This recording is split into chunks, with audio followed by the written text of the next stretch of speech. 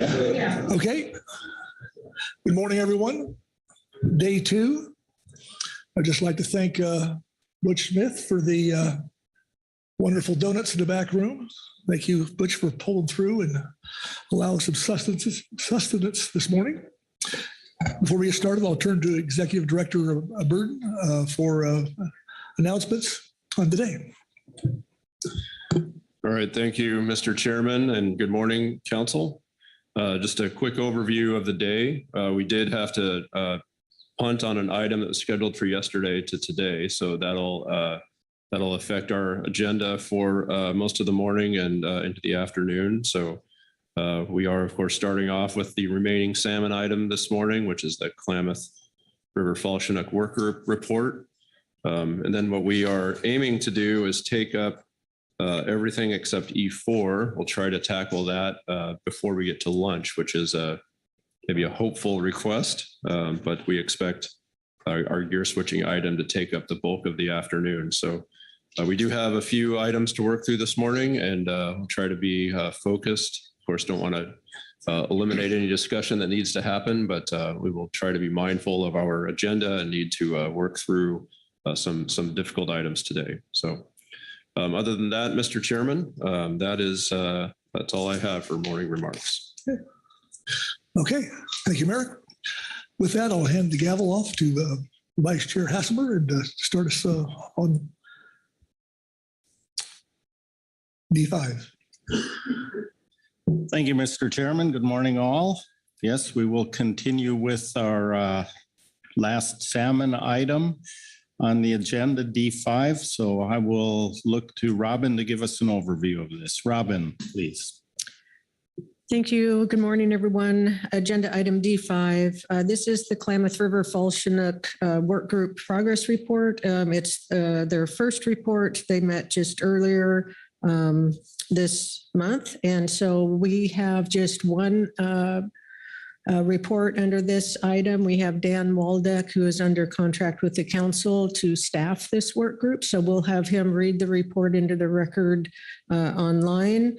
There is really no council action under this agenda item. Provide any guidance as needed and discussion thereof. We have an hour set aside. I think we can do it sooner than that. So we won't impose on your Groundfish Day too much. But with that, that will wrap up my summary. Thank you. Thank you, Robin. Are there any questions on the overview? Not seeing any questions then. I will welcome Dan Waldeck to the microphone, who is online. Dan, good morning. Good morning, Vice Chair Hassemer and council members. Apparently you can hear me.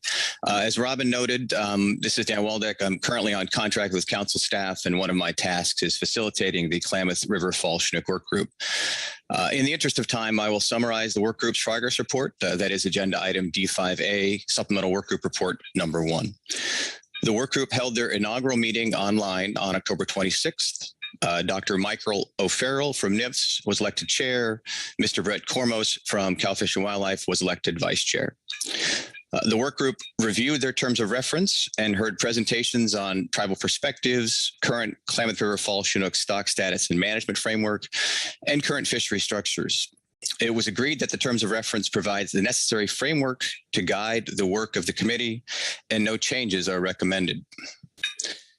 The work group discussed the need to ensure close collaboration and coordination between the tribes and partner agencies, including that the work group would benefit from regular participation by NIFS West Coast region to ensure policy and/or legal considerations are communicated directly to the work group. It was also noted that the U.S. Fish and Wildlife representative would need to communicate regularly with Bureau of Reclamation because of the important multifaceted role the Bureau has in the Klamath Basin. It is important to note that the current Fish and Wildlife Service rep on the work group has changed jobs, and a replacement will need to be found to serve on the work group in that position. The work group discussed the current fishery management framework, and fishery descriptions were provided by the Hoop Valley Tribe, Yurok Tribe, Cal Fish and Wildlife, and National Fisheries Service. An initial discussion was had about development of recommendations to inform council decisions on 2024 fisheries. In developing this information, the work group noted the need to explicitly consider whether precautionary adjustments to the current harvest control rule are warranted, and if yes, what a more conservative approach should entail. It was also suggested that the work group consider basin-wide impacts, for example, accounting for dam removal effects on both the Klamath River and Trinity River, because the likelihood that dam removal on the upper Klamath River will have broader impacts in the region. The work group intends to focus primarily on the issue of 2024 fishery management at upcoming meetings. In addition to near-term focus on 2024 fisheries, the work group discussed focus areas for the longer term. These included the critical need to maintain and expand monitoring post-dam removal, because this information will be critical to inform management in 2025 and beyond, and the consideration and development of technical information analyses to support fisheries into the future, which could include changes to the current harvest control rule and amendments to the FMP. In conclusion, the work group is scheduled to meet again on November 20th. That'll be online. Additional meetings for the immediate future could occur in December and or January as the work group develops their recommendations for 2024 ocean salmon fisheries. So that ends my summary, and I welcome questions. And I would note that Dr. O'Farrell, I believe, is online if you want specific questions directed to the chair. Thank you, Vice Chair Hasmer. Thank you, Dan. Are there any questions on the work group report? Susan Bishop. Thank you, Mr. Vice Chair. Thank you, Dan, for the report. I'm curious, given some of our conversation yesterday about the importance of Klamath River Fall Chinook as a, not only in terms of the stock, the importance of the stock itself to the council fisheries, but also as a proxy for other stocks. Can you give me a little bit more information on the discussion that occurred around the monitoring, any concerns that might have come up in the conversation, or any additional needs that the work group may have identified at this point? Mr. Hasmer, Ms. Bishop, directly, I don't think the work group really got into specifics on those types of issues. I think the larger focus was on ensuring that whatever monitoring is occurring right now continues, and efforts be made to enhance those monitoring efforts, both in terms of the stocks of fish that are in the river and the river habitat itself, because the information about what happens post-dam removal will be critical to inform the actions the council wants to take in the future. I hope that gets a little color into what you're asking. Susan. Good. Thank you, Dan. Further questions on the work group report? Looking around the room, and I don't see any. So thank you, Dan. You're welcome, sir. Giving us that report. That completes all the reports we had. We do have one sign up for public comment. I'm waiting for our screen, but I believe it is Mr. Daniel Goodman.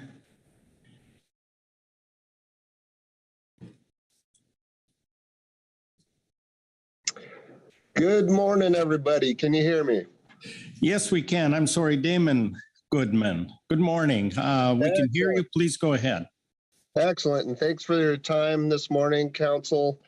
My name's Damon Goodman. I work for California Trout. I'm the Klamath Regional Director for this organization. But today, I come to you as a representative of an ad hoc work group. This work group noticed a lack of, effort that was in place for monitoring the fall run and other runs of Chinook salmon on the Klamath post-dam removal. As part of this work group, we've been working side by side with NOAA Fisheries Restoration Center, specifically Bob Pabliuco, but also the Science Center, as well as the Yurok tribe, Karuk tribe, Klamath tribes, U.S. Fish and Wildlife Service, California Department of Fish and Wildlife, Oregon Department of Fish and Wildlife, and others. And so these comments that I bring to you today are from that work group and not from California Trout alone. I'd like to start by just celebrating what's about to happen in the Klamath, and that dam removal is one of the largest river restoration efforts ever accomplished or ever taken on in this planet's history. And here we are about to complete that in time for next year's fall run Chinook, opening up 400 miles of additional habitat. And the current monitoring that's in place was designed to evaluate escapement of our stocks, was designed around having that dam in place. And so once that configuration changes, 400 miles is added to the habitat, those monitoring approaches are no longer appropriate for estimating escapement. And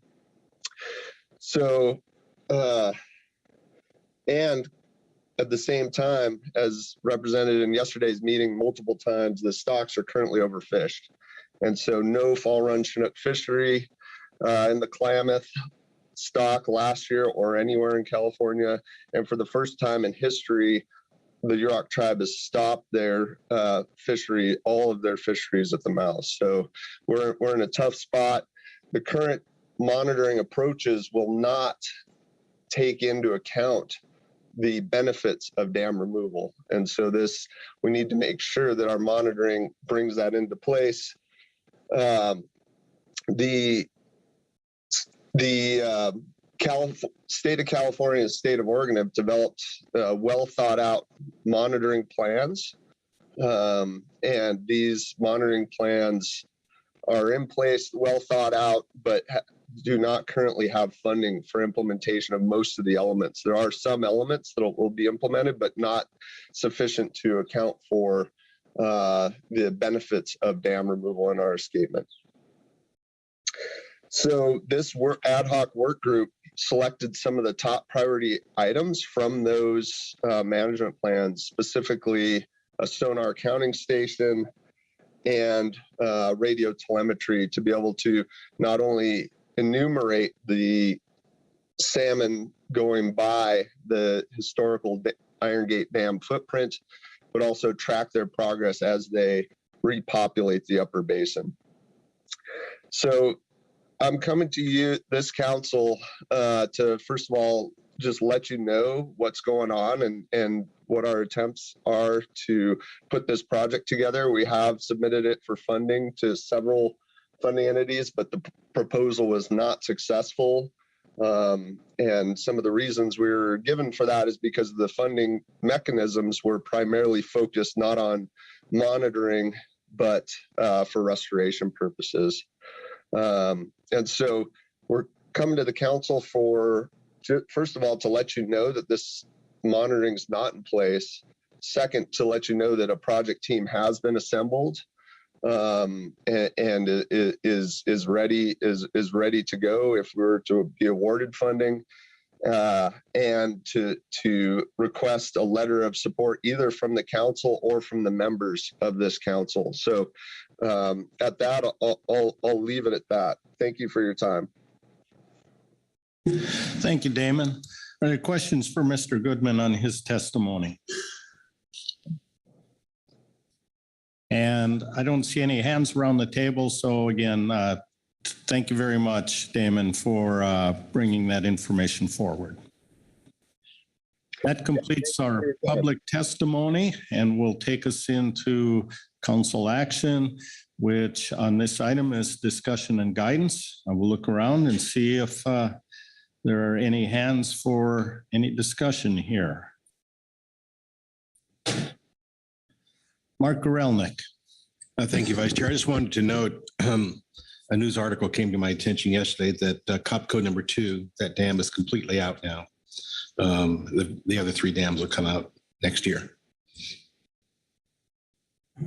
All right, thank you for that update. Further discussion. The work group report was just, they're organizing their activities. Good to see that's underway. And if there is no other discussion, then I'm going to turn to Robin and ask, is there anything else we need to do? Thank you, Mr. Vice Chair. You've heard from the work group. They'll continue their work. They'll touch base again in the spring. But other than that, yes, you've completed your report and good luck on Groundfish today. All right. Thank you, Robin. That will close out this agenda item. And because of our busy day, we are not taking a break here, but we'll just have a momentary pause while we're in our seats, and a few people will change around the table.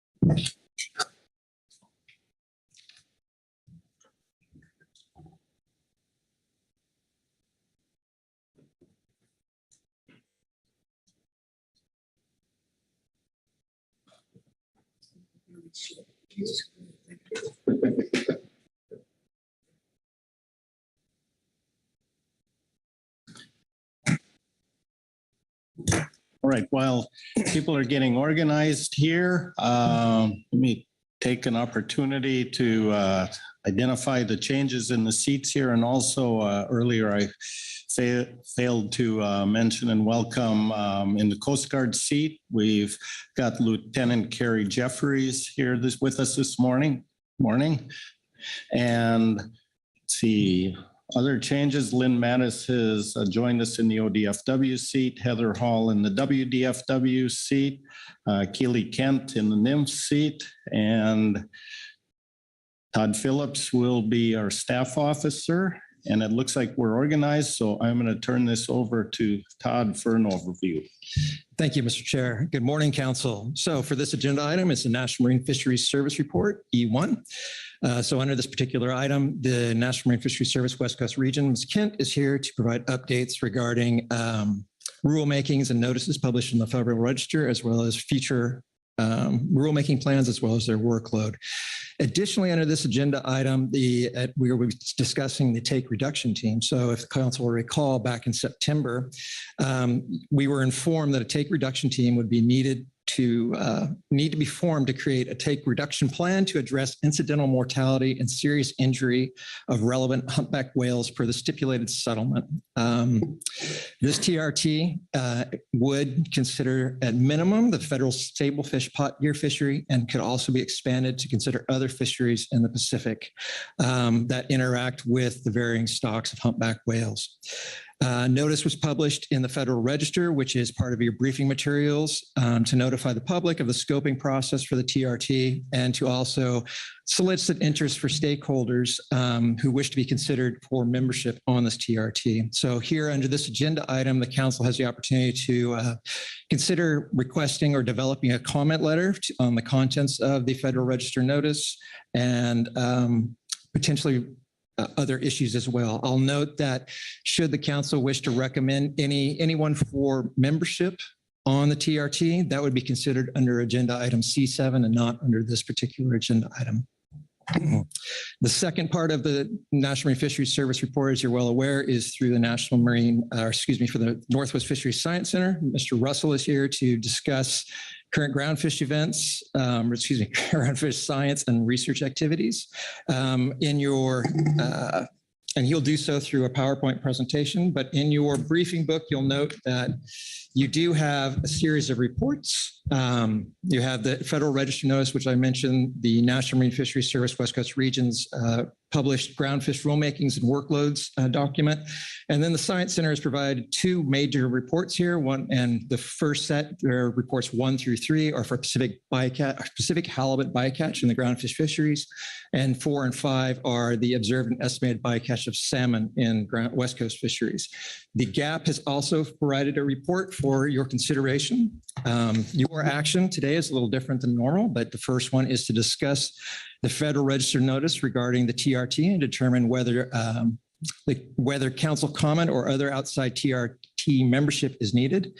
And recommendations, of course, as I'll remind the council, for any membership should be considered in agenda item C7. And then finally, per usual, this particular agenda item does ask for council discussion and guidance as appropriate. And with that, Mr. Chair, Mr. Vice Chair, I conclude my opening remarks. Thank you, Todd. Are there any questions on the overview? Not seeing any questions then. This is NIMS report. I'll turn to Keely Kent. Good morning, Keely. Thank you. Good morning, council members. I am Keely Kent. I'm the Groundfish Branch Chief for the NIMS West Coast region. I'll be speaking to agenda item E1A, supplemental NIMS report 1. This is our typical rulemaking and workload report.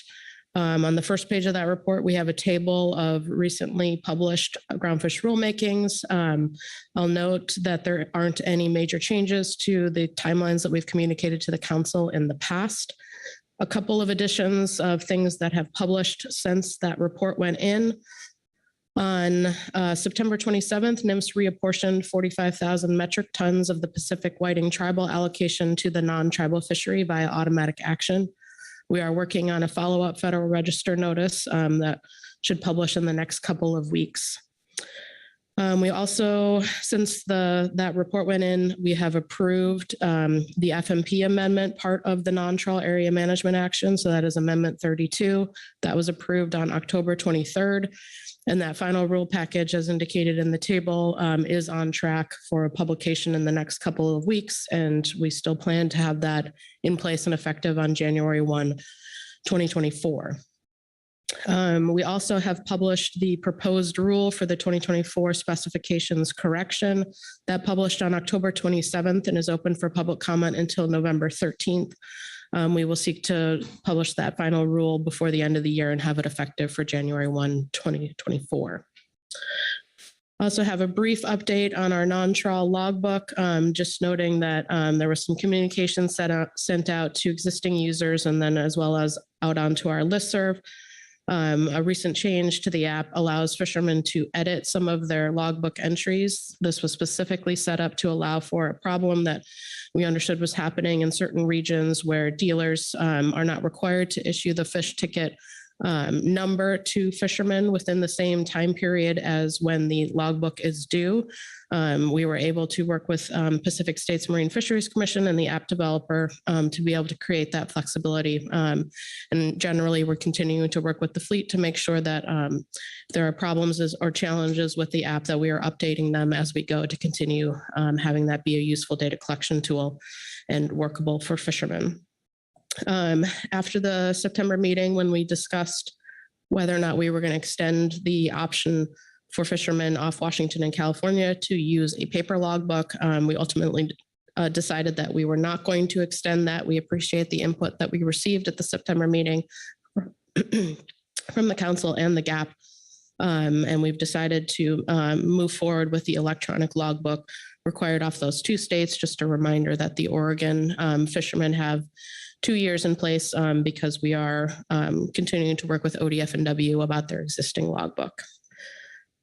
And then finally in my report, and then also separately, as Mr. Phillip let you know, we have the take reduction team scoping notice that published on September 29th. It's open for 60 days. The comment period closes on November 28th. Similar to our discussion in September, we are seeking public input on the scope of the take reduction team, so specifically the fisheries that would be covered by the team, as well as other relevant information that will support planning, including if there at this point are interested folks that would consider representation on the team. I do have Mr. Dan Lawson, I believe, available online.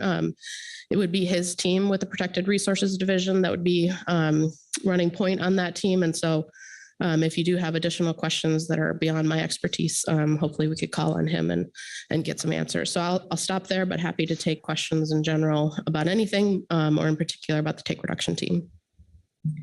Thank you, Keely. Are there any questions on the NIMS report? And I don't see any questions, so that completes that. Are there any other reports, or are we ready to move to the Science Center?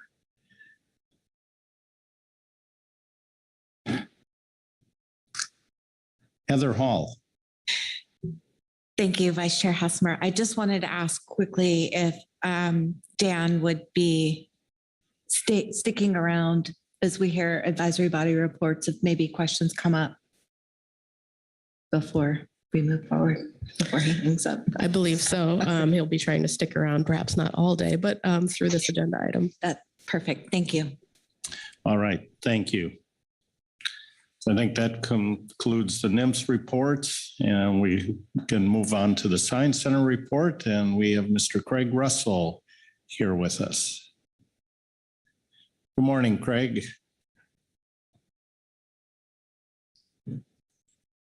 Good morning, Mr. Vice Chair, council members, council family. Thank you for having me. For the record, my name is Craig Russell, the Director of the Fishery Resource Analysis and Monitoring Division at the Northwest Fisheries Science Center in NOAA. Today, I'll provide a few brief updates on our surveys, integrated West Coast Pelagic Survey, as well as the bycatch reports that Todd mentioned. Thank you, Sandra, for advancing the slides. Next slide, please, and we can go one more. All right, so this is a very short one. In 2023, we did successfully complete all of our surveys. You can see the 3 surveys listed there. And for 2024, we are on track, and we'll be picking up planning for that soon once we finish our wrap up of the 2023 surveys. Next slide, please. Okay, at previous council meetings, we discussed our efforts to combine the HAKE and CPS surveys by 2025 to maintain the time series and ensure that we're collecting the data that we need to do so, and maintain the survey schedule given the risks that we've described here before. Since the last meeting, next slide, please. We've procured a multifunction trawl system that is under development. And this system is intended to be used to trawl midwater and surface. Sea trials for the new system will be in December on the NOAA ship Lasker, and based on those trials, we'll make any modifications we need.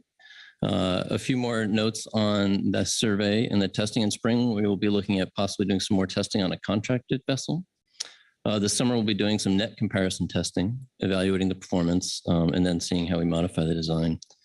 And then during the fall, we will be completing our assessment of that and then reporting out an analysis of that work and refining our other science systems. Next slide, please. We're continuing our outreach events that we started here in June in person. Actually, we started earlier virtually, but we've got another one planned for November 13th at 9:30 a.m. And this will be a hybrid event with both in-person and online participation available. For those who are interested in participating in person, it will be at the NOAA Southwest Fisheries Science Center in La Jolla, California. And after the start of the new year, we begin to host monthly outreach events as well. So we'll make this a regular activity and trying to time activities and events in coordination with council activities as well. So we can offer as much in-person engagement and hybrid engagement there too. So the other current dates are shown here in January through March, and we'll schedule more as time gets nearer. And also wanted to note on the next slide, please, that we'll continue to provide updates on the survey progress as well as this event information on our website. We will likely be revamping the website here soon too, to make it a little bit more accessible, easier to find some of the key information, particularly on these events and how you can participate. Next slide, please. Okay, now I'd like to turn to our Salmon Pacific Halibut bycatch reports. I want to thank Dr. Kate Richardson and Kaylee Summers and acknowledge all the others who contributed to this work.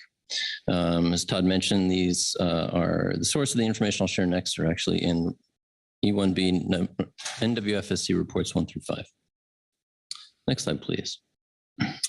Okay, so the first one here is on Chinook bycatch in 2022. The figure here shows that Chinook bycatch in the hake fisheries, which are indicated by the circles or dots, was equal to the long-term median value, which is shown by the dashed line there. Bycatch in the non-catch share sector, noted by the triangles, and the shoreside non-hake fisheries, which are the squares, were similar to the previous years. Next slide, please, actually. Okay, now we're into coho. So coho bycatch tends to be variable across the years, as you can see, but the 2022 values were within the range of previous years. Next slide, please. Okay, on to halibut.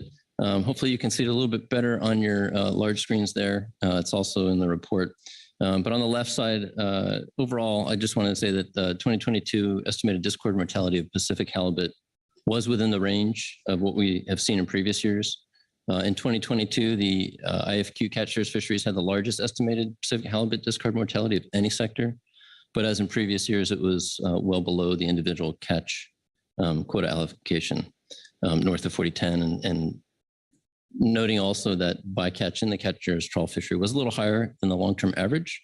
If you look at the top line in the upper left, you can see the black dot to the right of the hollow dot. That shows the hollow dot is the average, and to the right is the 2022. And then noting that bycatch in most of the fixed gear fisheries was generally lower than average. And that's the information below. The exception there is the nearshore fishery, where it was higher than in previous years. And that's the bottom line of that chart. Okay, so I think that concludes our update on the salmon and halibut bycatch. And I encourage anybody who has questions on any of that to reach out to Drs. Richardson and Summers. And that concludes my updates as well. And I'd be happy to try to answer any questions. Thank you.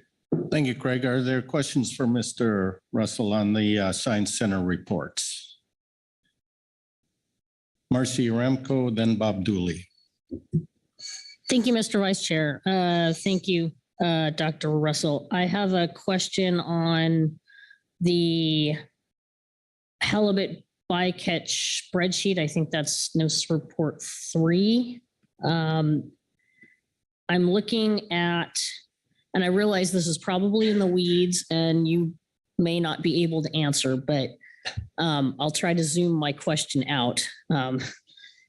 If I look at this spreadsheet, I see tab 71 that says state nearshore Oregon final. And then I see tab 72 that says state nearshore California final. And then if I'm looking in the right cells, and this is for 2022, I'm seeing a number of what I think is fleet-wide gross discard S23, 3.66 tons in California. And then for Oregon, I'm seeing that number at 0.58.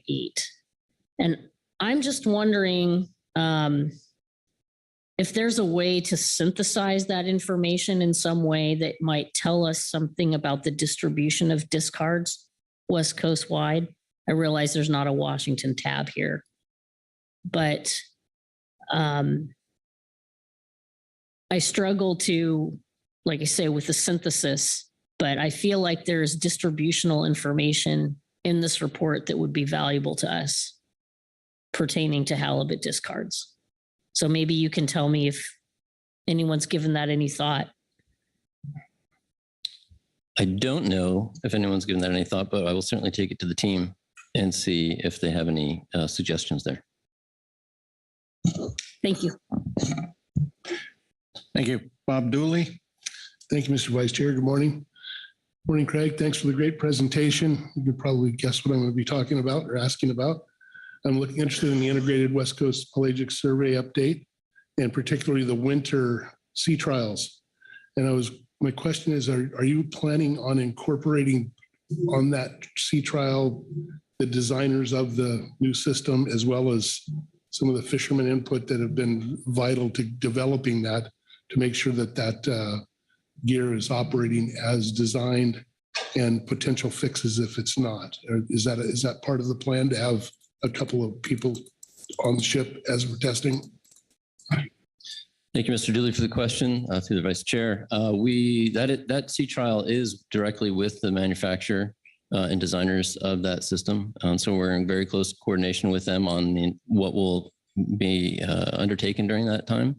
We do not have the berthing space to take folks beyond the testing team from the two science centers, as well as the manufacturer. So the manufacturers will be on board, the vendor will be on board, and this will be an initial test. I think we're planning to, as I mentioned, do other sea trials.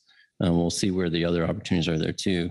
Again, we'll come back with the manufacturer and the vendor with information on sort of how that trial went and keep folks updated on that at our outreach events to get more feedback and discussion around that. Follow up, Bob. Thank you, Mr. Vice Chair. Okay, could you, I might have missed this, but who was the designer? Who's the chosen manufacturer? Yeah, so the selected vendor is Ocean Gold, and the sub-designer, let me pull up the name here again real quick. Yeah, Swan Nets. Thank you. Thank you. Further questions? I don't see any hands, but I have a question then, Craig. You mentioned the 2024 surveys, planning is underway. Can't remember, does the midlife repair of the NOAA ships affect the West Coast surveys in any way? If it does, when does that start happening? Yeah, thank you, Mr. Hassmer, for the question. We don't anticipate that to start affecting us with our surveys until 2025, 2026. All right, thank you. And I should say by the end of 25. Okay. All right, I see no further questions, so thank you. Thank you very much.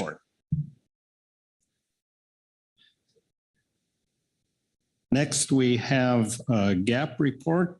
Gary Richter is here for that. Good morning, Gary. Thank you, Mr. Vice Chair, members of the council. Be reading from agenda item E1C, Supplemental GAP Report 1, Groundfish Advisory Supplemental Report on National Marine Fisheries Service Report. The GAP's highest priority is the expansion of survey activities to provide more information on the stocks that underpin stock assessments and groundfish management, and that determine the health and viability of our groundfish fisheries and West Coast fishing communities. We encourage the science centers to proceed as soon as possible with their proposed workshops with industry, scientists, and managers to conceptualize the expansion of information collection and ways that fishermen could collaboratively provide information. It is crucial that we seize every opportunity to gather more information in nearshore and shallow waters immediately, since information takes a long time to work through the process. The GAP continues to recommend expanding the hook and line survey north and into nearshore areas and expanding the trawl survey into shallower water. It was positive to hear from Ms. Melissa Monk about the work being conducted on the California Collaborative Fisheries Research Program and the possibility of contributing to these data collection efforts with private funding and/or volunteers. With respect to the whiting fishery, the GAP requests that the Northwest Fisheries Science Center update us at a 2024 council meeting on volunteer industry acoustic data collection and whether that data was beneficial and should continue to be collected. Lastly, with respect to the take reduction team, the GAP recommends that the team be narrowly focused on the federal sablefish pot fishery with regional representation from a minimum of 3 industry representatives from different areas of the coast. We would like at least one member to be an open access fisherman to ensure representation from that sector. Due to the extensive time and travel requirements that are anticipated for TRT membership, we recommend that NIMS consider appointment of alternates for industry representatives and provide some remote attendance options. And Mr. Vice Chair, at least our GAP statement. Be glad to take any questions. Thank you. Are there any questions on the GAP report? Mark Gorelnik. Thank you, Mr. Vice Chair, and thanks for the report. On the take reduction team, you indicate that you'd like to have it narrowly focused. Can you explain a bit what the justification for the GAP is on that? Just, Mr. Vice Chair, just from what I heard, I wasn't in there for this yesterday, but they want to focus specifically on groundfish issues, and the one groundfish problem that we've been noticing is the sablefish pot fishery. I overheard folks talking about the reason they wanted the open access rep on there is because there's actually more people in open access fishing pots than the actual limited entry pot folks, which I guess may not be a surprise, but that was an interesting comment. So. Okay, thank you. Marcy Yaremko. Thank you, Mr. Vice Chair. Second paragraph, Gary, on the discussion with Melissa Monk on CCFRP. The GAP mentions the possibility of contributing to these data collection efforts with private funding and/or volunteers. Was this couched to the GAP as an alternative to expansion of the hook and line survey? Or was this potentially an augmentation of that effort? Mr. Vice Chair, Marcy, I'm going to guess that it was just an augmentation of that effort. And it would have been separate from the expanding the hook and line survey. That would be my best guess. Maybe there's somebody behind me that was actually there, knows better. No help. Marcy. Thank you. So I'm taking that you weren't in this discussion, but I'm just wanting to understand more about what the message was to the GAP from Melissa Monk on volunteer efforts and private funding versus what, the harm survey, the hook and line survey is a federally sponsored research activity. It's a long-term time series now, which is funded and managed by National Marine Fisheries Service. So, Mr. Vice Chair, Marcy, I can't help you. I made sure that before I left to go to another meeting that there was something in there on the hook and line survey and the trawl surveys, but I saw Melissa there and I didn't even know what Melissa's going to speak to. So I can't help you. Sorry. Thank you. Thank you. Further questions on the GAP report? Not seeing any. Thank you very much, Gary. That completes our reports and takes us to public comment. We have two signups. Mr. Wayne Blicka, if I pronounce that right, who is in person, followed by Ben Antignap. Wayne, good morning, and please correct any mispronunciation of your name.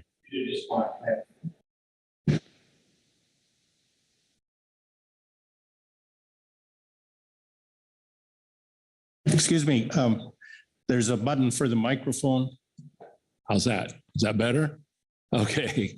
First, I want to say good morning to the council. And this is my first speaking event at a meeting like this. My name is Wayne Blicka. I'm the owner and operator of the commercial passenger fishing vessel Flying Fish. I operate out of Port San Luis, California. And my main business is taking anglers for rock fishing, exclusively rockfish. I don't do salmon. I don't do halibut. I don't do any. There's not too many other species that are in my area in the Central California coast that are worthy of being targeted by the sports fishermen. I've been doing this for the last 27 years. I've gone through the periods where we had the implementation of the MPAs, when the sport fishing, or excuse me, when the rockfish population was declared crashed in the early 2000s. I've endured through all these times, and I've never seen something that has affected my business like what has happened this year with the regulatory changes that the state of California has adopted from the council here. Exclusively fishing offshore now has limited my clientele by better than 50%. And so what I'm seeing in my industry, there's a lot of guys that are quitting the business. I know one boat that's for sale. I know others that are already pursuing other employment. So I just want to appeal to the council, let them know that the regulations that you recommend have broad sweeping ramifications with regards to our livelihoods, not just in sport fishing, but I know in the commercial fishing industry as well. So I will comment more on the quillback nature when that comes up. But I just wanted to let you guys know we're feeling the pinch real hard, guys. And sport fishing as I know it in Central California might really change drastically if we don't take some changes to allow us to fish the near shore again. Thank you. Thank you. Are there questions for Mr. Blick on his testimony? Marcy Remco. Thank you, Mr. Vice Chair. Not so much a question, but just wanted to let you know, thank you for being here. We haven't often had too many representatives from the Port San Luis community. You're a new face to us around the table, and we appreciate your engagement and look forward to your comments on additional agenda items. Thanks. Thank you. Thank you, Wayne. Next, we have Ben Entignap. Ben, you're online. You're up. Good morning, Mr. Vice Chair and council members. I'm Ben Entignap representing Oceana. Oceana is an international organization dedicated to protecting the world's oceans. With respect to U.S. fisheries, Oceana is focused on the defense and implementation of the Magnuson-Stevens Act, particularly its core conservation requirements to end overfishing, minimize and avoid bycatch, and protect essential fish habitats. I would like to acknowledge and appreciate NMFS for its announcement on the formation of a take reduction team to reduce whale entanglements, as well as for providing fishery managers and the public important information on the bycatch of halibut and salmon. This morning, though, I would like to comment on overfishing. Oceana strongly supports action by the National Marine Fisheries Service to declare quillback rockfish off California as overfished and to implement a rebuilding plan as mandated by the Magnuson Act. As you know, it was 2 years ago, November 2021, when the council adopted a NMFS stock assessment for quillback off California, finding that the population was experiencing overfishing and was overfished. The assessment was endorsed by the SSC with a recommendation by the SSC to manage quillback off California as a unique stock. The self-described cursory review of the 2021 assessment submitted yesterday under open public comment does not change that conclusion. There is no better or superior science now being presented. There was significant uncertainty associated with the 21 assessment. There is uncertainty in all the stock assessments, as you know, and that uncertainty does not obviate the need to end overfishing and rebuild the stock as required by law. Just as a reminder, the quillback assessment went through multiple layers of scientific and public review. The uncertainties were acknowledged and well documented. And when there is a data poor, uncertain stock assessment, NMFS and the SSC use the central estimate of abundance. Therefore, the true abundance is just as likely to be lower than the assessed biomass as it is likely to be higher. So don't fall for the false assumption that higher uncertainty is the reason the assessment numbers are low. Nevertheless, despite the best scientific information, NMFS has not yet declared quillback overfished because the FMP did not define quillback off California as a unique stock. Last June, the council remedied this with adoption of Amendment 31. And as reported by NMFS in this agenda item, the agency's approval should be imminent. The Magnuson Act requirements to prevent and end overfishing and rebuild overfished stocks are fundamental conservation safeguards. The MSA ensures short-term economic concerns and political pressures do not outweigh the long-term conservation of fish and fisheries. As such, an overfish determination requires specific and immediate action by the Secretary and by the Council to end overfishing and to implement conservation measures to rebuild the stock. I want to stress at this time there are no valid scientific, administrative, or legal reasons to further delay an overfish declaration, nor to begin development of a rebuilding plan. This is why Oceana is here today urging NMFS to now declare quillback as overfished off California immediately notify the council as required, and move forward expeditiously with a rebuilding plan within the mandated time limit. Thank you. Thank you, Ben. The questions for Mr. Entignap on his testimony. And looking around the table, I see no hands. Again, thank you very much, Ben. That concludes our public comment and our reports, and will take us to council action. I will wait for that to come up on the screen, but I'm sure you know what it is. Simply a discussion and any guidance as appropriate. So I'll look around if there are any hands to initiate the discussion.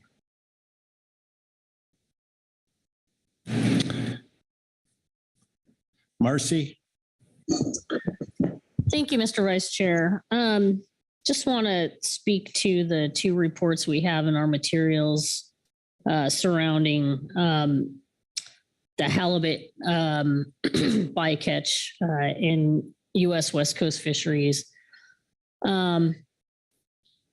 I'm just, based on the exchange I had with Dr. Russell, I would be very interested in seeing a bit of reformatting of that report, make it a little more user-friendly. I appreciate that the primary purpose of the report is to estimate discards to confirm our estimate of the set aside and the IBQ that is issued each year in the catch share program. But we have not done a comprehensive look lately at that set aside or the estimates of discard. There's been a lot that's changed since the IQ program was put into place. And while the monitoring of IBQ and its effectiveness in keeping bycatch to a minimum, we just may want to take a look at that set aside at some point in the future in light of other changes in the stock abundance of Pacific halibut. Additionally, with regard to the report, I think there is a lot we might learn taking a deeper dive at this report and maybe having the information presented to us in a little different way. With the increased scrutiny that we have on our nearshore fisheries, you notice there was an uptick this year in the nearshore fishery bycatch of halibut. Taking a closer look at the regional data that might be available to us from this report might be insightful.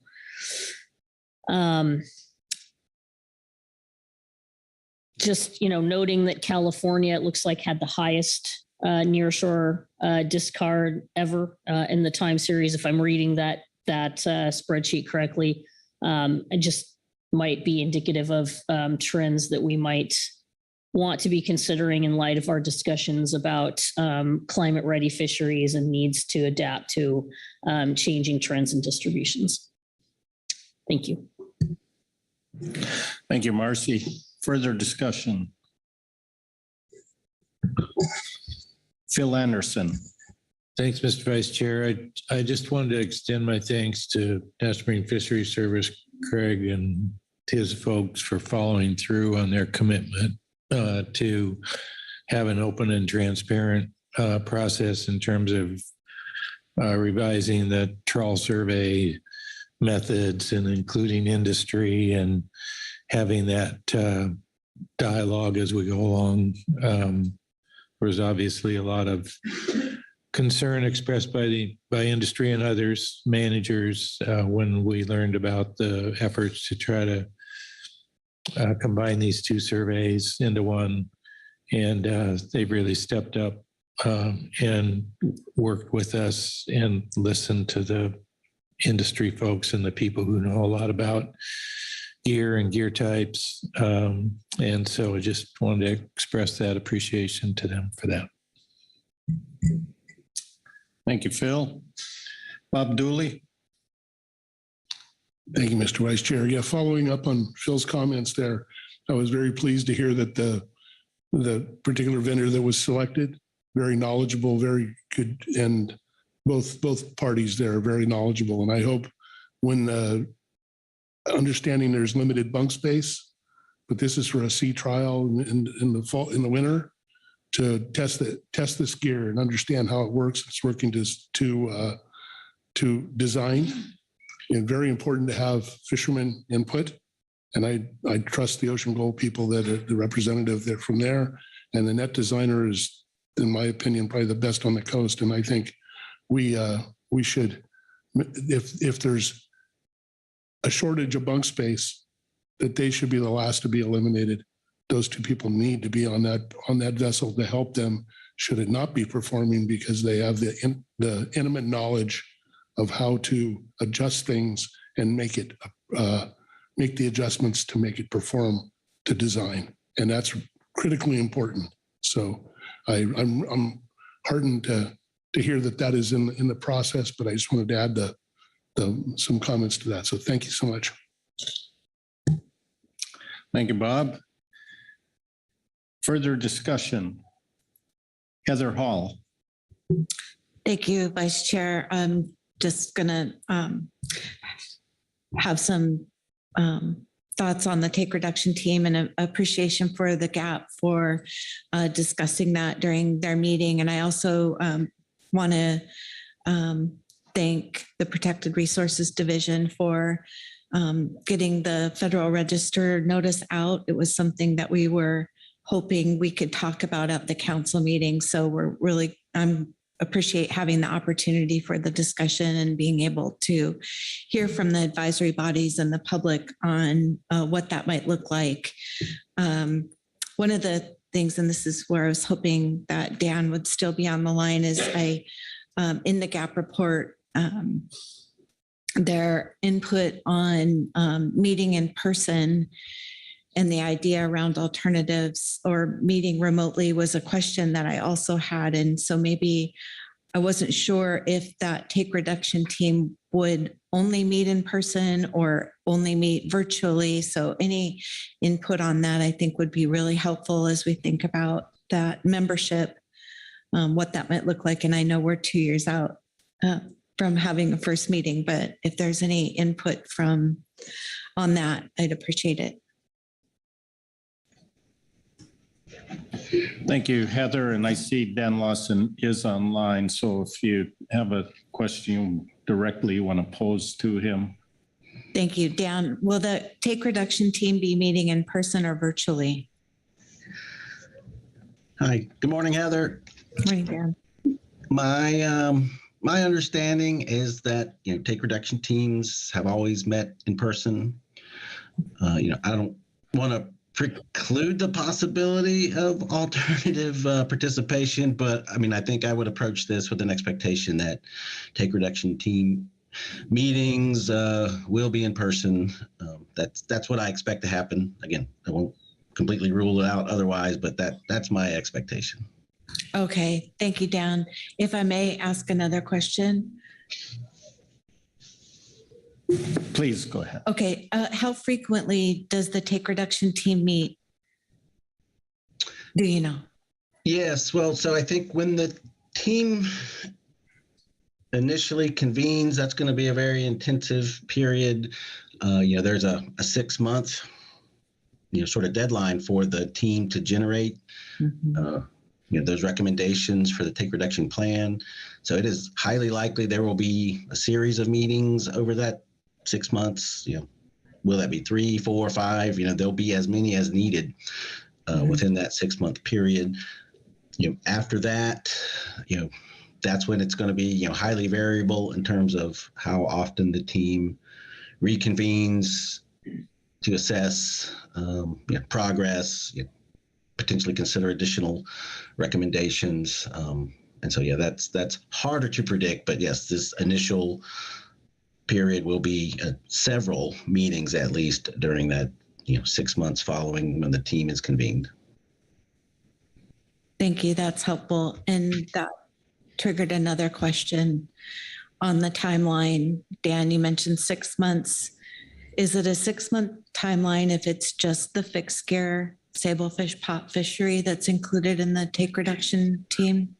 Oh, yes, thank you. Yeah, an excellent clarifying question. The 6-month timeline is to generate a take reduction plan that will get mortality and serious injury below PBR, potential biological removal, which is a marine mammal stock assessment concept. So depending on where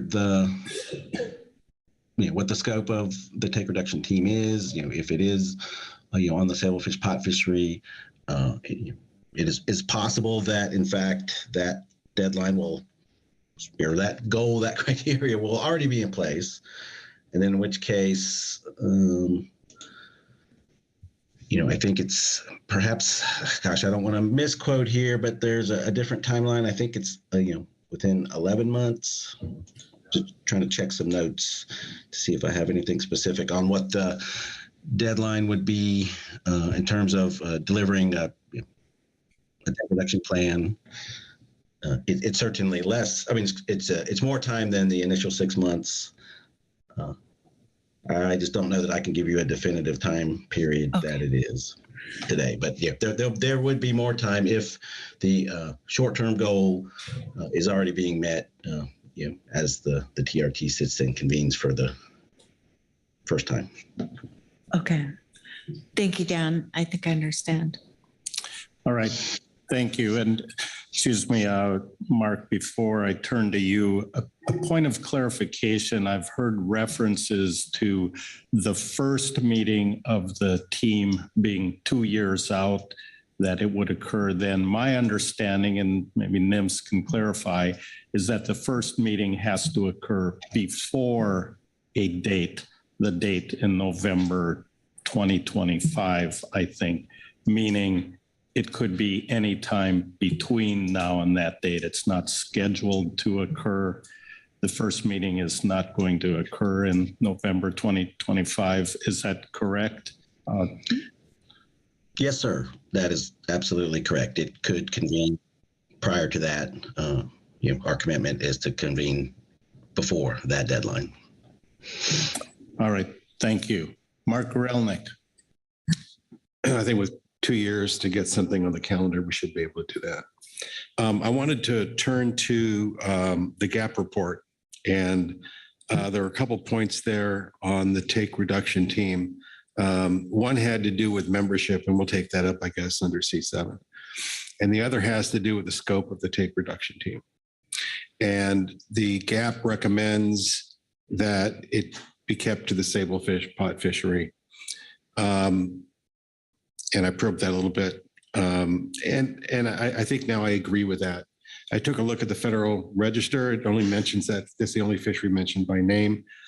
It indicates that it may be expanded to other fisheries, but I think unless and until there's a specific identification, there's no reason to expand the scope of the take reduction team beyond the Sablefish pot fishery. Right. Thank you. Lynn Mattis. Thank you, Vice Chair. I had a question, and then a question you just asked triggered a thought. With the first meeting of the TRT saying it can be at any time, does that start the 6-month or the 11-month clock?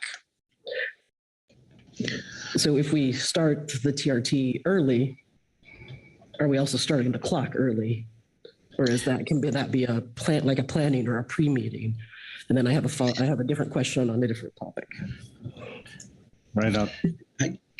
Oh, yep. Good morning. And yes, when the team convenes, that will start the clock. So yeah, should it convene earlier, the 6-month clock will start with that. Follow up then, Lynn. Thank you. That was very helpful. It's a question on a different topic. Within the TRT, what is the geographic scope being proposed? My reading was that it was just the 3 U.S. West Coast states, but in some discussions yesterday, I heard that Alaska was being included. I think that could be a whole different conversation if we're talking about just off the West Coast or if we're including Alaska in the discussion.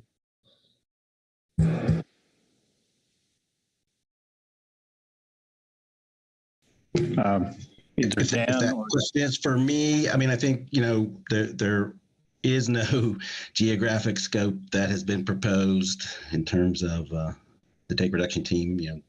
The only thing that has been proposed, for lack of better words, is that, the sablefish pot fishery will be included. This scoping activity is to seek additional input on what that scope could be. But, NIMS has not proposed any additional scope beyond, again, what's been committed to for the sablefish pot fishery. Thank you. Executive Director Burden. Yes, thank you, Mr. Vice Chairman. Ms. Mattis, just in regards to your reference to the Alaska geography question, of course, the FRN is fairly broad. As we've just heard, there was some chatter, I guess, about whether and to what degree this might entail a take reduction team that includes membership from Alaska. And I mean, I'm not the person to make the decision, of course, but I am in touch frequently with my ED counterparts and in conversations with Mr. Witherall. In the North Pacific, there's been no discussion of that happening in the North Pacific. He was surprised by my question. So at this point, I don't make that determination and who should be on the TRT, but maybe that addresses your point. Thank you. Phil Anderson. I know I think Danny Evans and both had follow-up conversations with Ryan Wolf following our conversation yesterday, and he clarified that this would only pertain to the West Coast, not Alaska.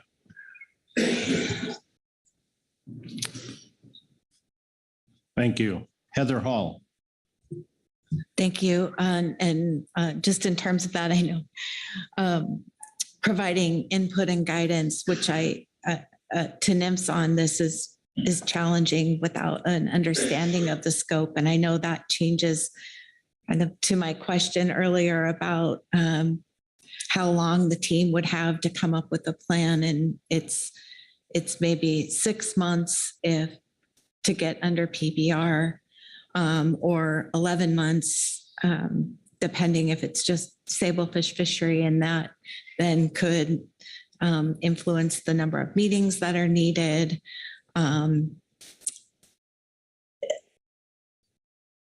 So I think I'm just expressing a bit of a challenge without having a full understanding of the scope and recognizing NIMS is saying, please tell us your thoughts here.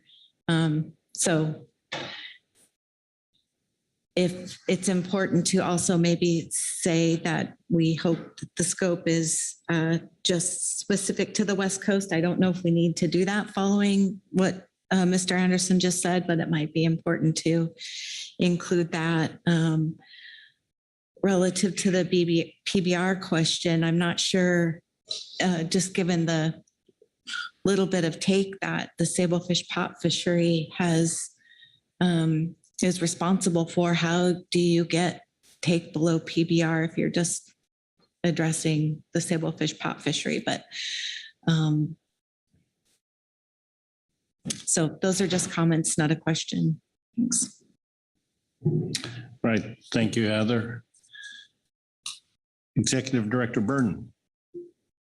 Thanks, Mr. Vice Chairman. And Ms. Hall, I think some of your comments are leading to some thoughts I have and some conversations that several of us have had just about the process for moving forward here. And of course, we don't have a good sense of a council about what exactly we're being asked to do and how to address best way in, as you just outlined. And all of that tells me something about the process we should use, hopefully in close contact with Dan Lawson and others at PRD. There's another factor at play here, and that is an agenda item that we'll be tackling between now and June, the fixed gear marking, which may have some bearing then on this take reduction team and the actions that they're being asked of that TRT. So perhaps as a note of process, we could make some suggestions about timing to PRD. So no earlier than June, presumably, that we would want to get started, because that item on the gear marking would have some bearing. And then at least between now and then, we could continue to formulate some thoughts about how best to weigh in with PRD. So that's some thinking I have about how to move forward on this, and maybe that's helpful. Thank you. So as we go through, just a reminder, the Federal Register notice, it's open for comment now. So I've heard thoughts about scope, whether it's geographic scope or the fisheries involved, the timing of the first meeting, and aligning it with other things. So I want to know the council's desire here on providing comment relative to that, because the comment period is open now, and if there's any agreement on what that should be.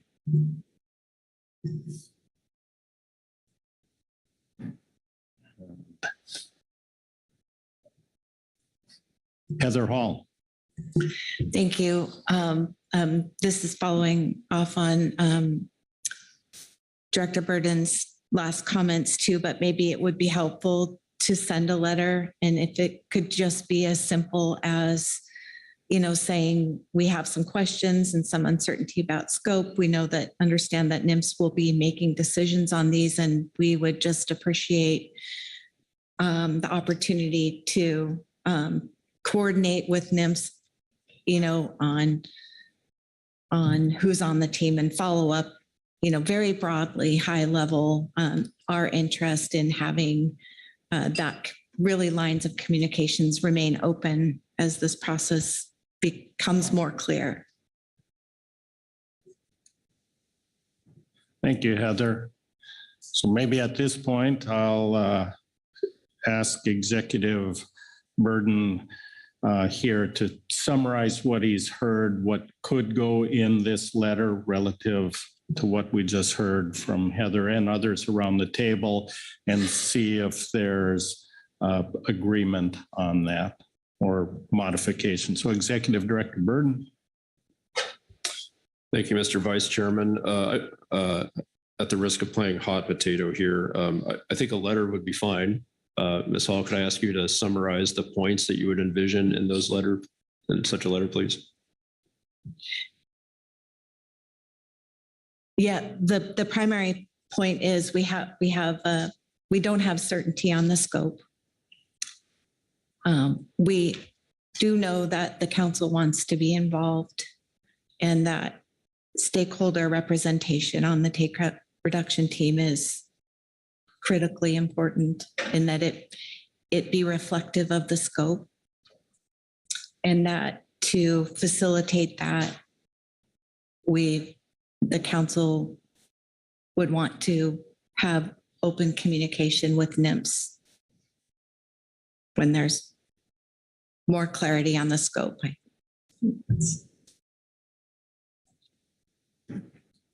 Mark Gorelnik.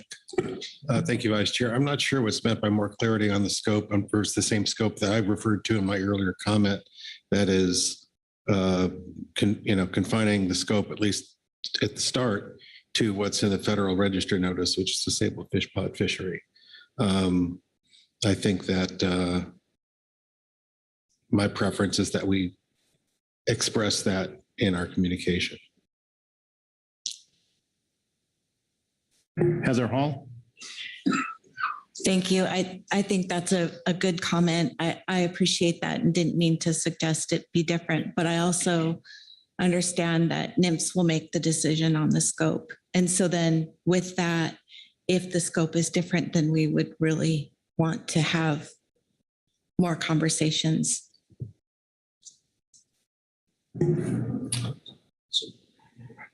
Todd Phillips. Yes, thank you, Mr. Vice Chair. I have a question for Ms. Hall.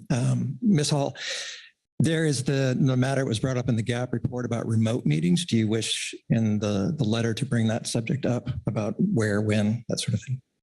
Thank you. Thank you, Todd. I think that's an important point to bring up. I know we've heard a lot about that, just in terms of how our advisory bodies and engage throughout the council efficiencies process. It's a trade-off, I understand, between being together and developing really challenging approaches to managing entanglement issues. Being at the table is important, but I hope there's flexibility in that. Maybe our letter could just speak to some openness for flexible engagement.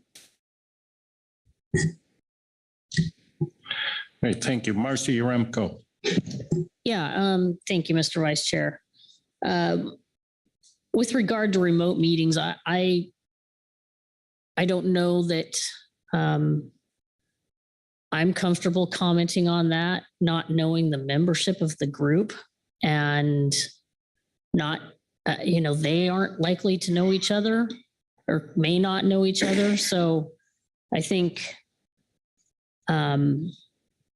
I was comfortable with Dan Lawson's response. I appreciate the need for flexibility, especially in changing times and circumstances, and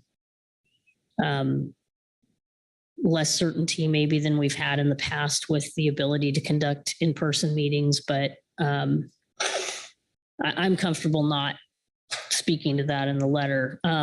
But really my question is for you, Mr. Vice Chair, perhaps ED Burden. Is there a plan for a quick response review process on this letter, or what was the thinking on how this letter would be reviewed by the council? My assumption would be it would be a quick response if that's what the council desired. I mean, there's two pathways because our next meeting is March and the Federal Register, the comment period would close. So it's either the leadership team review that and send it, or it get reviewed by the full council through the quick response. And anything other than that? Yeah, thank you, Mr. Vice Chairman. Happy to use the QR process. I would just say, though, that for the QR process to work well, we should all be on the same page about what that letter should contain. That process really isn't very good at iterating. And so I think we're getting there, but I think there's just a little bit more discussion to have to make sure we're all on the same page before we draft the QR letter. And Chair Pettinger. Yeah, it seems to me that outside of it, it kind of names the kind of sectors and organizations and governmental bodies that should be included, but it's pretty ambiguous as far as how many people will be talking, how many slots are they looking for, and which slots do they would like to have comment should be filled. It'd be nice if they could bounce something off us as far as what they're thinking about, so we have something to respond to. Otherwise, it's kind of we're dealing with a mush here right now outside of just a description of who they like to propagate that committee. So I'd like to see, is it going to be 10, 12, and which, and I'm sure they certainly have people that they're going to appoint, and which seats do they want us to have to comment on would be nice to know. And maybe we comment when they see what they send us, we could maybe comment on maybe some issues they're in deficit in as far as representation. Thank you.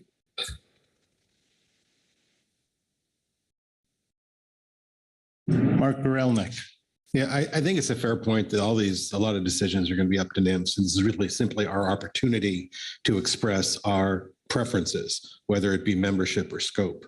So I guess we'll talk about membership under a separate agenda item. I guess that'll get fed into the letter. But I think if the council has a preference on scope, that should be in the letter. And with the understanding, obviously, that it's going to be up to NIMS in the final analysis. Thank you. I was going to add that comment that this is our opportunity to inform NIMS what the council thinks it should be. So Look around for other suggestions, but I know the executive director has been taking notes and make sure we've got all of the points clear that you would like to see in a draft letter. We agree on all of those. So, Chair Pettinger? Yeah, well, we're going to send a letter, appears to me, and we're going to be discussing this in the later agenda items. And I think that later agenda item might very well help us fill this letter up as far as what we will have in it, or help us form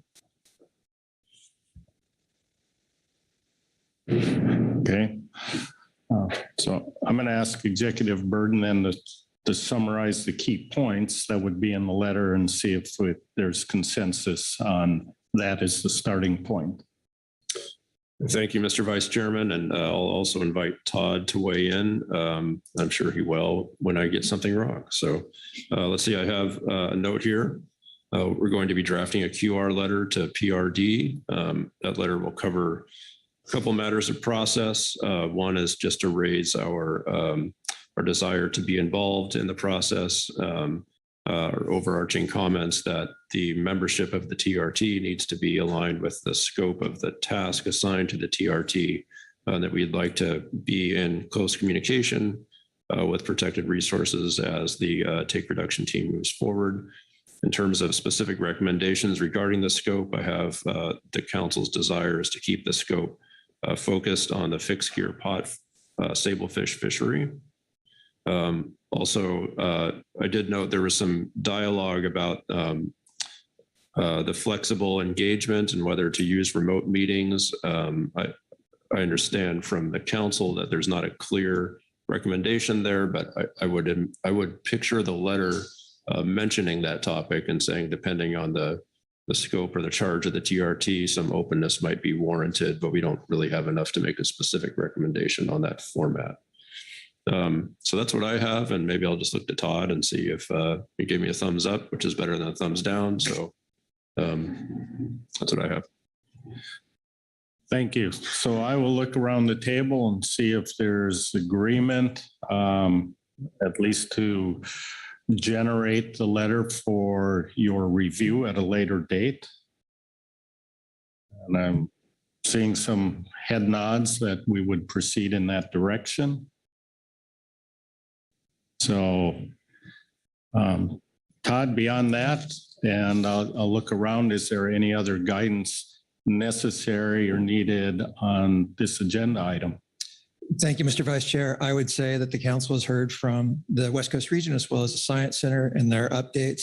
You've had a pretty good discussion here on the Federal Register notice, and it's my understanding, as we just spoke, about the QR, that a QR letter will be generated here, and per the items that Mr. Burden just mentioned.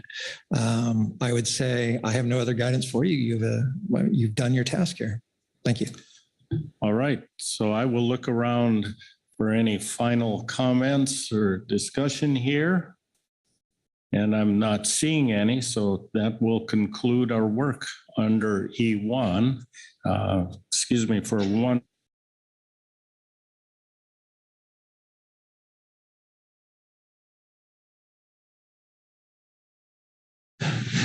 Thank you. We've been at this for a while, so we're going to take a 15-minute break before we commence with E2. So 15 minutes. I know our staff back there will put the time up, the recommencing time on the screen.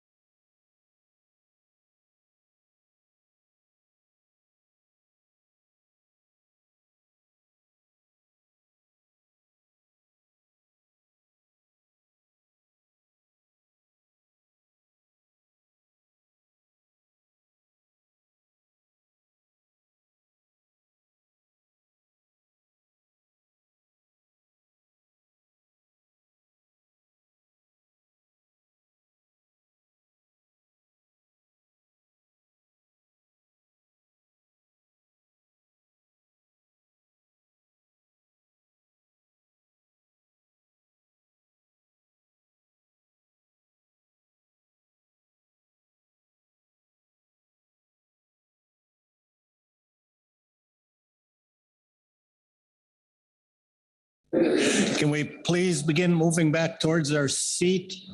We will commence in 1 minute.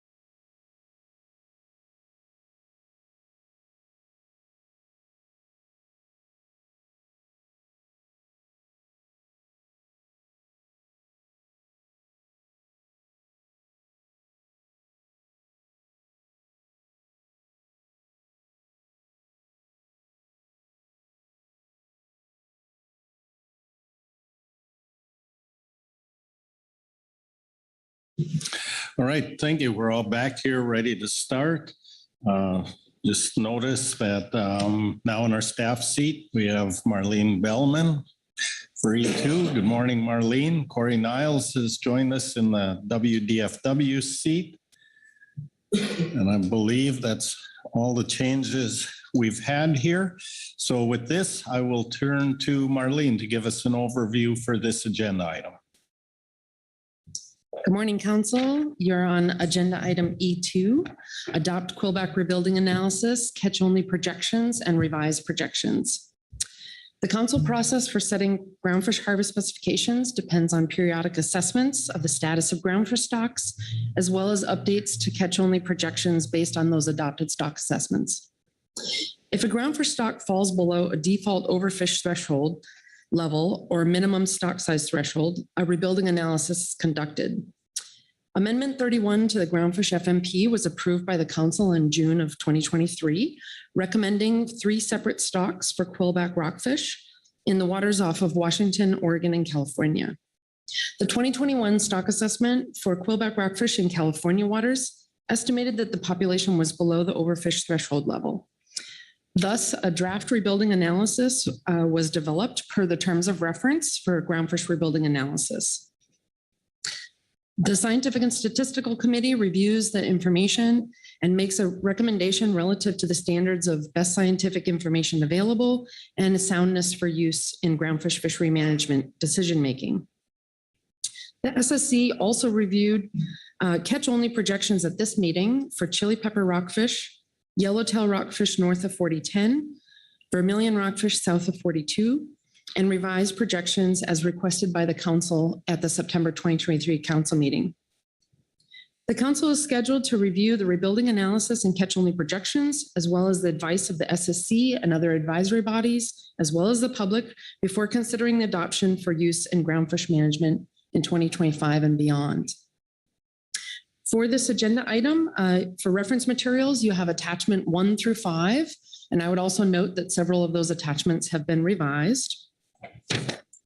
You have several agency reports. There's a report from Oregon Department of Fish and Wildlife. There are 2 reports from California. There are also 2 reports from your advisory bodies, the 2 reports from the GMT, as well as a report from the SSC. Happy to answer any questions.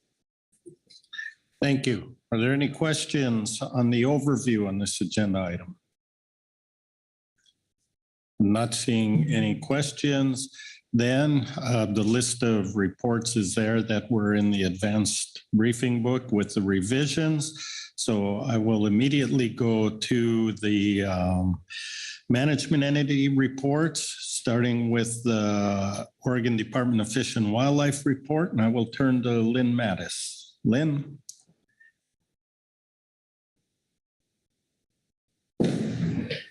Thank you, Vice Chair. It took me a moment to pull up the document. This is supplemental ODFW report 1 on the projections for black rockfish. At the September Council meeting, the ODFW Council designee included a motion in the 25-26 harvest specifications that an update to the Oregon black rockfish catch projections for 25 and beyond be conducted.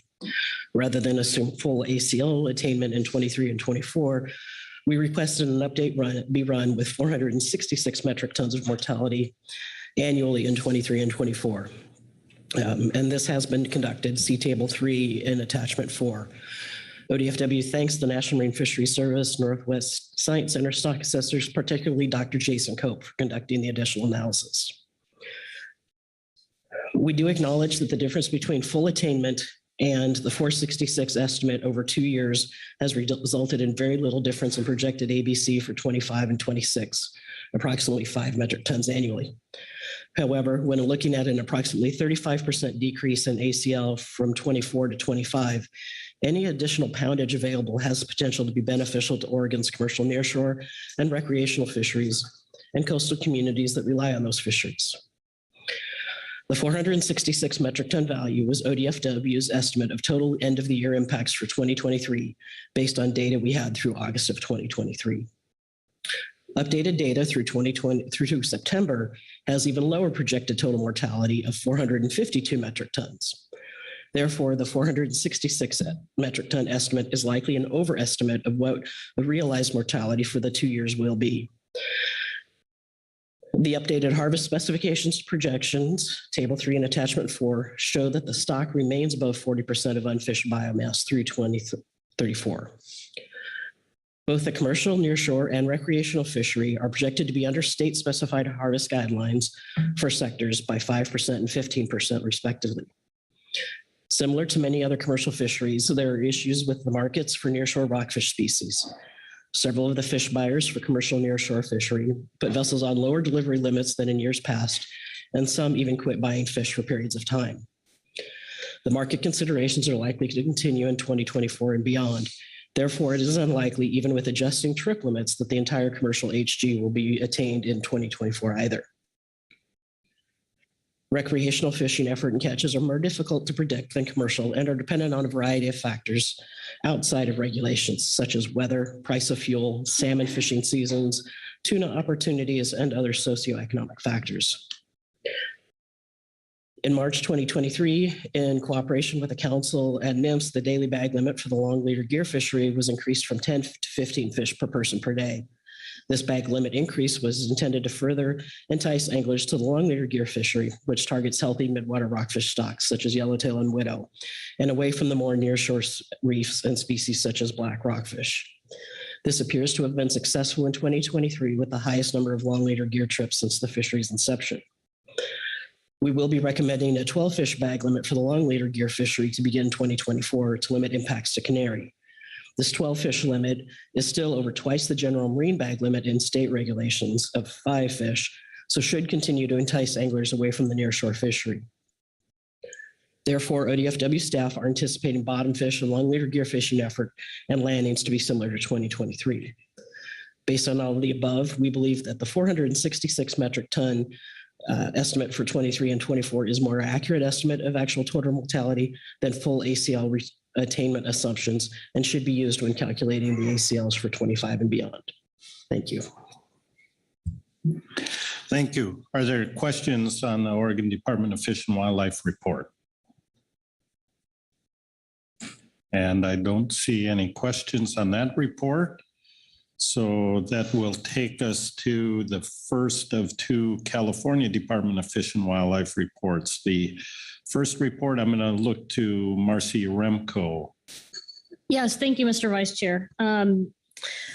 We put this report in the record at the request of many to offer rationale for the council's motion back in the September meeting to include a 6.32 metric ton value for removals in that's the projection for 2024 as an alternative to the 10.62 metric ton value that was put forward by the GMT. So if you review our report, we just have estimated that in-season actions that are expected to continue in 2024 will result in a substantial decrease in the total mortality in 2024 from below what the GMT initially estimated, as they didn't account for any in-season actions in 2024. Those actions are anticipated to include prohibition on retention of quillback rockfish in both commercial and recreational fisheries in California for the entirety of 2024.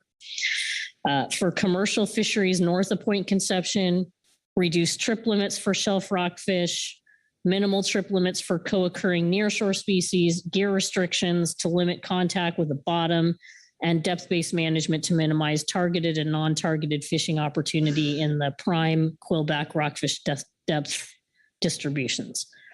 For recreational fisheries, expected in-season actions for 2024 may provide some limited boat-based fishing opportunities in areas shallower than 20 fathoms in state waters under state regulation, alternating with offshore-only fisheries in waters deeper than 50 fathoms. So looking at table 1 in the report, you can see by activity, the various sectors and what the expected mortality would be in 2024 following the in-season actions that we expect to happen for the entirety of the year, and what the status quo estimate was, informing the GMT's initial estimate of 10.62 tons of mortality in 2024. That'll take any questions on report 1. Thank you. Are there questions for Marcy on the California report 1? I'm not seeing any questions, so look for you to continue with report 2. Thank you, Mr. Vice Chair. Report 2, I'm going to ask Caroline McKnight to present along with John Budrick, who is our CDFW representative on the Scientific and Statistical Committee. I believe John is joining us remotely. This is a group effort on the part of CDFW to prepare this report, and John is available for questions. The report covers quite a bit of content spanning the management and science and policy disciplines. Thanks, Caroline. Good morning, Caroline. Morning, council members. For the record, my name is Caroline McKnight, and I believe, can I get an acknowledgement? We have John online. I do see him online. Great. Thank you. We'll be sharing the reading today from agenda item E2A, Supplemental CDFNW Report 2, November 2023. California Department of Fish and Wildlife Report on Rebuilding Analysis for Quillback Rockfish in California. The California Department of Fish and Wildlife suggests the council consider application of alternative conservation measures for quillback rockfish, a non-target species, in mixed stock groundfish fisheries in the 25-26 biennium specification process.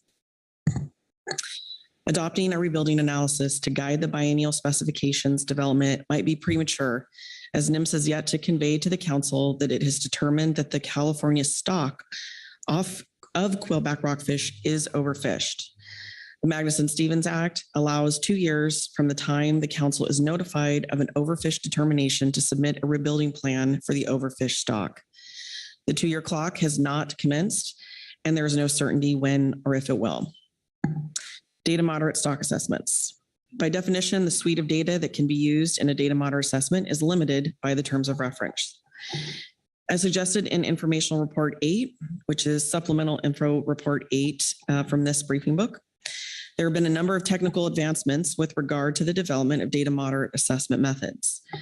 However, the council hasn't thoroughly or directly addressed the policy implications of these assessments, nor incorporated policy decisions for data moderate assessments into the fishery management plan or council operating procedures. The schematic in Figure 1 from Informational Report 8 describing the council's 2013 adopted process for treatment of DM assessments based on the estimated stock depletion is instructive. Although these recommended pathways were ultimately not included in the FMP or COPs, evaluating Figure 1's application to the 2021 DM assessment for the future defined stock of quillback rockfish off California is nonetheless useful. Because the estimated stock depletion falls below MSST, the SSC is to determine whether there is enough data to conduct a full assessment. If yes, the full assessment would be conducted in the next cycle, and the stock would be managed with precaution in the interim.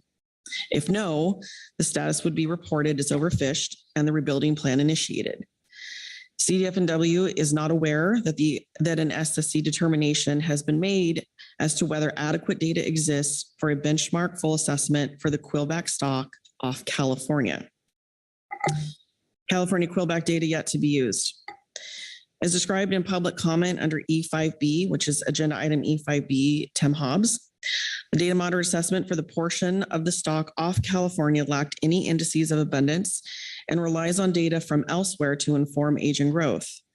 CDF&W offers that it has been working collaboratively with stock assessment scientists the past 2 cycles on development of an ROV index of abundance methodology for a number of select species. CDF&W believes there's immense value in these data streams and application and expects an index or absolute abundance estimates to be developed using the 1,540 observed Quillback individuals. CDF&W anticipates the data processing to be complete for inclusion in the upcoming West Coast-wide full benchmark assessment, which the council recommends for 2025. And that's referenced as a council decision summary document from agenda item G7, September 2022, to adopt final stock assessment recommendations for 2023 and preliminary recommendations for 2025, as described in the table in agenda item G7A, supplemental GMT report 1. Additionally, in regard to developing a length at age relationship for the California stock of Quillback rockfish, 123 otoliths collected in California remain unread from previous collections that were available to assessors for the last assessment that were not prioritized for use. Since 2021, over 150 additional otoliths have been collected in recent CDF&W ad hoc collection efforts from California recreational fisheries to inform growth of Quillback rockfish off California, which should allow for development of an age and growth curve specific to the California Quillback stock, rather than relying on age and growth from Oregon and Washington as proxy for the California stock. The 2021 data moderate Quillback assessments. Supplemental information report 8 recaps the June 2020 final council action to adopt stock assessment recommendations specific to Quillback rockfish for stocks to be assessed in 2021. Neither NIMS, the SSC, the GMT, nor GAP recommended the species to be assessed, either full or data moderate. The GMT and GAP recommended and NIMS suggested a full Quillback assessment in 2023. However, the final motion recommended a data moderate assessment of Quillback rockfish in 21 with little rationale offered in the record for moving up the timeline or changing from a benchmark full to the data moderate. Importantly, for all the 2021 data moderate assessments, there was an understanding that it would be up to the stock assessors to determine the particular area breakpoints that made the most sense for assessment purposes, considering available data, geography, regulatory boundaries, and any biological distinctions. This allowed assessors, for example, to decide that for a copper rockfish DM assessment, 4 different assessment areas were appropriate. Allowing stock assessors full discretion to determine the most appropriate breakpoints is consistent with past assessment and specification cycles. Once the assessments are complete, the resulting outputs are used to develop specifications and management measures.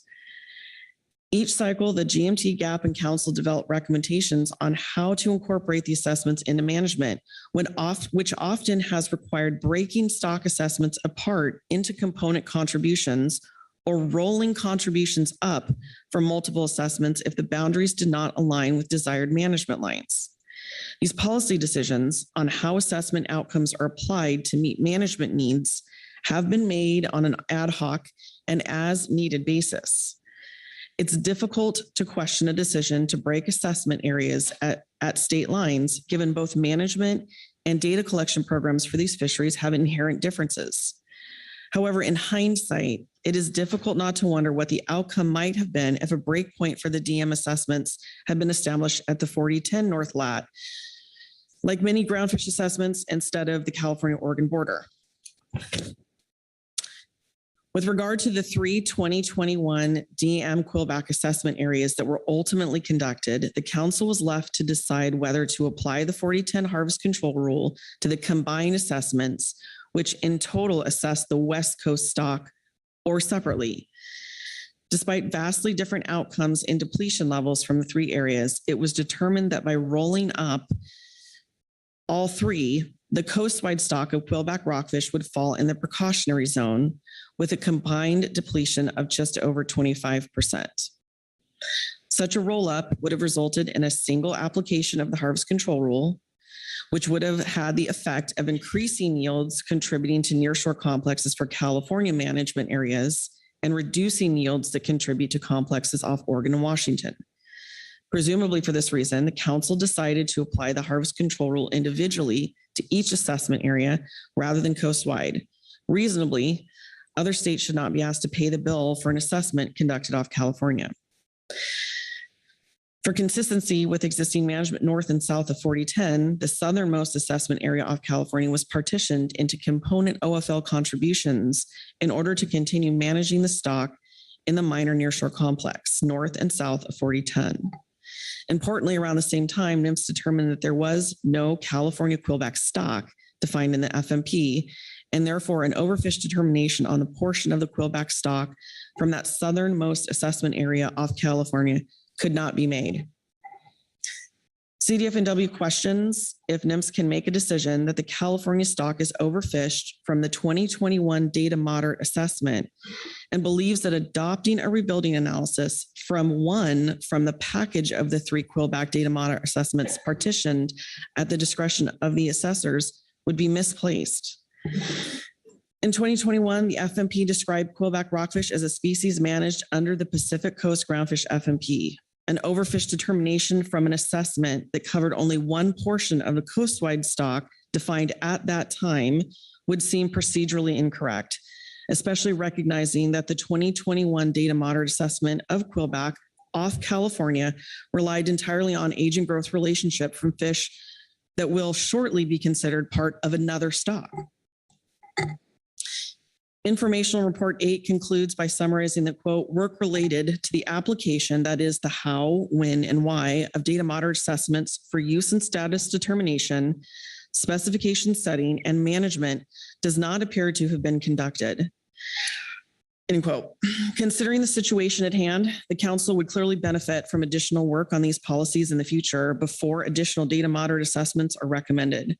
Adopting a rebuilding analysis now that was produced from the outputs of the 2021 data moderate stock assessment that was conducted on only one portion of the stock as the stock was defined at that time might be premature and misguided. In the interim, as directed by the 2013 council motion, the council could recommend precautionary management via the 25-26 specifications for the soon to be quillback rockfish stock off California until a benchmark full assessment can be conducted.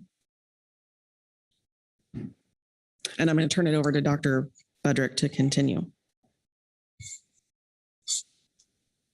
Thank you, Vice Chair Hassemer. Council members, good morning. Thank you, Ms. McKnight. I'll continue reading from the E2 CDFW Supplemental Report 2 at stock definitions. The outcome of the data moderate assessment suggests that at that time, the assessment was conducted 2021. The California portion of the coastwide stock was below the minimum stock size threshold. Yet at the time, there was not a defined California stock of quillback rockfish. Per Amendment 31 and decisions on stock definitions in Phase 1, the California, Oregon, and Washington stocks of quillback rockfish are expected to be defined in the FMP in early 2024. The question remains as to whether the newly defined California stock, were it to be assessed in 2024 with data from only this stock, would have resulted in would have a resulting outcome below the minimum stock size threshold. Further, the question remains if it is appropriate to construe the 2021 data moderate assessment off California is an accurate assessment of the stock's biomass for this newly established stock. The same question is appropriately asked for newly established stocks of Quillback off Oregon and Washington. Work on the stock definition phase 2 is scheduled to take place through 2024 and 2025 as described in agenda item E8 attachment 1, November 2023. CDFW asserts that only a portion of the outlined stock definition process has been conducted for the soon to be 3 Quillback rockfish stocks off California, Oregon, and Washington. And these 3 stocks have not had the benefit of inclusion in the upcoming stock complex revision process or the federal jurisdiction and state management considerations. It is possible that the structure and composition of the complexes and jurisdiction could result in a substantial change from the current framework when considering the needs for individual species, including Quillback rockfish. Proceeding with status determinations from the 2021 data moderate assessment of these nearshore stocks prior to the full suite of stock definition considerations could create setbacks and conflicting policy outcomes. On rebuilding analysis output considerations. In-season actions expected for California sport and commercial fisheries in 2024 are projected by California Department of Fish and Wildlife to reduce Quillback rockfish total mortality to 6.32 metric tons, down from the GMT's original estimate of 10.62 metric tons, resulting in a projected 4.3 metric ton reduction from the 2023 status quo management. CDFW was surprised with the outcome between the 2 rebuilding analysis alternatives provided in the draft 2023 rebuilding analysis report, agenda item E2, attachment 1, showing that despite a considerable reduction in anticipated mortality, it only resulted in a 0.14 metric ton increase in the Quillback rockfish OFL, increasing to 1.4 metric tons from 1.26 metric tons under a SPR, spawning potential ratio, of 0.55 in 2025. Generally accepted fishery population dynamics principles would suggest that leaving 4.3 metric tons of fishery removals in the water for a stock that reportedly has a total biomass of only 63.27 metric tons in 2024 should contribute significantly to rebuilding time, referencing table 12, page 49, from the status of Quillback rockfish in U.S. waters off the coast of California in 2021 using catch and length data. Instead, the difference in the 2 alternatives suggests that T-target is only 1 year faster to rebuild, 2061, rather than 2062, under the 6.32 metric ton removal scenario. On Quillback rockfish contributions to mixed stock fisheries and complexes. Considering Quillback rockfish coastwide, it is one of the most minor contributors of aggregate yield to the nearshore complexes, as seen in the comparison of the overfishing limit when the stock is at the target of 40% of unfished biomass from each of the stock assessments coastwide in table 1. The rebuilding of such low productivity stocks comes at an extreme cost to the nearshore fishery stock complex, not only due to prohibiting retention of Quillback rockfish, but more importantly, preventing access to all co-occurring species, several of which have been recently assessed and are healthy. As such, these co-occurring nearshore stocks have their own allowable yields, which must be all or in part foregone due to the management actions required to redirect fishing effort away from Quillback rockfish. This raises a concern over the current management system and brings into question whether rebuilding requirements are actually providing the greatest long-term net benefit to the nation as intended under the Magnuson-Stevens Act. With the low contribution of Quillback rockfish to California fisheries, at best, the 2025 OFL is 1.68 metric tons under an SPR harvest rate of 0.5, seen in agenda item E2, attachment 1. Once rebuilt to the 40% of unfished spawning stock biomass, which is expected to take 47 years, Quillback rockfish has the potential to contribute only 8.8 metric tons, as noted in agenda item E2, attachment 4, to the aggregate OFL from the nearshore fishery. Rebuilding to 40% of unfished biomass will not bring appreciable economic benefits in the short or long term, given the foregone yield of co-occurring stocks. Quillback rockfish is likely to remain prohibited even after rebuilding due to the constraint of its relatively low productivity and contribution to aggregate yield. On alternative approach and future considerations, CDFW recommends that the yield OFL at BMSY biomass at maximum sustainable yield for all co-occurring minor nearshore stocks should be reviewed as part of Amendment 31, Phase 2, parallel to the stock definitions, and low yield non-target stocks, for example, those with less than 5% of the aggregate yield for co-occurring stocks at BMSY, should be identified in the nearshore shelf and slope complexes for development of alternative harvest control rules and conservation measures. Such stocks provide low yield relative to the aggregate for the fishery, and alternative conservation measures other than 40% of unfished spawning stock biomass for these non-target species should be developed in the future. Weak stock management for mixed stock groundfish fisheries needs to be reconsidered, and a more reasoned management paradigm is needed to focus efforts on stocks providing significant economic value to fishing communities rather than pursuing rebuilding of low yield stocks to the detriment of the fishery and fishing communities as a whole.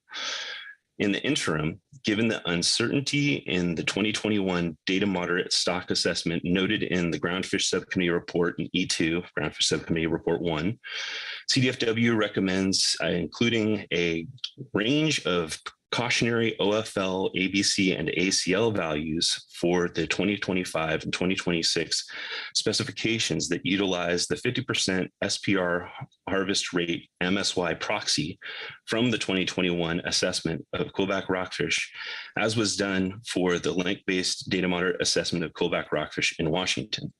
In 2025, this would result in an OFL specification of 8.41 metric tons with a category 3 buffer. A range of management measure alternatives might include a range of P-star values from 0.45 to 0.35 with appropriate scientific uncertainty buffers applied, which would result in an ABC ACL value of 6.65 metric tons to 3.89 metric tons until a full assessment and alternative conservation and management measures for non-target species can be developed by the council. For reference, Washington Quillback rockfish assessment utilized a P-star of 0.45 with a category 3 designation, resulting in a buffer of 22.2%. You can see in table 1, which represents the nearshore species OFL contributions at target biomass of 40% coast-wide and percent of total contribution by each species taken from the most recent stock assessments, that Quillback rockfish contributes 0.53% of the OFL, aggregate OFL contributions to the nearshore fishery. CDFW recommendations. Number 1, a benchmark full assessment of California Quillback rockfish should be conducted before adopting a California Quillback rebuilding plan. Number 2, in the 2025-2026 biennial specification cycle, agenda item E5, manage Quillback off California as contributions to the minor nearshore complexes north and south of 40 degrees 10 minutes north latitude using an OFL specification of 8.41 metric tons with a buffer, a category 3 buffer. Include a range of management measure alternatives with P-star values from 0.45 to 0.35. And that concludes the statement. Thank you. Are there any questions for either Ms. McKnight or Dr. Budrick on the CDFW report 2? And doesn't appear there are any questions. So thank you very much to both of you. Next, we'll move to our advisory body management team reports. We have 2 gap reports, and Katie Pearson is here to deliver those. There. Good morning, Katie. Good morning, Vice Chair Hassemer. Good morning, council members. I will be reading the GMT report. So in your briefing book, you have a supplemental GMT report 1, which I was not planning on reading since it's been in the advanced briefing book, but I am happy to take questions. But I am here to read supplemental GMT report 2, November 2023 into the record. And for the record, my name is Katie Pearson. Groundfish Management Team report on adopting Quillback rebuilding analyses, catch-only projections, and revised projections. The Groundfish Management Team discussed the removal assumptions for 2023-24 for black rockfish in Oregon and quillback rockfish in California during the November 2023 Pacific Fishery Management Council meeting. At the September 2023 council meeting, alternative removal assumptions for 23-24 for each stock were put forth by the council or state agency that differed from the GMT previously provided values. The GMT had a robust conversation about process and the reports provided by California Department of Fish and Wildlife and Oregon Department of Fish and Wildlife, describing how the alternative recommendations were derived. The GMT continues to recommend the original GMT values for both black rockfish in Oregon and quillback rockfish in California. The GMT provides information on how this decision was reached below. After the GMT council meeting, After the September council meeting, the GMT carefully reviewed the PFMC terms of reference TOR for the groundfish stock assessment review process for 23-24. The TOR designates that removal assumptions during the projection period are to be provided by the GMT. In the future, if there are situations where state agencies would like to propose alternative removal assumptions, these requests should be brought to the GMT for consideration. California quillback rockfish. In August 2023, the GMT provided the removal estimate for 2024 of 10.62 metric tons based on available data in the most recent 2023 Groundfish multi-year report, the GEM. The value provided by CDFW at the September council meeting was 6.32 metric tons, lower than the GMT value due to lower catch assumptions for the open access sector and the recreational fishery. The GMT received additional information from CDFW staff regarding how the alternative recommendation for 2024 was derived by CDFW. While potential council action for 2024 is planned that aims to reduce interactions between the fishery and quillback rockfish, the GMT was unable to determine how the revised values aligned with potential management changes given the lack of detailed information in the CDFW supplemental report 1.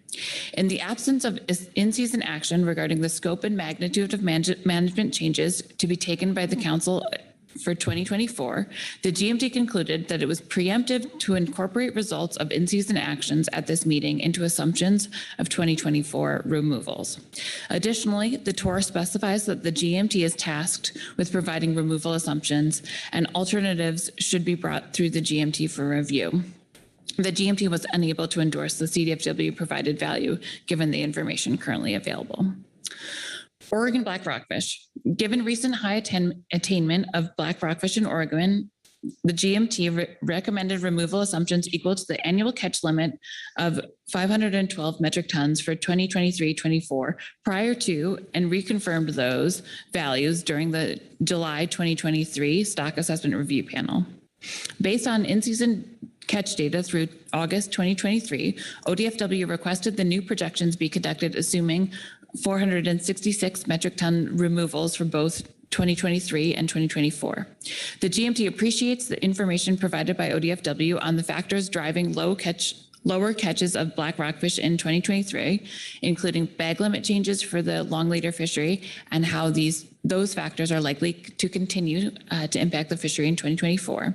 However, the GMT was unable to endorse the black rockfish removal assumption proposed by ODFW due to the misalignment with the TOR, the precedent that supporting this number may set for all future stock assessment cycles, and our concerns that the methodology described in supplemental ODFW Report 1 was not sufficient to determine how the proposed value was derived. In summary, the GMT sees merit in the TOR outlining if/when it would be appropriate to incorporate revisions to removal assumptions based on the values proposed by the council or state agencies, and would ask that this be considered when TOR revisions next occur. Although both of these values were brought about for different reasons, the consensus in the GMT discussion was that in order for the GMT to diverge from their recommended number, a fully fleshed out rationale and methodology of how the values were derived would be needed. The GMT will continue to monitor landing and catch estimates as they become available in 2024 and 2025 to understand the realized mortality for both stocks. The GMT suggests that both stocks should be revisited for potential catch-only projections or full assessment to be conducted in 2025. And that concludes the report. Thank you. Are there questions for Ms. Pearson on the Groundfish Management Team report? Lynn Mattis. Thank you, Katie. And you know this is coming because we've talked about it a bit this morning. On the black rockfish removal assumption, if September was not the appropriate time to ask for a new projection, when is? September is the first time most council members see these assessments. And we made a motion, it was approved by the entire council to look at these removal assumptions. To me, that was meeting the methodology, meeting the letter of the TOR. So if not September, when would be the appropriate time? And this may be a discussion more for Executive Director Burden as we move forward. But if not September, when? Through Vice Chair Hesmer, thank you, Ms. Mattis. So it is our understanding of the TOR that the GMT should have been brought into the process earlier. So I think this is not a question for me necessarily. So maybe Marlene can help us with the TOR outline, but it is our understanding that the GMT is the keeper of those catch projections. And therefore, if it comes through in a different way, it is a different process. And so this was outside of the process.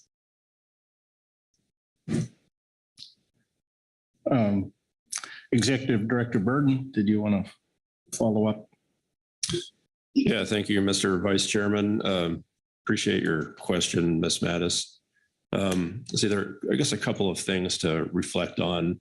One is, as Ms. Pearson indicated, my read of the terms of reference is that we do need to look to the GMT as the gatekeeper of these numbers. And I think there's a certain peer review process involved in that. And there is a certain expertise within that body. And that's why that body exists in many respects. But your question is still a valid one. And that is, if the council or others wish to see and have the rebuilding analyst, or for that matter, the stock assessment authors, consider different numbers, catch numbers into their modeling, when is that brought forward? And so we have several points. We have the STAR panel process.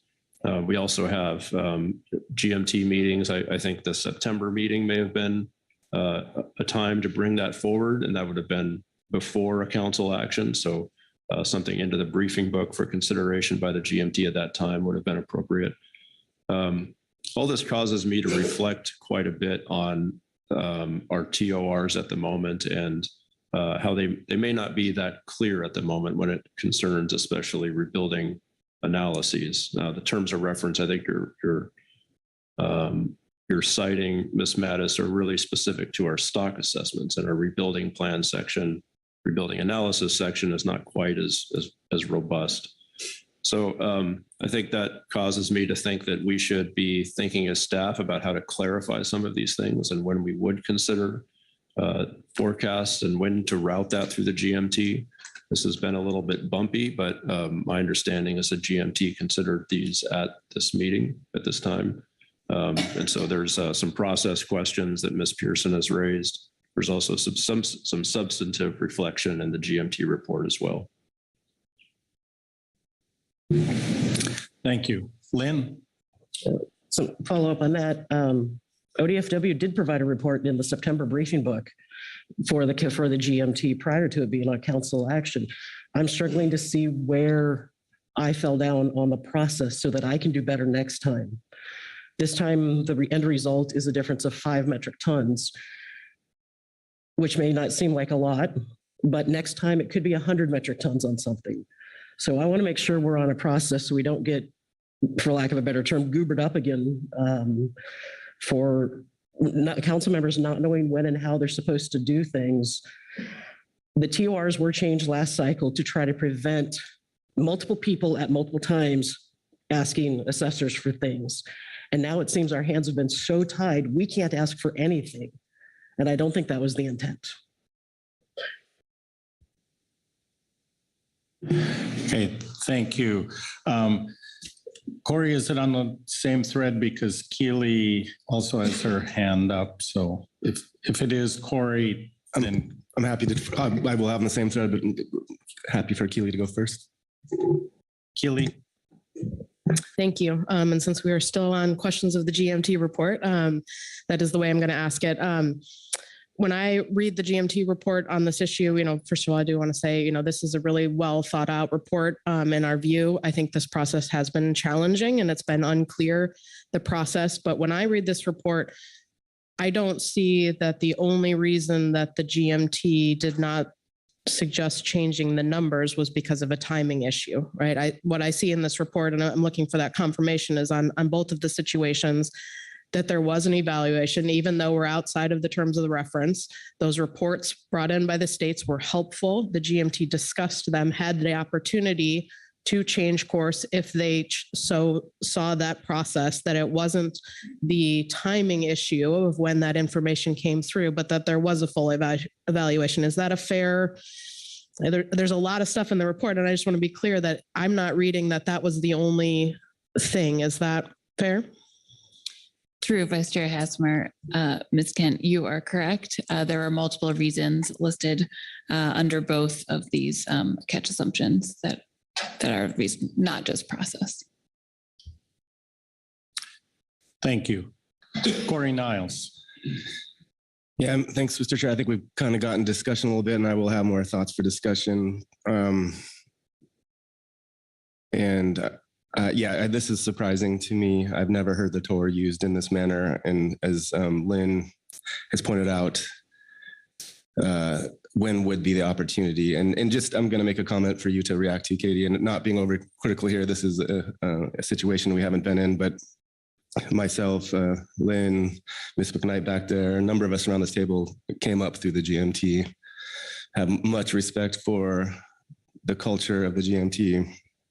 And we haven't spent a lot of time talking about catch assumptions, because in most cases in assessments, it's not the most important place to spend our time. Ask you guys to spend your time. But the culture that I'm familiar with in the GMT is, these are uncertain projections. Yes, there's expertise that goes into them, but as we will see in the next in-season item, you guys do projections, and then you say, hey, these are uncertain. Here's your policy decision. There's a risk element to this. So when I hear CDFW lay out their rationale in the report, when I hear ODFW lay out their rationale in their report, those numbers are better than the ones in the GMT are recommending in my mind. And reasonable people can disagree, but there's a policy decision there that the GMT should be framing up in my mind.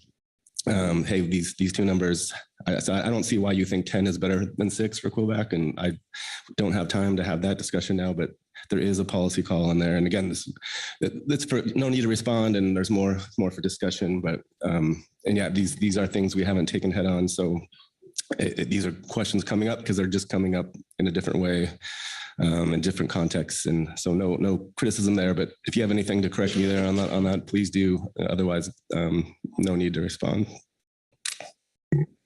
All right, thank you. And as you've hinted, there's will be some discussion, but want to make sure we look for just questions now of the GMT on their report. Lynn Mattis? Yeah, thank you, Vice Chair.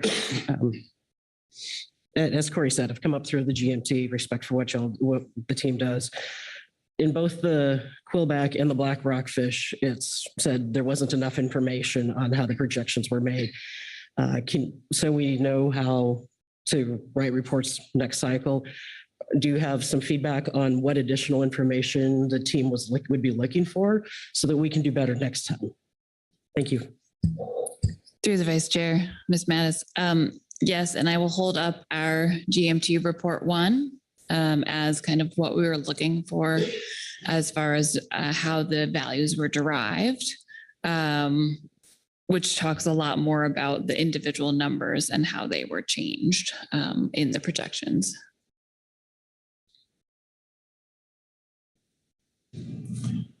Thank you. Further questions, Marcy Yaremko. Thank you, Mr. Vice Chair.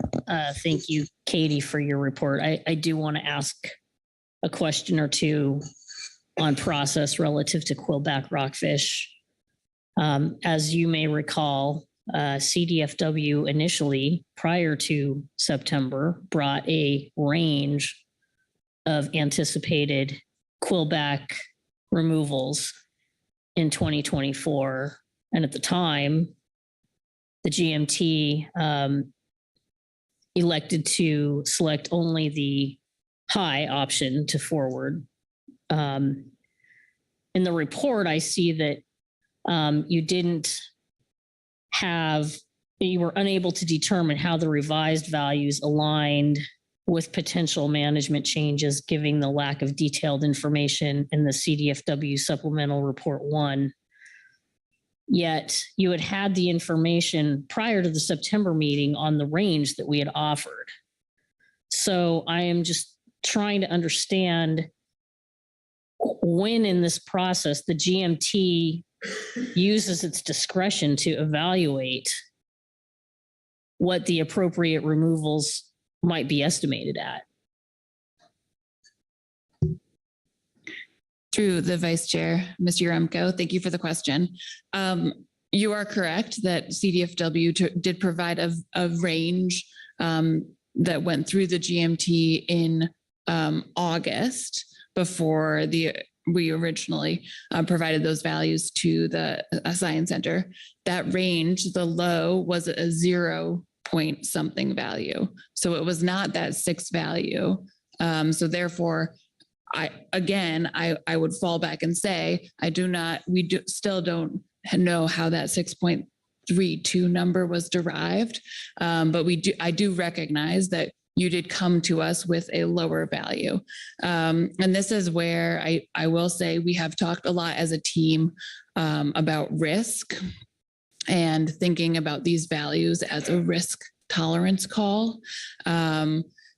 And I think for the GMT, not knowing everything that is going to happen in the 2024 in-season action, which is, of course, on your docket later this week, we fall back to that higher value, which is kind of encompassing of some of the in-season action, the lack of retention, and the movement of some of the recreational fleet. But it's our best information that we know now of what could happen. Thank you. Follow up, Marcy. Yes, thank you. In fact, that 10.62 number did not account for prohibition of retention. My understanding is that 32 number didn't account for any anticipated in-season actions for 2024. And so again, my question for you is, when is it that the GMT in its process takes the time to deliberate and use its discretion in providing these estimates? Through the Vice Chair, Ms. Yaremko, I would like to read from supplemental GMT report 1, just so we can all be clear. Please go ahead. 2024 removals. The removal projection for 2024 was made under the assumption that there would be no retention of quillback rockfish in 2024. The GMT did not make any assumptions to any other or as to other fishery changes, as there was no information to support what management actions might be taken in the future and how they will impact quillback rockfish mortality. In brief, the GMT used a similar process for 2024 as was used. Oh, I should have read more. Hold on. As was used in 2023, except the assumption that the zero retention provision would remain in effect for 2024 and all catch would be discarded. Therefore, the council adopted depth-dependent mortality rates were applied to the 2023 nearshore quillback rockfish landings, which were used as a proxy for 2024 anticipated mortality due to discarding. All other sectors, those without landings, use the same method as the 2022 projection, either a raw observed percentage of between 42 and 4010 provided by WICOP, or by a 5-year landings average applied to the GEM 2022 removals. But that's catch shares, LE Sable, LE fixed gear, DTL, and other fisheries. The estimated mortality between 42 and 4010 was added to the mortality south of 4010 to derive the California only mortality estimate of 10.62 metric tons total for 2024.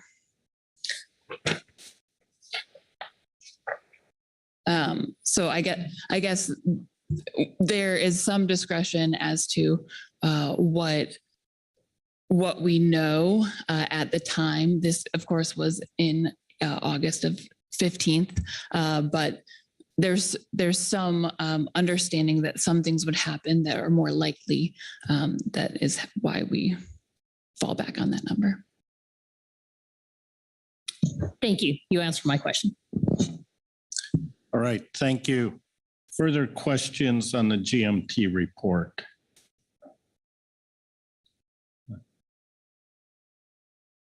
Executive Director Burden.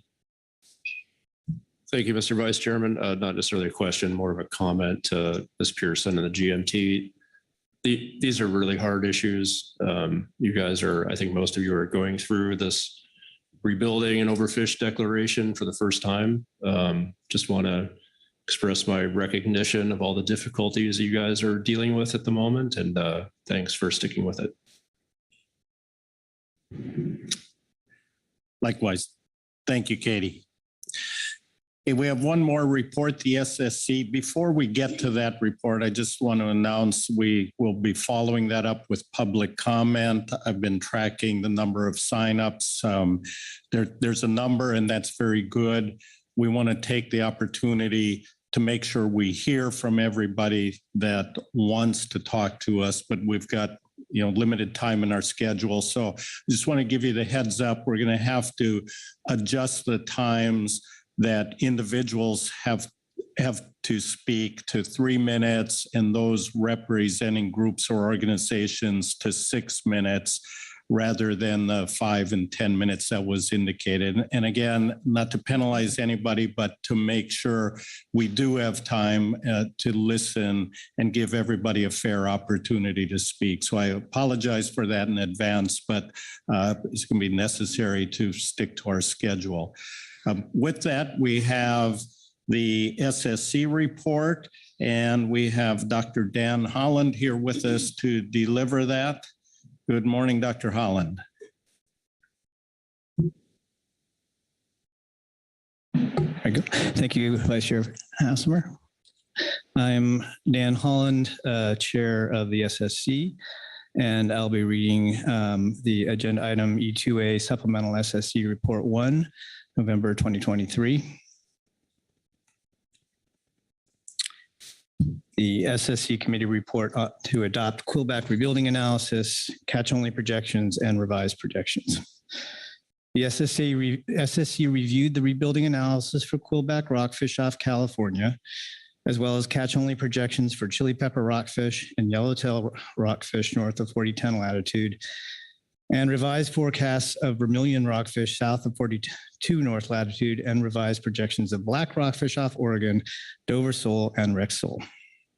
The SSC also reviewed relevant SSC Groundfish Subcommittee reports from September 26, 2023 and November 1st, 2023. Quillback rockfish rebuilding analyses.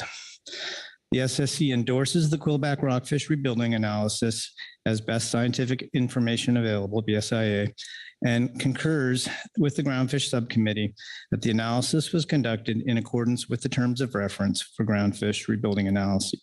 The analysis used the Groundfish Management Team estimated projections of annual removals for 21 through 24 of 15.8, 18.11, 11.12, and 10.62 metric tons. During its September 2023 meeting, the council requested an alternative analysis with a 2024 removal of 6.32 metric tons to account for the harvest restrictions already put into place.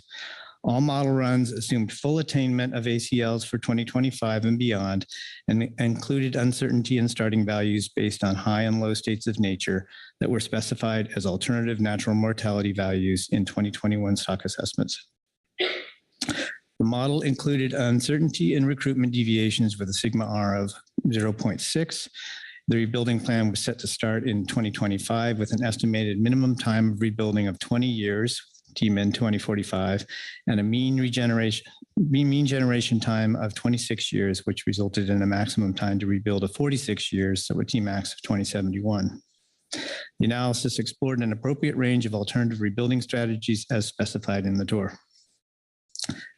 The SSC discussed some aspects of the 2021 stock assessment for Quillback rockfish off California that were relevant to the 2023 rebuilding analysis. In 2021, the SSC reviewed the 2021 assessment and endorsed it as BSIA for use in management, and the council adopted the assessment after considering several discussions presented in SSC statements and Groundfish Subcommittee reports that are reflected in the record for council meetings in June 2021, September 2021, and November 2021. Those reports characterize the SSC conclusions about the assumptions, strengths, and limitations of the 2021 assessment.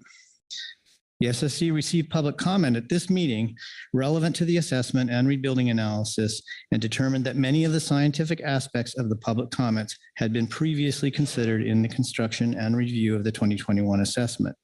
Other comments suggested issues and approaches that will be considered as research and data needs to be addressed before the next Quillback assessment.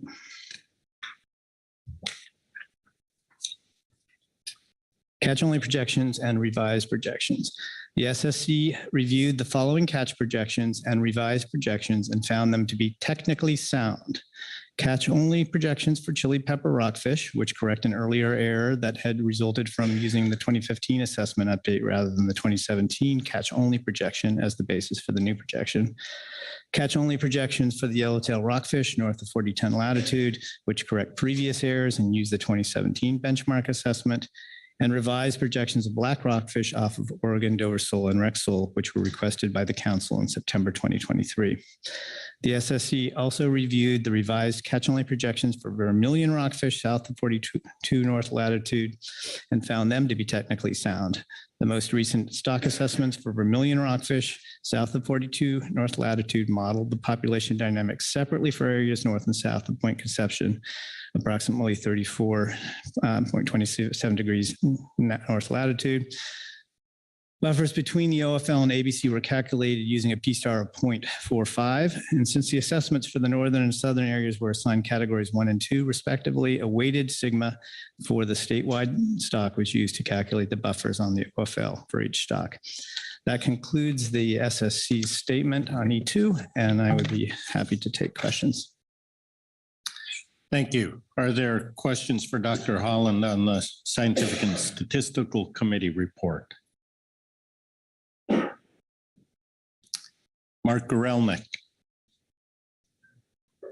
Thank you, Mr. Vice Chair, and thank you, Dr. Holland. With regard to the public comment you received, pardon me, I've got a cold, so.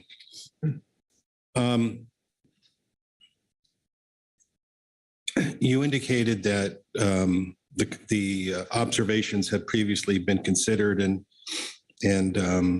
And therefore, I gather that SSC wasn't going to consider them further.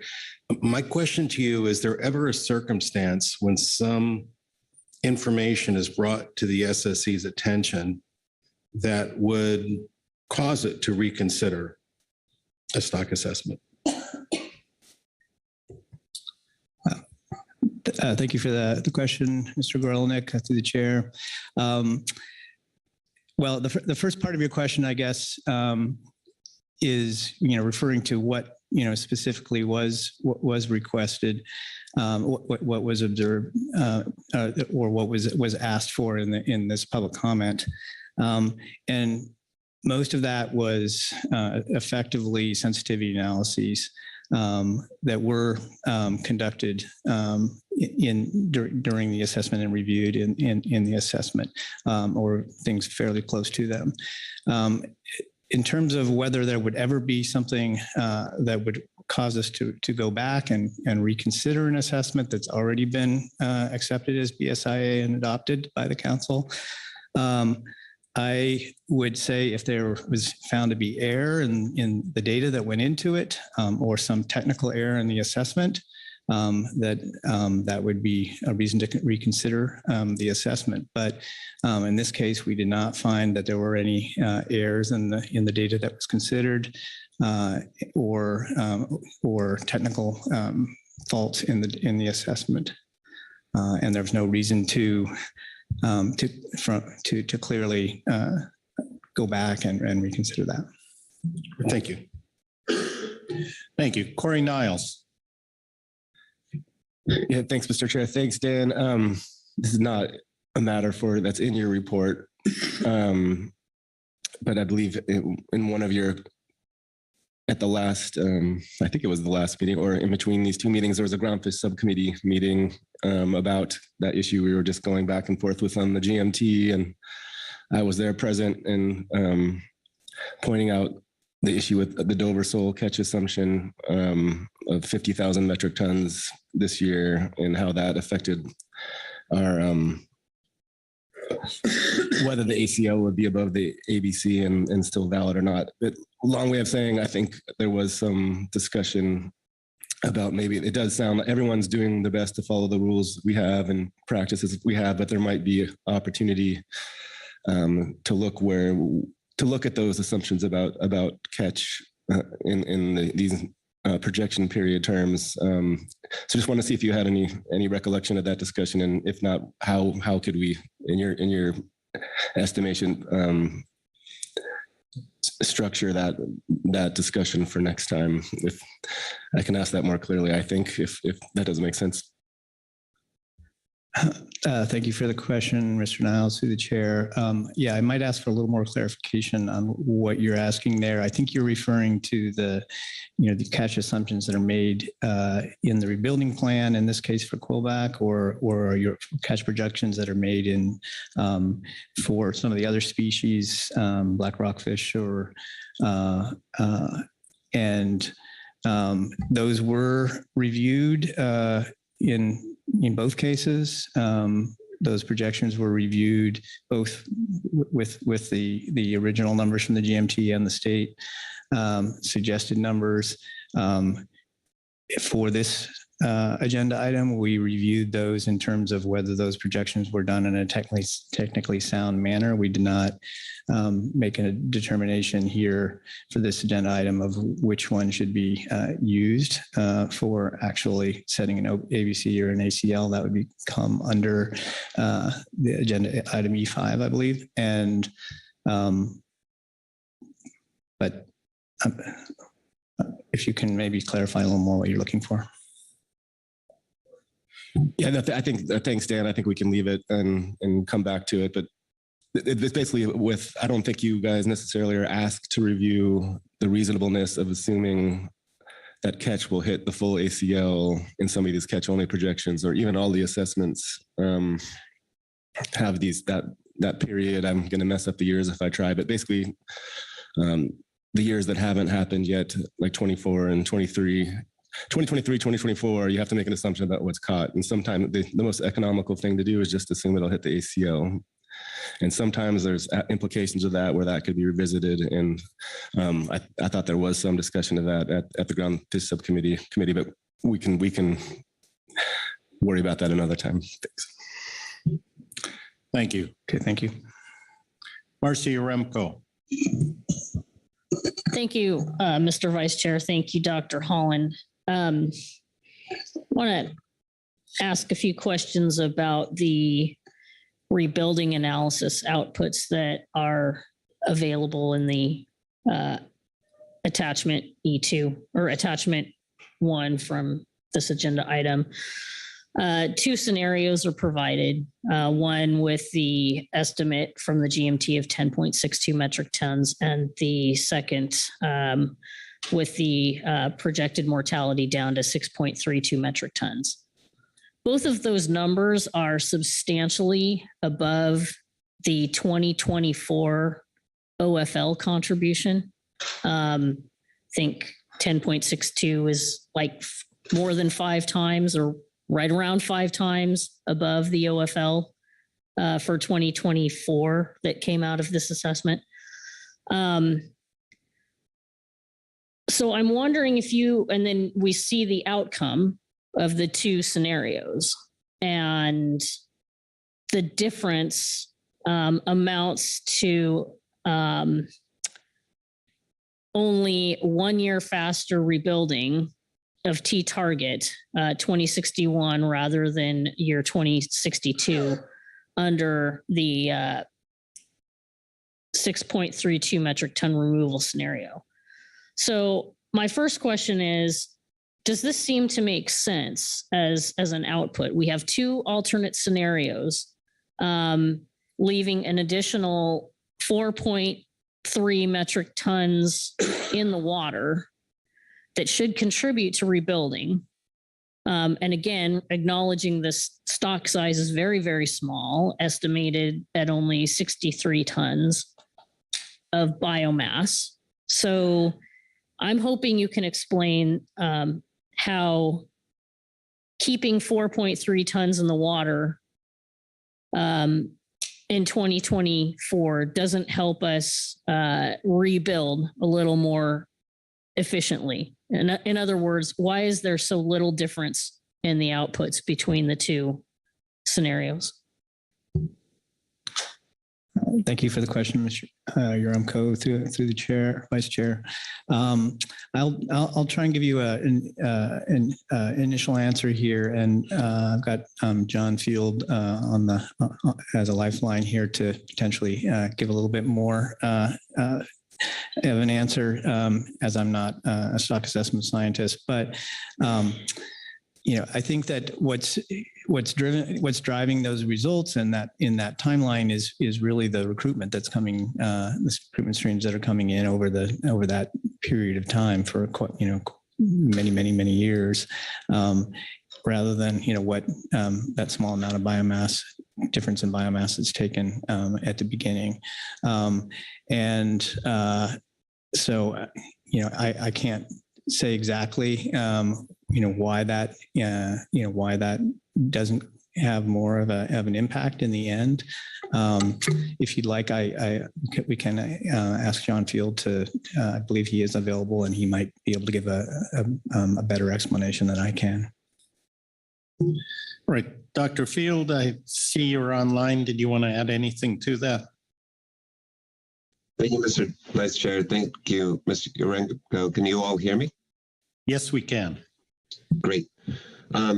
Yes, I will confess I haven't looked at this and thought about this question in terribly close detail, but what I would note is that the difference between the two catch assumptions for 2024 is about 4 metric tons.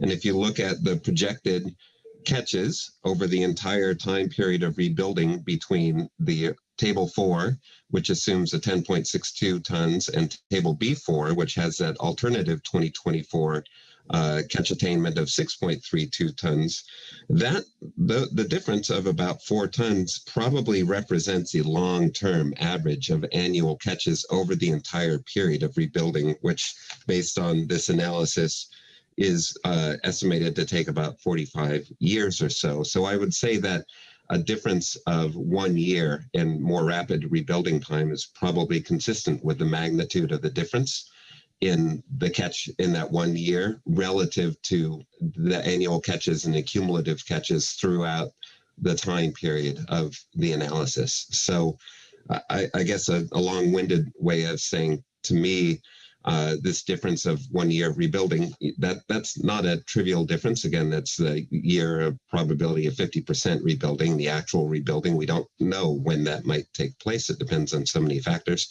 But the magnitude of that difference in the estimated year of 50% probability of rebuilding would be consistent to me with the magnitude of the catch differences in this 1 year of 2024. I hope that's helpful, and I think we could take a deeper dive into that with more time if that were helpful down the road.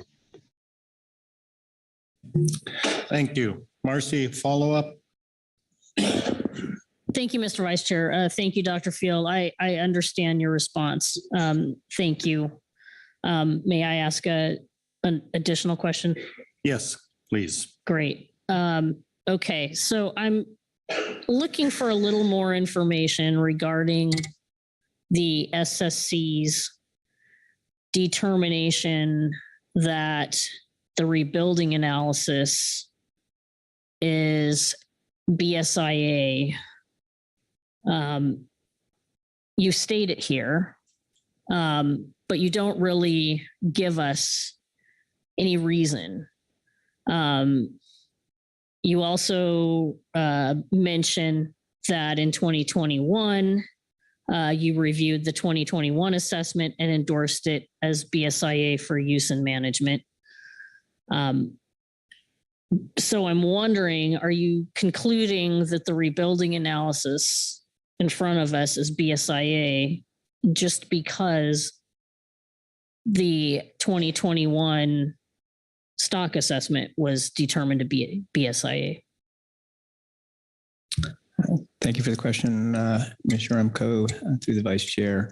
I think it's that's part of it, that it is based on the assessment that was adopted as BSIA in 2021. That forms a lot of the basis of the rebuilding plan and the parameterization of the modeling. But the model itself, the rebuilding plan, the analysis was done according to the terms of reference and was reviewed to see if it was done as technically correct. I was not at the GMT meetings or the Groundfish subcommittee meetings when that rebuilding analysis was evaluated, but it was evaluated and found to be technically correct using the standard software that we use for that, and that software was used correctly, and model was parameterized correctly. Things were done according to the terms of reference. I think that is why that is considered to be BSIA. Thank you. Further questions on the SSC report? I don't see any, so thank you, Dr. Holland, and thank you, Dr. Field, for standing by also. Thank you. That completes our reports. It's going to take us to public comment. It is my desire not to take a break in the middle of our public comment, so we can proceed through that smoothly. Therefore, we're going to take a short break now. I've instructed the public. I've reduced their time. You have 5 minutes. Let's please be back here quickly.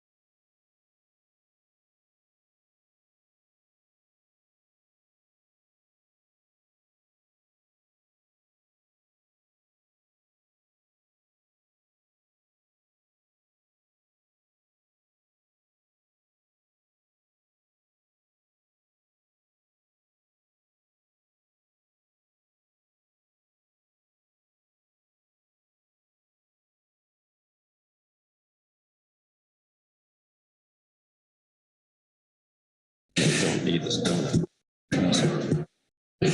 All right, let's move back to our seats, please, as quickly as possible.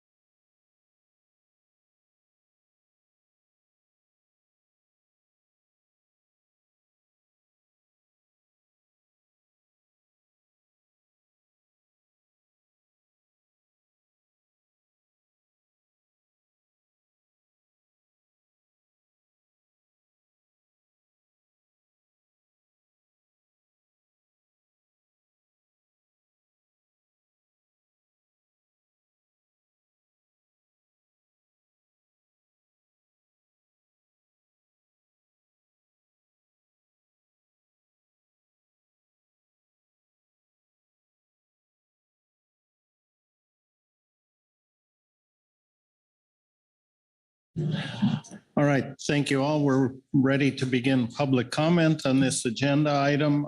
As I had indicated earlier, with my most sincere apologies, we're allowing 3 minutes for those individuals that are speaking, 6 minutes for those part of a group.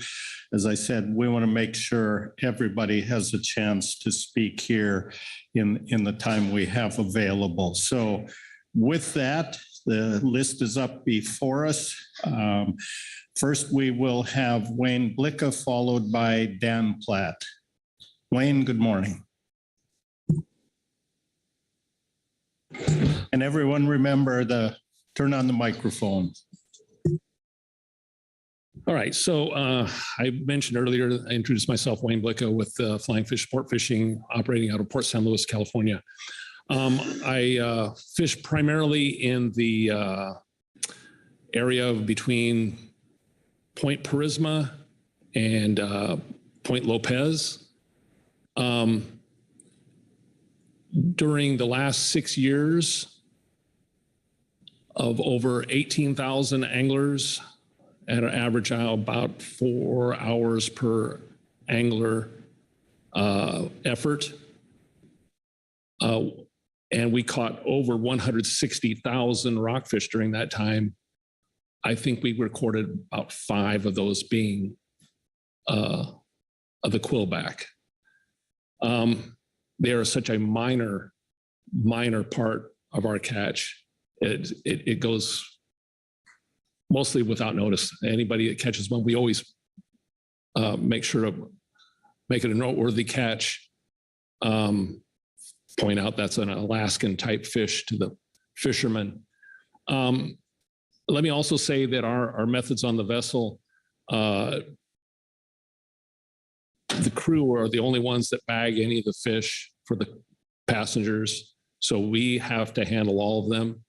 And so there's no accidental mortality due to the fishermen not identifying the catch. So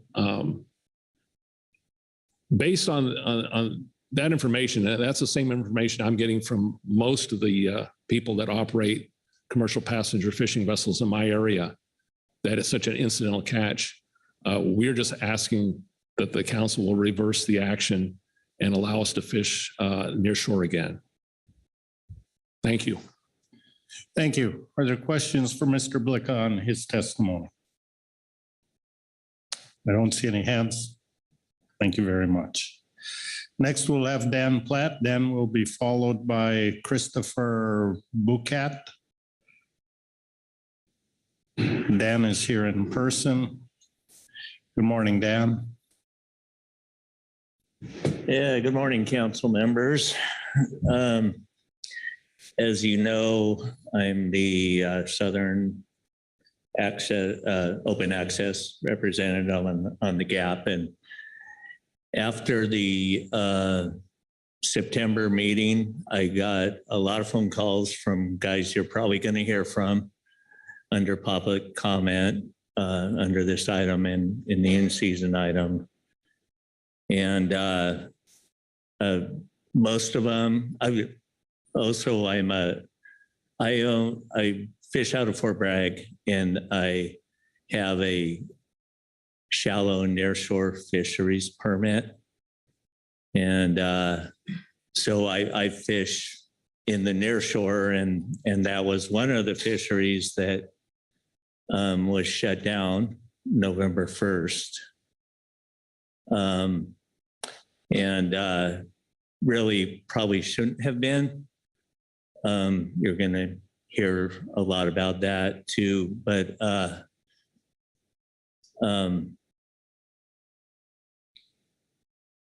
fishermen bring practical knowledge to the council. And I'm going to tell you on Quillback, from a fisherman's point of view, in the first place, they're not endangered because we know that they're out there and we spend a lot of time fishing in that area.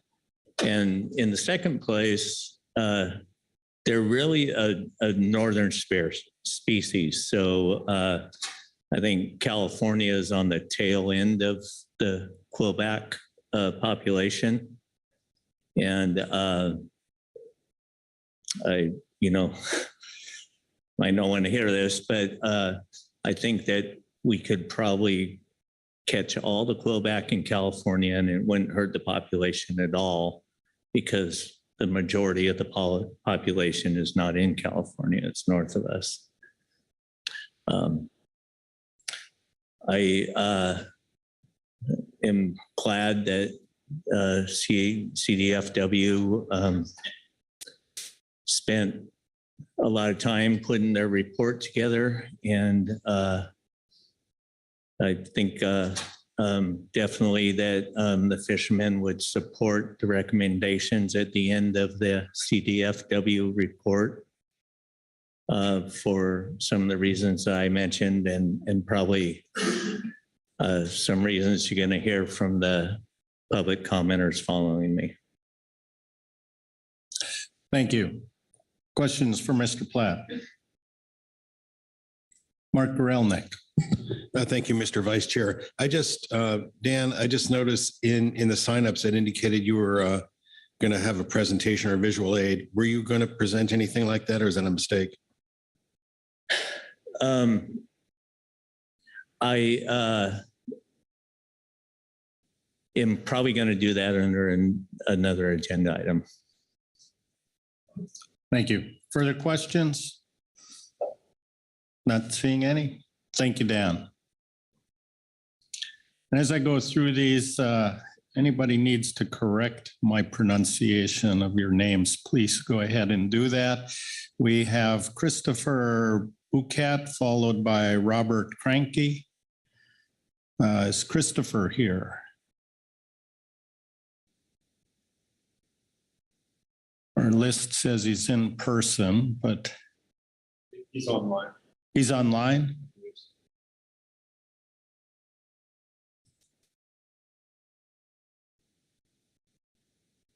So I don't see him online right now. So as we've done in the past, we'll come back through the list afterwards to touch on those individuals that we weren't able to connect with first time.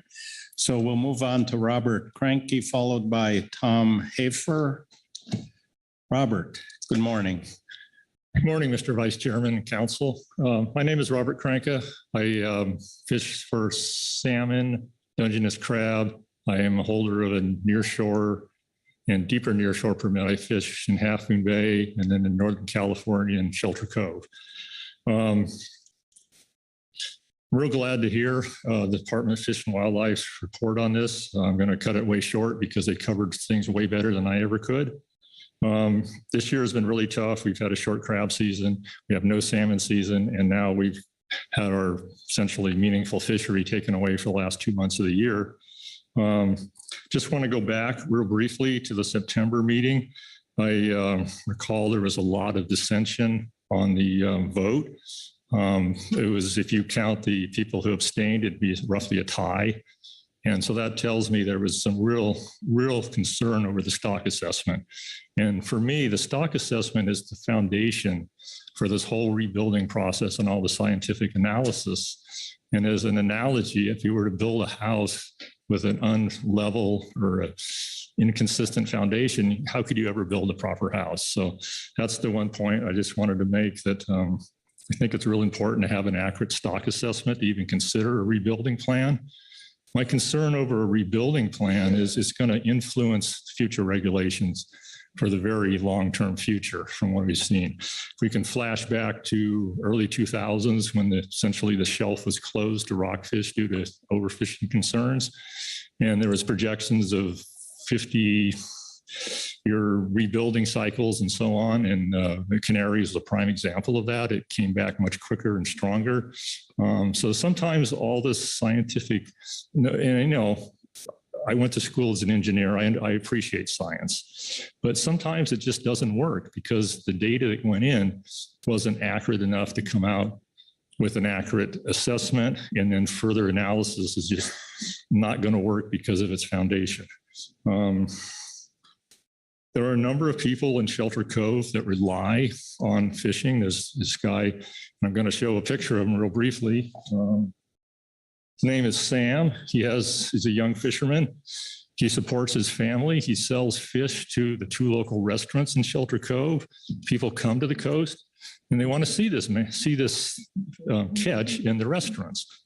Previously, they've imported lingcod frozen from Alaska. That's not why people come to the coast. They want to, and this guy, he supports his family. And then the other man, he's in Half Moon Bay. His name is David. He fishes in a 10-foot boat. He has a deeper nearshore permit, and he goes outside the harbor and catches small amounts, 20 to 50 pounds of live rockfish, comes in and sells them off his little 10-foot boat. He's a very simple man. He lives in an abandoned boat on the shore. He doesn't take any public assistance. He's 70 years old. He's a real character. He's my dock mate in Half Moon Bay. And I wanted to put a face to some of the people that are impacted by these regulations. I know you guys have a really tough job. You manage huge trawlers that in one tow catch more than many of us small boat fishermen will catch perhaps in a lifetime.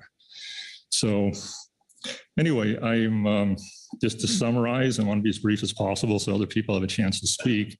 I think it's really meaningful to have this discussion, and I would, and further past comments I made in the briefing book, I think it's time to pause this acceptance of this rebuilding plan based on the concern we have over the initial input of data that would build this plan. Anyway, that's all I have to say. Thank you. Thank you. Any questions for Mr. Kranka on his testimony? Don't see any hands. Thank you very much for coming here. Next, we have Tom Hafer, followed by Steve Huber. Again, this indicates Tom is in person. Oh, there you are. Good morning and welcome, Tom. Good morning, council and everybody else in the room. So I'm a commercial fisherman out of Morro Bay. I've been fishing since 1973. I grew up in San Diego fishing tuna and lobster, moved to the Central Coast in 93. Started fishing near shore in 93.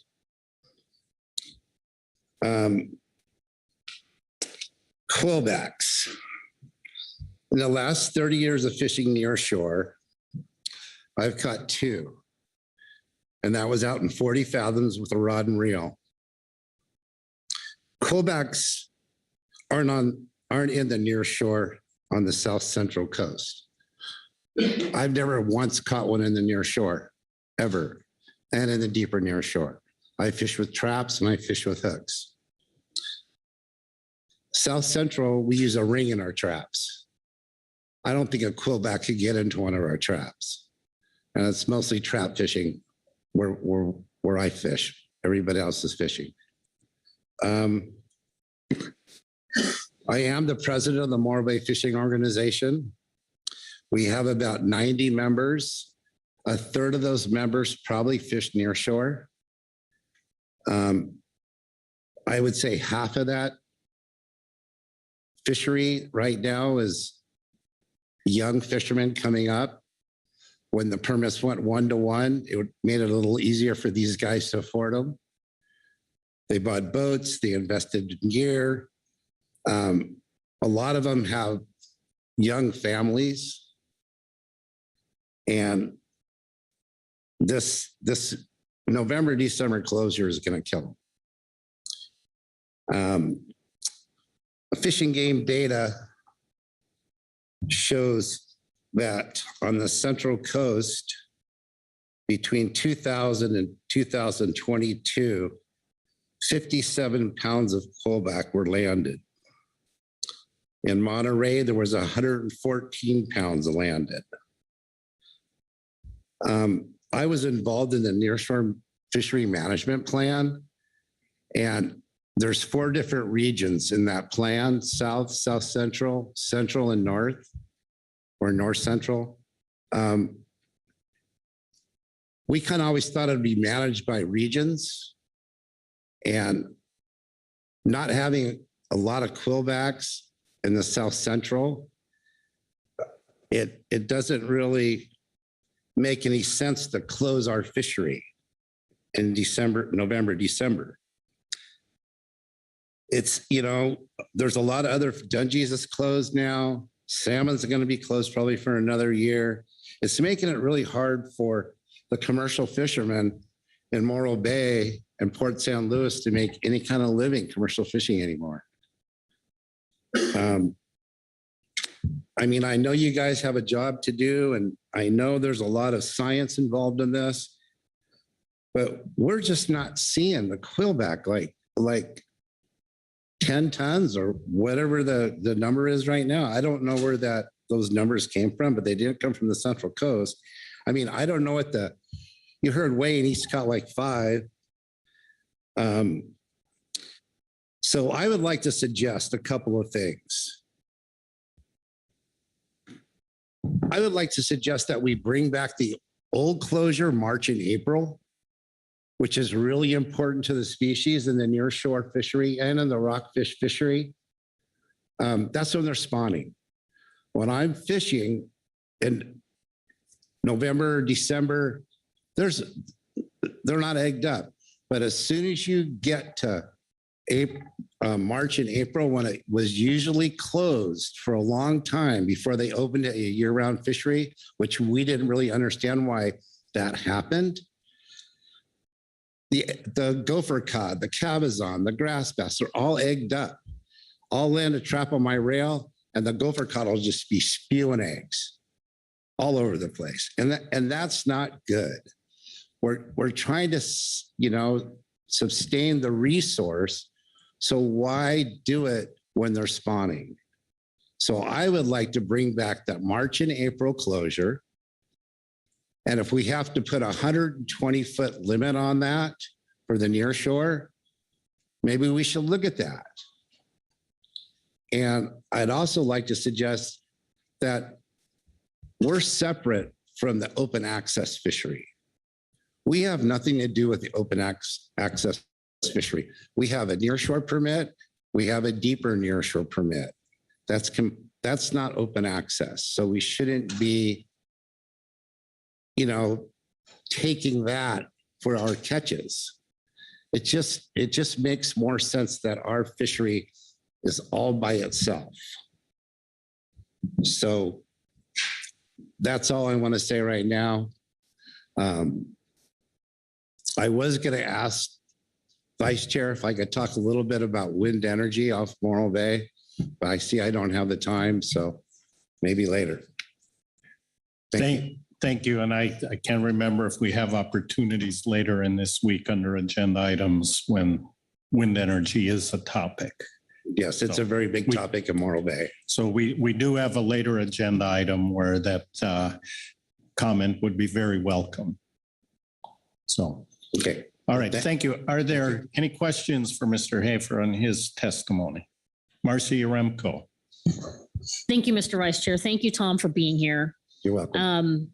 I've taken a few notes on the recommendations you've provided, and most of them actually pertain to later agenda items in the week. And I'm not sure if you're going to be here for that. If not, I would just suggest we get together before you leave somehow. Just want to talk to you a little bit about the open access versus the state permitted nearshore fishery and take some input from you. So if we don't connect before you leave, I encourage you to be in touch with your GAP representatives. Okay, well, when there's a break, I'll hang around and we can talk. Thank you. Further questions? Not seeing any. Thank you very much, Tom. Thank you. Next, we have Steve Huber, followed by Chris Howard. Steve, good morning and welcome. Hey, good morning. Good morning. My name's Steve Huber. I run a 6-boat charter boat out of Crescent City. So a lot of people not from Crescent City up here for this meeting, but as a group, we are. A lot of public comments were made. I hope you guys all get a chance to read them, from both the recreation fishermen to the sports fishermen to the people who come up and enjoy Crescent City for what it is.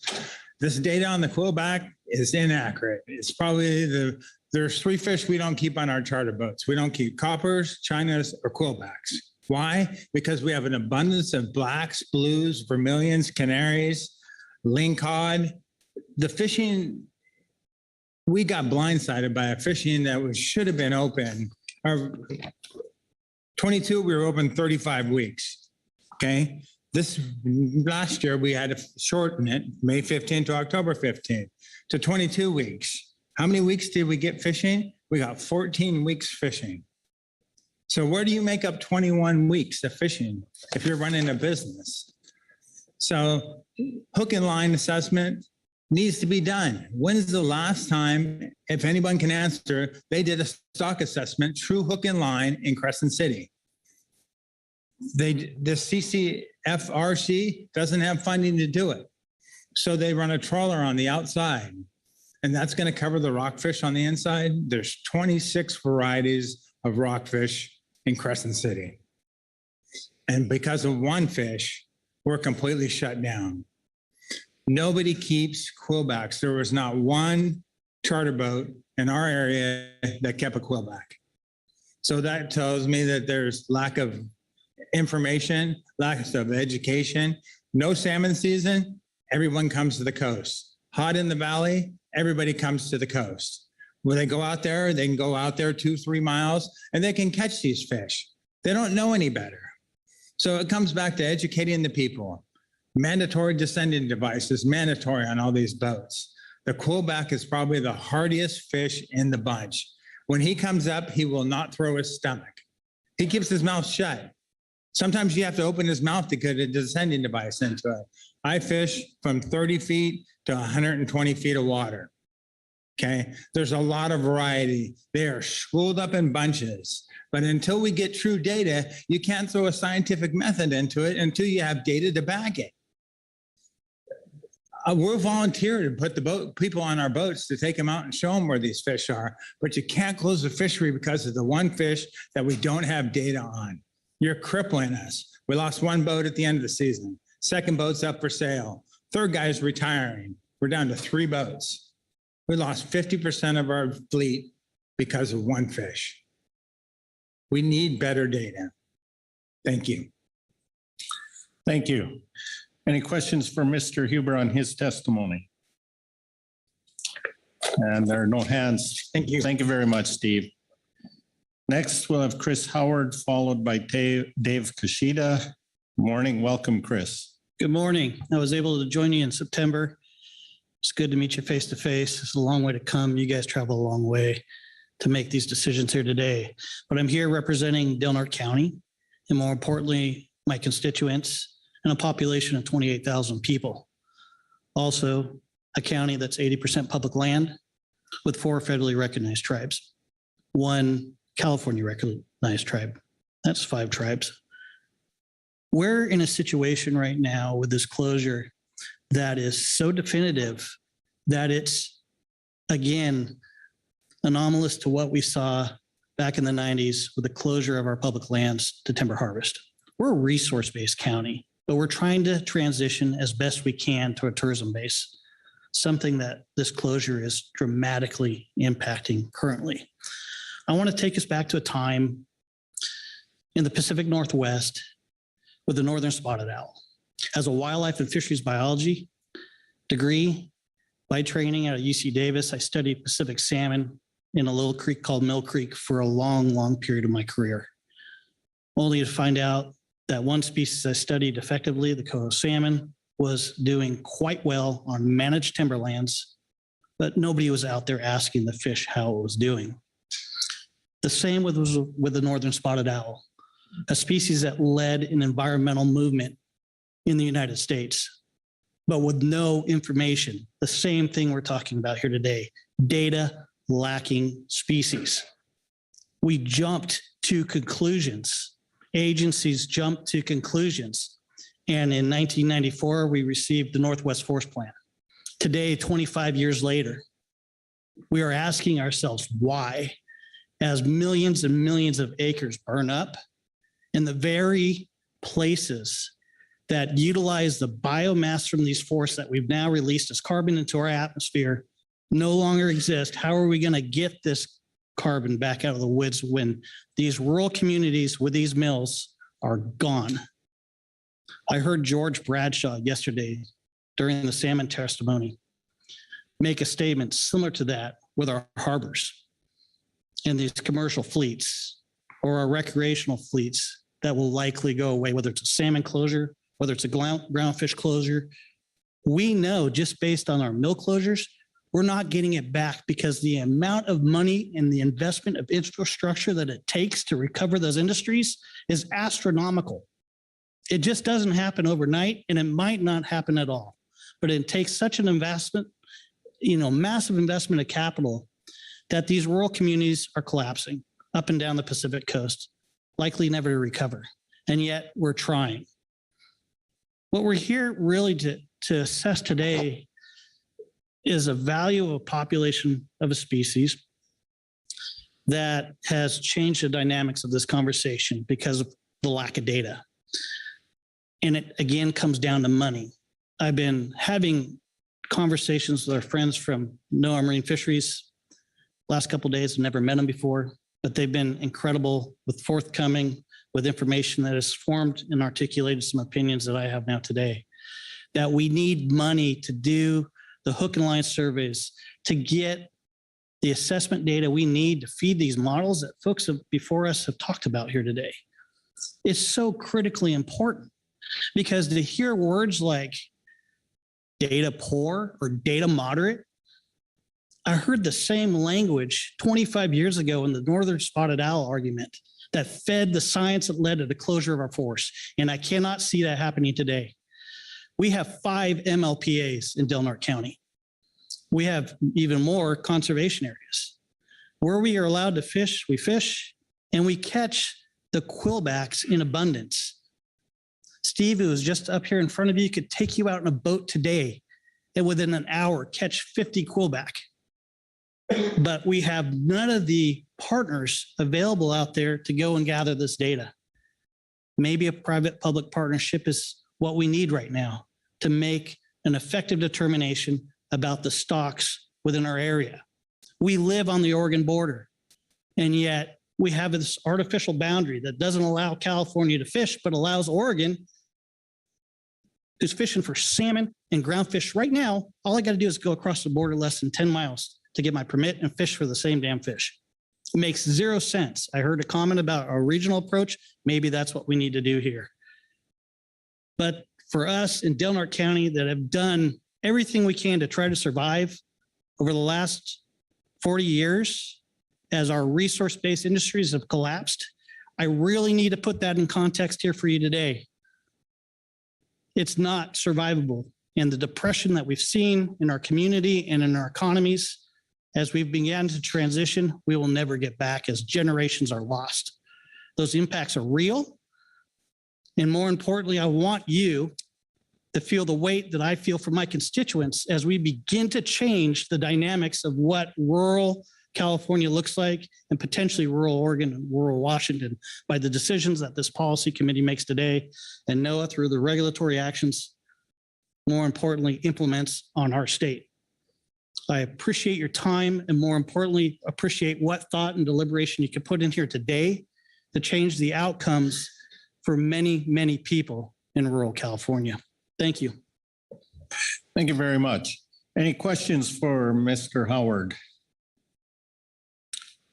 And I'm not seeing any hands. So again, thank you very much, Chris.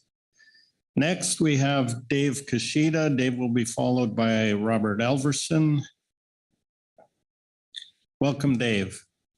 Thank you. My name is Dave Kashida, and I'm speaking on behalf of Coastside Fishing Club today.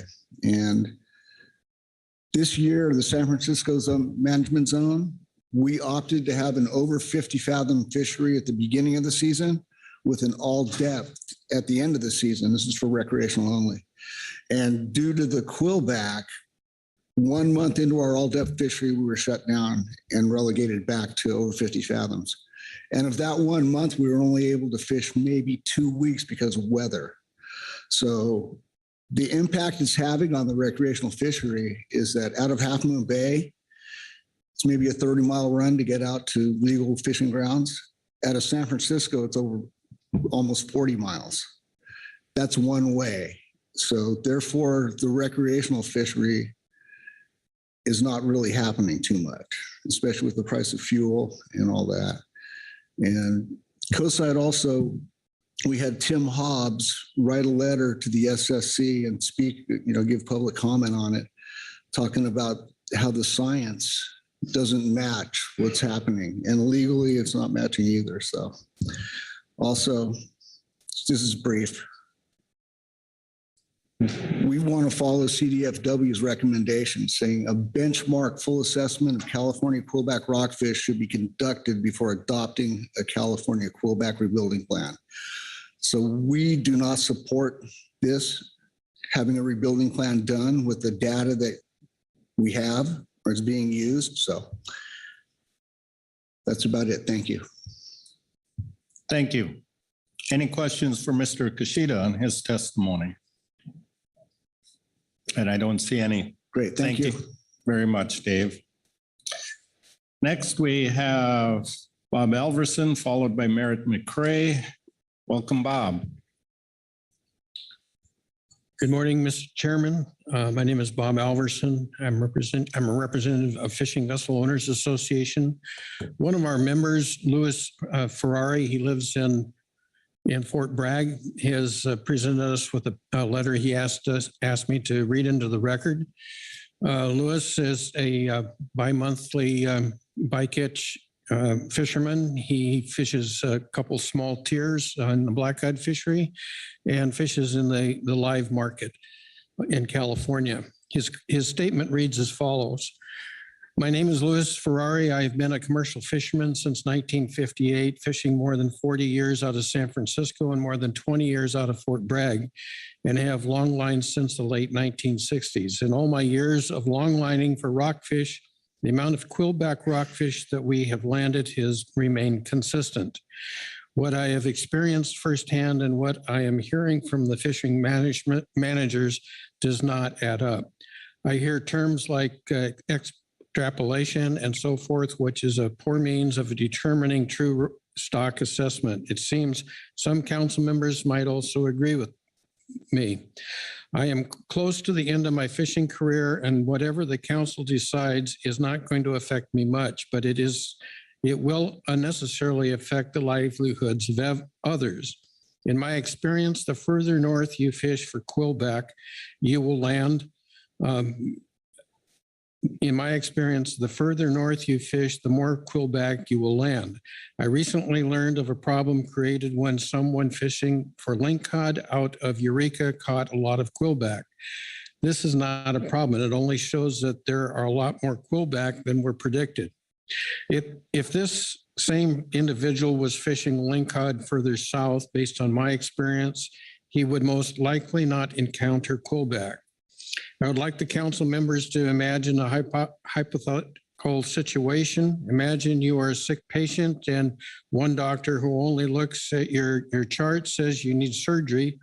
Yet another set of doctors examine you and advise you hold off for more information. The council is contemplating a decision that will unnecessarily injure our industry for a long time to come. My recommendation is to leave everything status quo until you have more accurate information. Signed, Louis Ferrari. Thank you, Bob. Ask if there are any questions. Understanding Bob read a letter on behalf of someone else, but any questions for Bob while he's here? Not seeing any. Thank you very much. Next, we have Merritt McRae. Merritt will be followed by Chris Pavone. Merritt, welcome. Glad to be here. Vice Chair Hassemer, Council. I'm Merritt McRae. I've been taking a look at some of the numbers under this agenda item, and I developed the following observations. The rebuilt productivity for Quillback rockfish shows an OFL of around 9 metric tons per year per E2 Attachment 1, Table 6, for the year 2062, and an SPR of 0.55 with a 52% probability of being rebuilt as shown in Table 3. So this relates to a catch of around 6.2 metric tons per year per Table 4, year 2062. Yet the California estimate of harvest in 2024, given the extremely restrictive in-season management measures currently implemented and projected for 2024, results in a harvest projection of just 6.32 metric tons, as shown in Table 1 of CDFW Report 1 under this agenda item. The question is, how does bringing Quillback to target ever provide a compensatory fisheries benefit, or actually any mitigation at all, for the lost access to the other nearshore rockfish species? It would seem that even attempting to maintain Quillback at OY, that's B40, would forever continue to reduce the catch of other nearshore rockfish species by a many-fold greater amount than an OY population of California Quillback could ever contribute in return. I support supplemental CDFW Report 2, including their recommendations.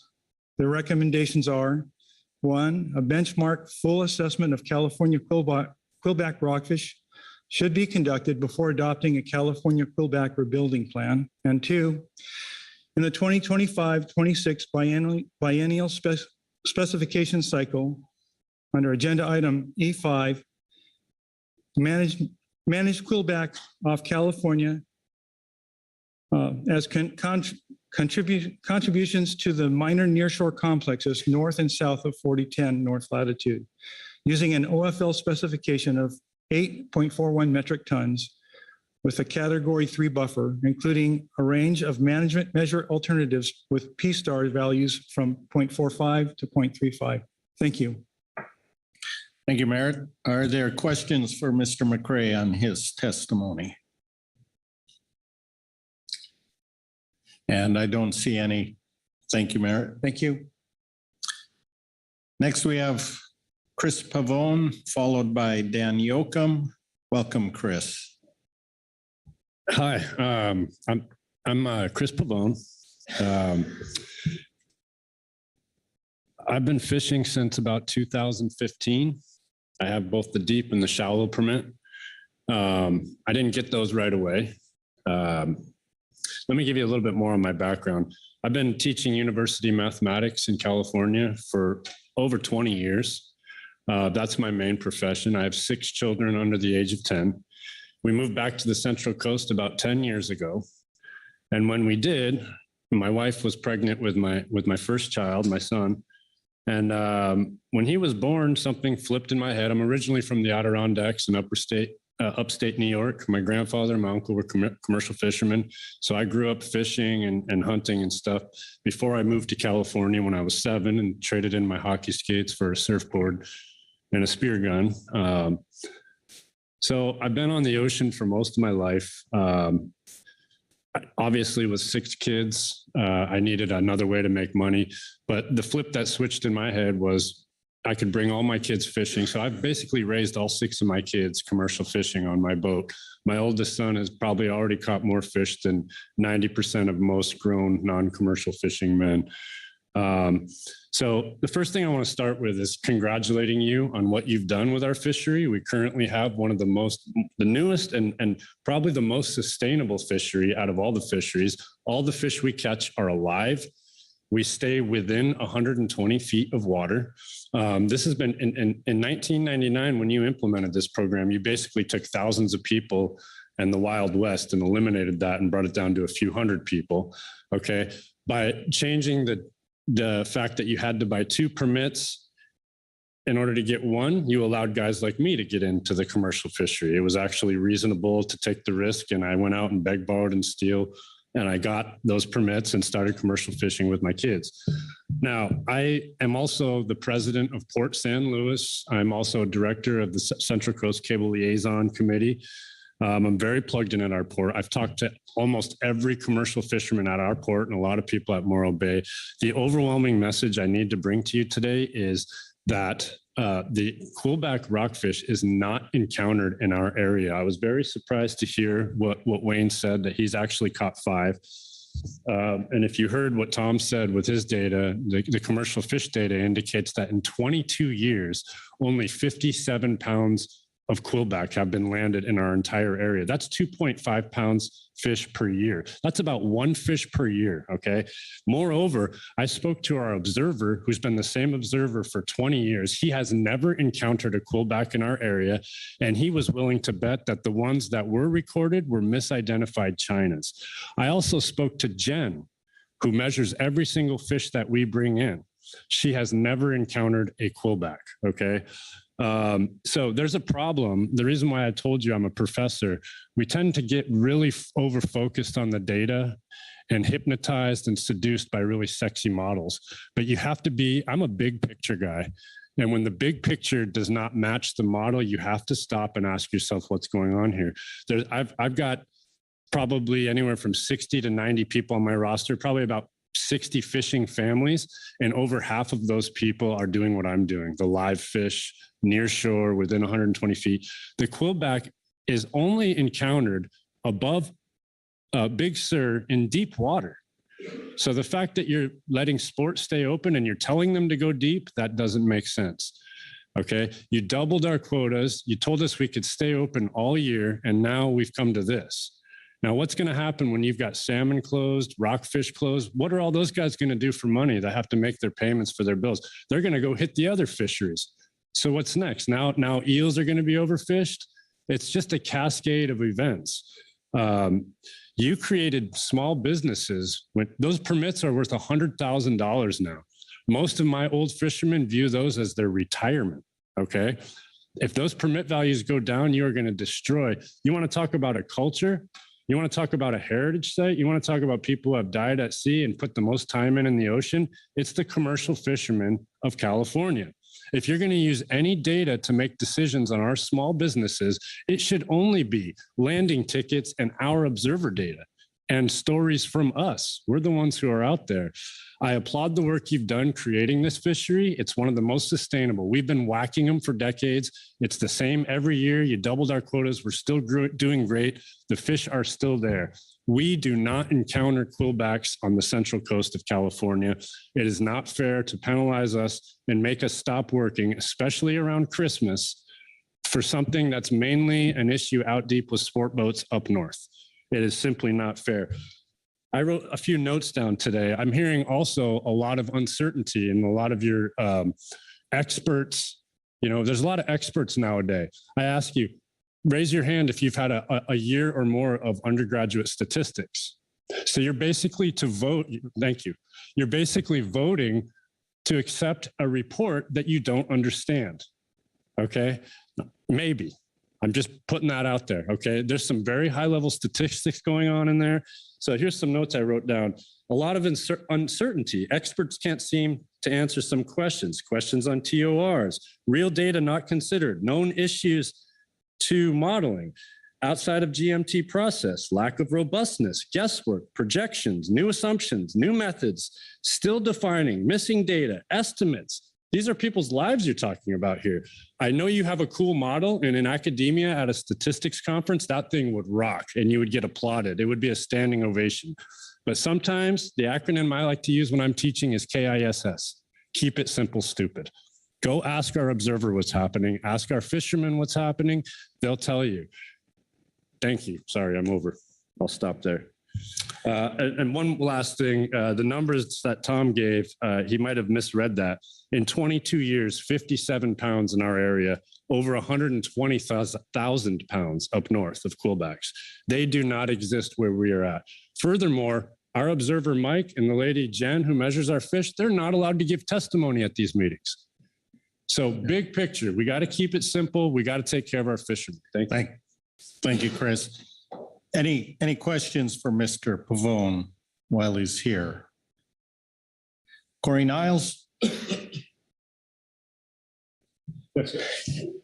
Yeah, thank you for your testimony. Maybe I'm not quite understanding what you're saying, so just clarifying question here. The model doesn't necessarily, well, as I understand it, I'm from WFW, so not in your neck of the woods and not familiar with the regulatory structures you all have at all very much, but the model is just for California as a whole. It doesn't necessarily say the fish are in your area. If you've ever taken a basic undergraduate physics class and tried to model like a heat plate or a bouncing basketball, realize that you're trying to model the ocean. It's pretty simple. When you put it in simple terms and look at the big picture, we don't know. This is a very complicated thing. The statistics are complicated. People's lives, half the people in this room, okay, this is one of the first meetings I've been to where I can honestly say, I didn't miss fishing today. I'm still not getting paid, but I didn't miss fishing to be here. Most of the meetings I come to, all of you are being paid and we're missing fishing. Now there's no fishing. So you got to be really careful how much emphasis you put on mathematical models. It's really hard to model nature. Plain and simple. Thank you. Any other questions? No further questions. Thank you very much, Chris. Oh, I'm sorry, Chris, or Marcy Remco. Thank you, Mr. Vice Chair. If I may, I would be happy to clarify for Corey if that is useful. Sure. Regarding, I think what we're hearing here in testimony from our constituents in the Port St. Louis, Morro Bay area is a concern that because of their geography on the Central Coast, they are lumped in with areas further to the north in terms of the management regime. In our state nearshore FMP and state nearshore permitting process, the area that they are included in is also connected to harbors further north where there are quillback impacts. Not for this agenda item, but just so everyone is clear, we are attempting to address this question in season as well as in the specifications, acknowledging that there is very little to no impact of quillback in these port areas. So hopefully that helps. Thank you, Marcy. And with that, I think if there's more in discussion or under other agenda items, we can take that up. So I thank you. definitely had some suggestions, but I ran out of time. So I'm happy to stick around for the other parts today. Thank you. Thank you. Next, we will have Dan Yoakum, followed by Jamie Diamond. Dan, I understand there was an error when you signed up that you are here actually representing a fishing group, a commercial fishing group. So we've set the timer to 6 minutes for you.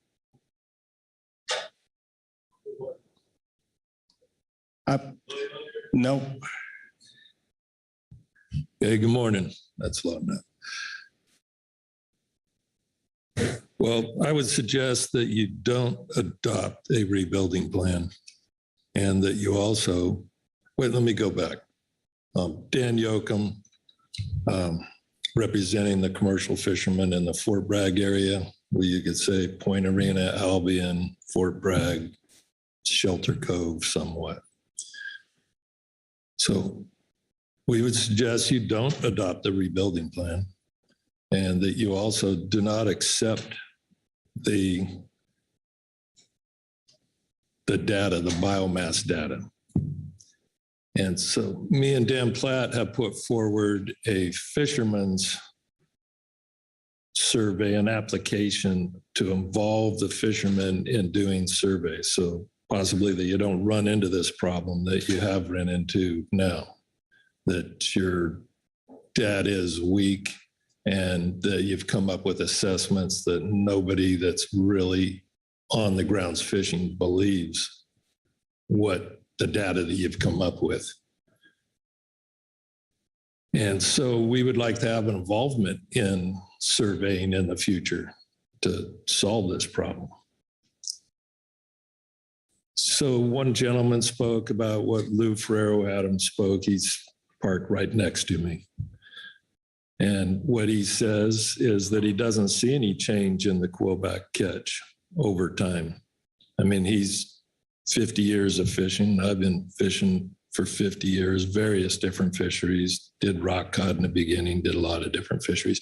And we just don't see what you're coming up with, what you're selling here. We're just not buying it.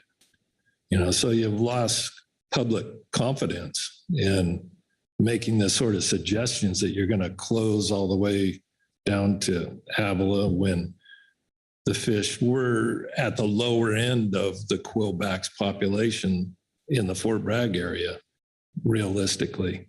We got a lobster up in Fort Bragg once, but, you know, I'll use that analogy again for you, you know, but nobody really, you know, buys a lobster permit hardly in Avila, you know, because they don't exist above conception. You know, so you got to take that into account. So I'll tell you about the areas that you're dealing with. Is the Tahola Banks is about approximately 6 times as large as the Cleon Reef, which is right above Fort Bragg, that we fish often. And it has, the quillbacks are on it. There has been, we haven't seen a big change, but the Tahola Banks, we don't make it to there. So that is like a giant reserve just in itself, the Tahola Banks. And there's various reefs all the way from there down to Fort Bragg that hardly get touched. You know, some MLPA areas, and then above there, all the way to Cape Mendocino. And then, okay, go south out of Fort Bragg. There's rocky area all along Fort Bragg, out to 30 fathoms. And so the fishermen out of Fort Bragg, which I'd like to make you aware, that's about 10 commercial fishermen that aren't even fishing all the time.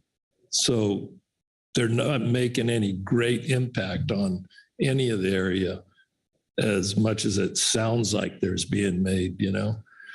And so you don't even get down to Albion very often. That area is just hardly even fished. Very few sport guys go out of there that, you know, want to get an Albion prop, grind their prop to death on the shallow rocks about a foot deep. The guys out of Point Arena, you know, there's a couple of guys hold the permits, but they don't fish it that often. So you got all the way down to Guala, basically from Albion to Guala, that just very seldomly even gets touched. And so we're just not seeing anywhere near what you're talking about here, you know? And so again, we would like to see, just to solve a lot of problems in the future with all the ground fish, is to involve, as far as commercial fishermen, and I'll say also for the party boat fishers, is to involve us in the methods of sampling rock cod to come up with overall biomass, you know, to the abundance of the fish. And I think you're lacking there. And that's where you're running into a lot of these problems. You know, that's the root where it starts at, you know. And then the other thing is in the extrapolation methods of the science, you know, extrapolating a guy that goes lingcod fishing and was fishing had great gear for fishing quillbacks. And so he catches a lot of quillbacks. And so he's maybe didn't catch many lingcod, but he caught a lot of quillbacks. And then that gets extrapolated like everybody's doing that, and they aren't. And so that increases the number to way out of proportion. Wow. So from there, we're just requesting that you don't adopt these measures, I guess, overall. Reconsider, have a revote. You went overboard. Okay, thank you. Thank you, Dan. Are there questions for Mr. Yocum on his testimony? And I don't see any hands. Thank you again for being here today. And we have Jamie Diamond.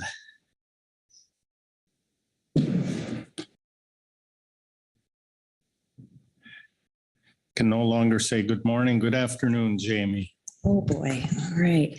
Good afternoon, Chair, Vice Chair, Council, and staff. I am Jamie Diamond, owner of Stardust Sport Fishing in Santa Barbara, California, and Vice President of the Sport Fishing Association of California. When copper rockfish became a concern, we, the sport fishing fleet, took it upon ourselves to avoid and release to reduce impacts until further information could be gathered. Our method worked, as noted in the April 23 CDFW report of 22 harvest data. Statewide total recreational catch was substantially lower than the CDFW's catch projection under the one fish bag due to our voluntary efforts. Using avoidance and release of a species of concern without sweeping area or complex closures as a management measure needs to be established as a tool in the toolbox, especially when the alternatives will be devastating to communities and fisheries. Flexibility in management and building off-ramps within these measures should be considered moving forward. There is a track record of being overly cautious and restrictive when it comes to assessment results, especially with rebuilding plans, exampled by the following. Boccaccio was rebuilt in 18 years versus the 33 projected. Widow, 11 versus 41. Dark blotched, 16 versus 43. Canary, 15 versus 76. And finally, cowcod, 19 years versus the 90 years projected. All to the detriment of public access, human well-being, small businesses, industry, the economy, and optimization of the majority of the other abundant co-occurring mixed stocks. The paper published by McQuah, Punt, and Hilborn, evaluating alternative rebuilding plans for mixed stock fisheries, states, we retrospectively evaluate rebuilding plans in the U.S. West Coast groundfish fishery to identify alternative harvest strategies that could have minimized adverse impacts to stakeholders while still achieving stock rebuilding targets. I'm going to now read several quotes from the article as it speaks to the issue much better than I could myself. The National Research Council's report on U.S. rebuilding plans concluded rebuilding plans that focus more on meeting selected fishing mortality targets than on exact schedules for attaining biomass targets may be more robust to assessment uncertainties, natural variability and ecosystem considerations, and have lower social and economic impact. In the paper, they estimate an additional $886 million in ex-vessel revenue could have been attained had an FMSY allowing for slower rebuilding been adopted in relationship to the previously mentioned species. The common perception that, and this is continuing quoting them, the common perception is that the fishery as a whole would have collapsed in the absence of rebuilding plans. In contrast, our analysis suggests that the outcome would have been much better in terms of catches and revenue had the previous fishing mortality persisted. It's unreasonable to evaluate the harvest strategies within the context of a mixed stock fishery, assuming that 100% utilization, particularly where stocks of differing productivities and sustainable exploitation rates are caught together. Other countries have adopted alternative approaches for mixed stock fisheries based on good multi-species yield. The concept recognizes maximizing yield from a mix of stocks may result in some being fished greater than their MSY, but not to the point the resource is no longer sustained.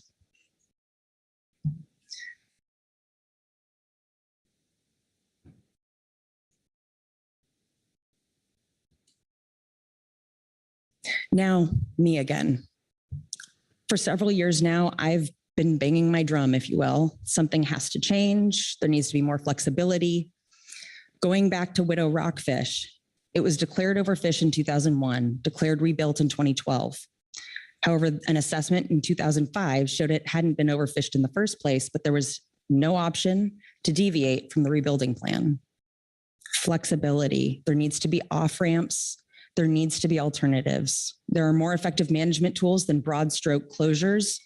And in the case of quillback rockfish, a non-target species, we're talking about an ACL contribution of only 0.53% to the entire nearshore complex. It doesn't make sense. Until the appropriate, robust state and federal sampling programs are established and funded to ensure well-informed assessments and management, we'll be right back here again all too soon. Please consider looking for alternative management measures which do not devastate entire fisheries, its people, communities, and economy. Thank you, and I'm available for questions. Thank you, Jamie. Are there questions for Ms. Diamond on her testimony? Don't see any hands. Thank you. Thank you very much. We're going to circle back to see if Christopher Bucat is available. And I see a hand raised for a phone online. So Christopher, can you hear us? You're muted possibly on your end. Now it's unmuted. Can you hear me now? Faintly. Can you hear me now? Yes, yes, that sounds better. Okay, I'm Chris Bucat from Port San Luis, California. I've been a commercial fisherman since 2000. I'm actually a fish buyer here in Port San Luis. And I have never seen one quillback or never landed one quillback here. And if you guys shut this fishery down, it's going to devastate this harbor. And we only had 57 quillbacks landed here in 22 years, and there's 120,000 up north. If you close it down, there will be no effect on rebuilding. If you keep it open, there's no effect on rebuilding the fishery either. So I recommend you don't go with this project, you know.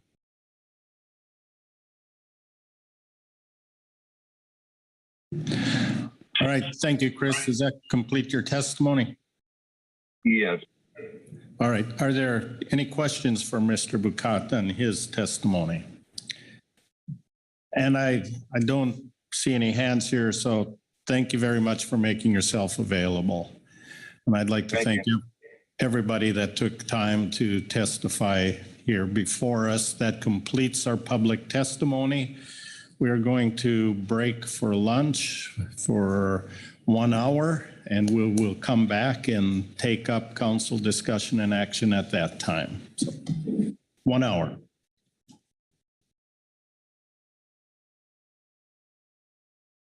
Recording stopped.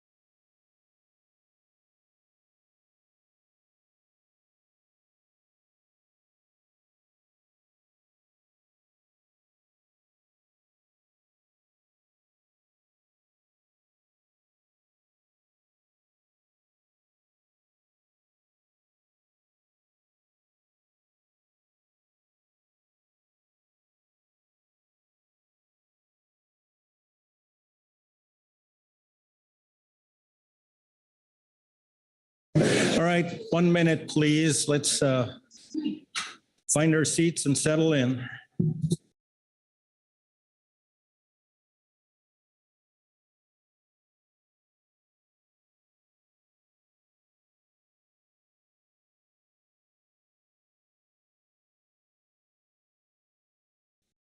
Recording in progress.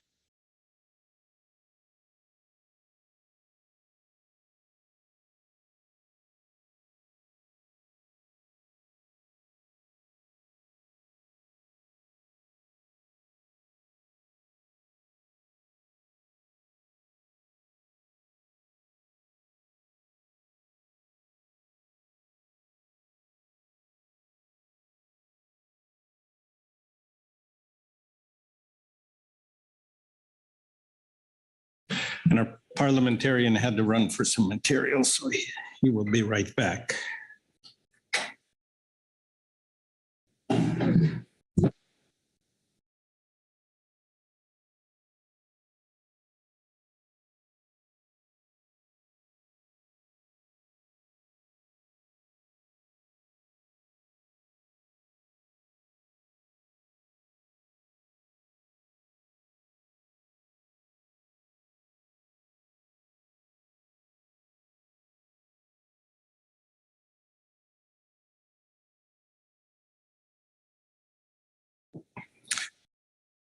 All right, I thank everyone for their patience on this important topic. We've heard a lot of information in the reports and the public testimony. To begin with, I'd like to turn to Keely Kent for some opening remarks to help maybe frame the discussion before us. You can see on the screen our action, your action for today is approved rebuilding analyses, catch-only projections, and revised projections for use in 2025 and beyond. So with that in mind, Keely, if I can put you on point there and give us some opening remarks, thank you. Thank you, Mr. Vice Chair. Council members, I thought it would be helpful to start the discussion with just sort of a recap of the other actions that are ongoing that play into this particular agenda item. We are very close to making the final determination on Amendment 31 to the Groundfish FMP. This is the stock definitions phase 1. And this is the FMP amendment that the council recommended to define quillback rockfish off California as a stock, among other actions in that. The public comment period has closed. We received only positive public comments, and we must make that final determination by November 21st of this year. Once quillback rockfish off California is defined, we would carry out the status determination. Generally, there's a status determination package across the different regions that it goes in a report to Congress before the end of the calendar year. At that point, after a status determination is made, we send a letter to the council informing you of the status change, and that implements the rebuilding time clock that the council is well aware of and that we are discussing under this action. The council has 15 months from that point to develop a rebuilding plan to submit to the agency for review. The rebuilding plan must be in place within 2 years of the status determination. If during that 2-year period that the council does not submit to the Secretary of Fishery Management Plan amendment or proposed regulations as required, then the Secretary must implement a management plan as required. I want to say too that we understand the frustrations related to the current quillback fishing restrictions and the very real economic impacts these management decisions have. We also recognize that addressing nearshore data needs and expanding data collection efforts could reduce uncertainty in future assessments for nearshore stocks like quillback. We are committed to taking a comprehensive look at nearshore data needs for the next assessment and will continue to collaborate in this process to find ways to provide as many fishing opportunities as we can in the interim. Thank you. Thank you, Keely. And with those opening remarks to more or less frame our discussion here, I'm going to look for any hands to initiate discussion. Marcia Yaremko. Thank you, Mr. Vice Chair. If I may ask a question of Keely? Yes, please. That report, thank you. I'm looking for a little more on the 15-month passage. It was my understanding the council had 2 years to submit a plan. It's 15 months for submission and 2 years for implementation? Okay, and can you let me know which section of Magnuson that rule comes from? Citation is 50 CFR 600-310, paragraph J 2, Romanet 2. So it is the National Standard 1 guidelines. And that provides the secretary the opportunity to have sufficient time for rulemaking once the council submits the rebuilding plan so that we can get it in place in the 2 years. Thanks. All right, thank you. Mark Gorelnik. Thank you, Vice Chair. I've got a few comments and then I'll have a motion, but I don't want to forestall discussion. We're in a very difficult situation here, and I don't think anyone here, NIMS, the council, stakeholders, like where we find ourselves. And I think that speaking for myself, would like to find a way that where we honor our conservation obligations while minimizing impacts on the fishery. Coastal communities, as we've heard, have been decimated really, in California this year.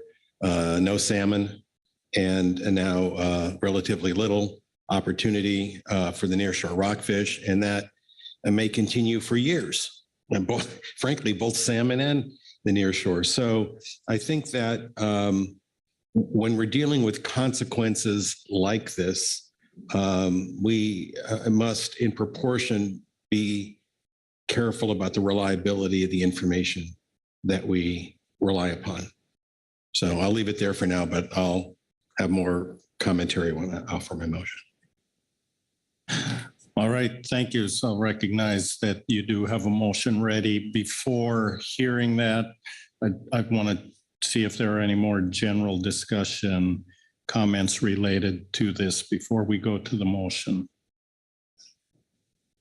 And I'm not seeing any, so, excuse me, Director Burden. Thank you, Mr. Vice Chairman. And I'm going to apologize to General Counsel for putting you on the spot, but in reading the materials that we do have in front of the council, the SSC statement in particular is a statement that should really be informing the council on this agenda topic. They use the term BSIA to describe where we're at with the Quillback rebuilding analysis in particular. Could you help us understand the implications of that, please?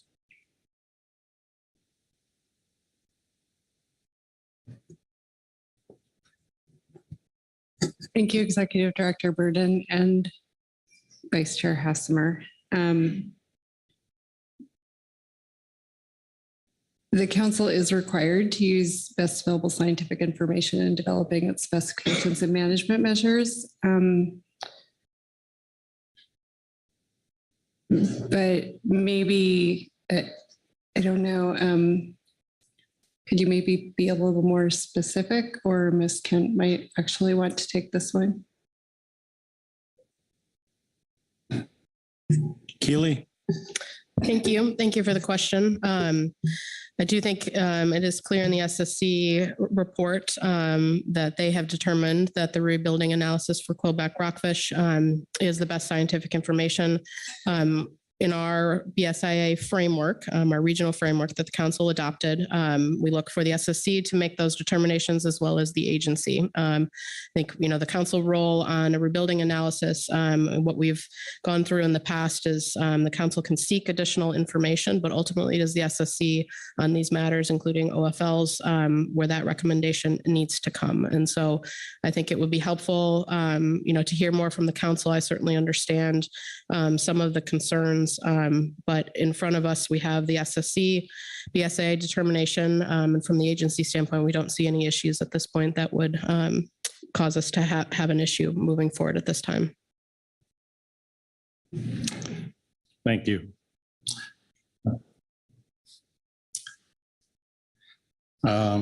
So I'm not seeing others. Sharon Kiefer. So please forgive my density. I'm pretty new to this process, but I'm curious, given if I understood some of your former comments, that you've not yet delivered a status determination to the council yet. You indicated that's yet to come. And that is what actually kicks off a rebuilding plan. So how do you do a rebuilding analysis when you've not yet delivered the status determination to the council that would then kick off, presumably, analysis as part of a real rebuilding plan? I'm just a little confused here. Ely. Thank you for the question. Through the vice chair. The complexity that we are dealing with now with the timing, you are correct. We have not yet notified the council. In part, it is because back in March of 2022, we informed the council did not have stock definitions in its FMP. We need that stock definition to be able to carry out a status determination. We are finalizing that stock definition now. We will inform the council. But the bigger question comes back to the structure that the council has elected to use for groundfish, which is a biennial specification period. Because of that biennial specification period, with the rebuilding clock, even when we determine it to be overfished and we notify the council, we have to have rebuilding in that biennium. The council could choose to make a big change in the future, and they could decide to move to annual specs. I think that is more akin to what happens in some of the other FMPs, where that time clock makes perhaps a little bit more sense.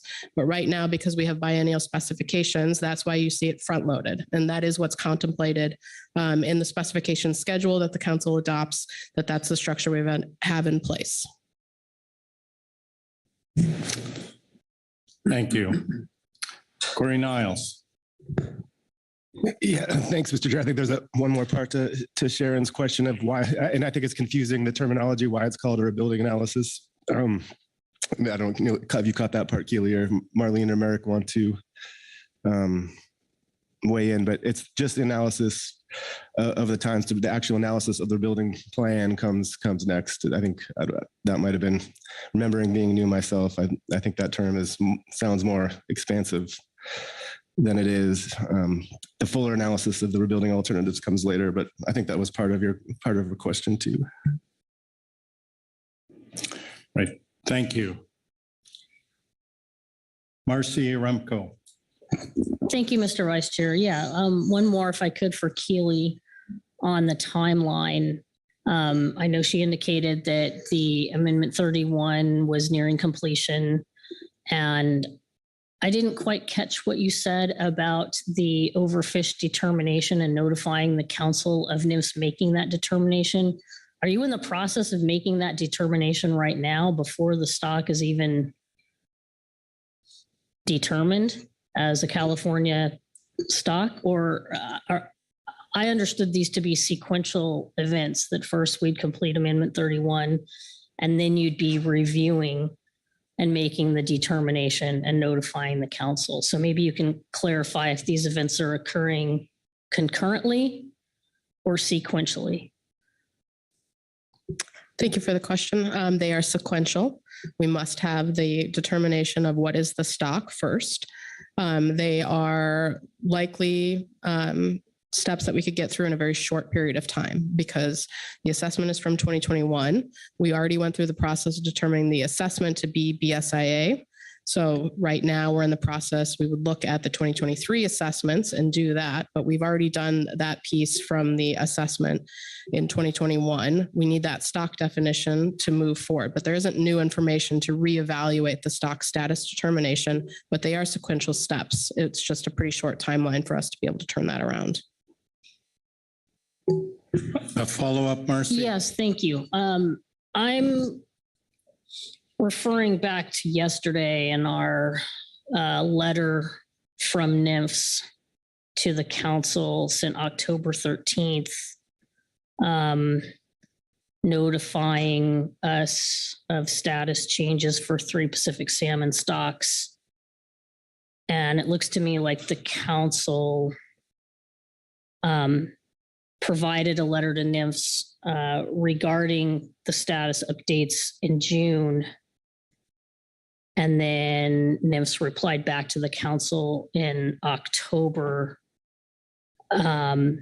notifying of those determinations. So that's about a 4-month period.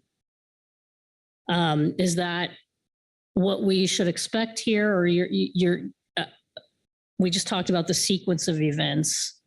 So should we be expecting a determination 4 months or so out, or on a more quick timeline? I don't know what all is involved in that review and determination. So I'm just looking for a comparison with the salmon letter we received. Thanks for the question. I'm not a salmon expert, so I can't speak to that. I can speak to the groundfish part of things. We expect that the process will take less than 4 months. We expect that the council will have that letter in hand if everything moves forward and we approve that stock definition before the March meeting. I can't tell you where that 4 month came from in the salmon process, but that's not the timeline that we would expect should everything move forward here in groundfish. Thank you. Looking for general, but I'm going to turn to Mr. Gorelnik. You had offered a motion. We're ready for that. Yes, I am. I'll just wait for it to appear on the screen.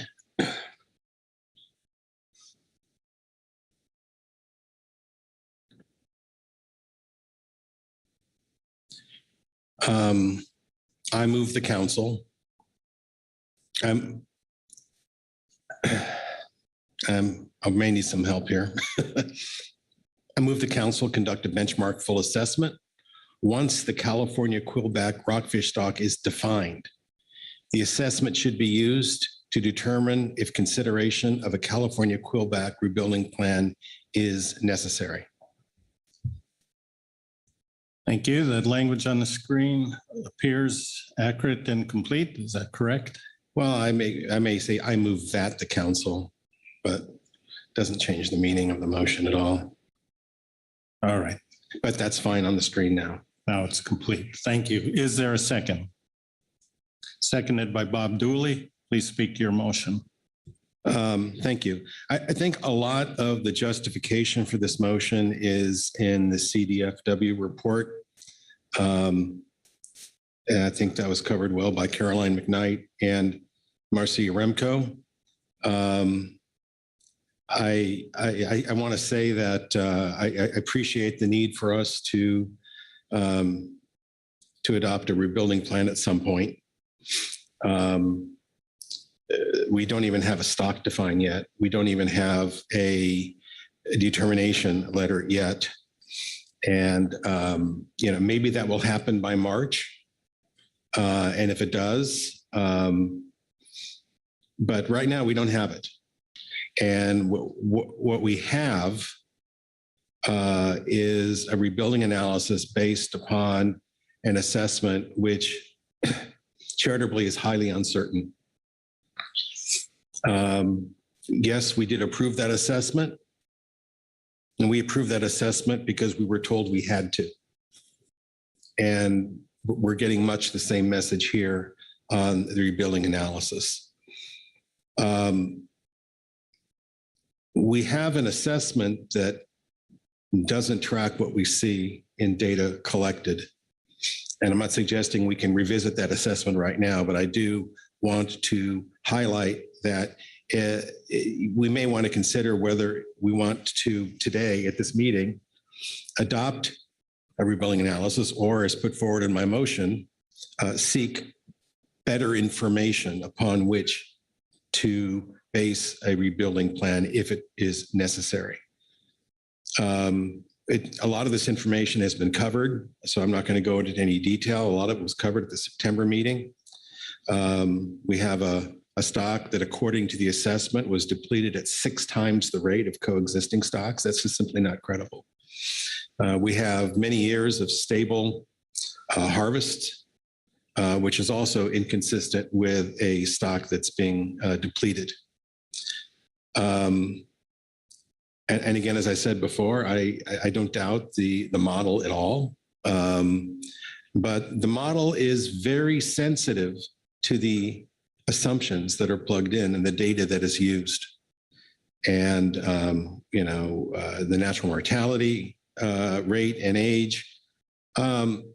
In the briefing book, and also presented to the SSC, was an analysis done by Dr. Monder.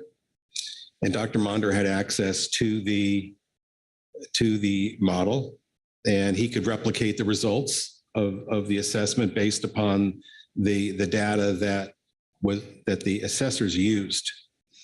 But there was other data out there that was available. For example, some earlier recreational harvest data that predated the RCA and therefore covered a much larger area and maybe perhaps a more representative sample of the stock. And also he used, and again, I'm not a stock assessor, but he didn't use the asymptotic model or the shape. It was of a dome shaped. And when he did that, lo and behold, the stock was over 40% of the unfished biomass. Now, I'm not saying what he did was gospel, but I only mention that to illustrate the sensitivity of the model to the inputs. And I would simply submit that the inputs that were used in the output of the model it doesn't track what we're seeing on the water. It doesn't track the data that's being collected. And if we ground truth it, it doesn't work out. But we're not here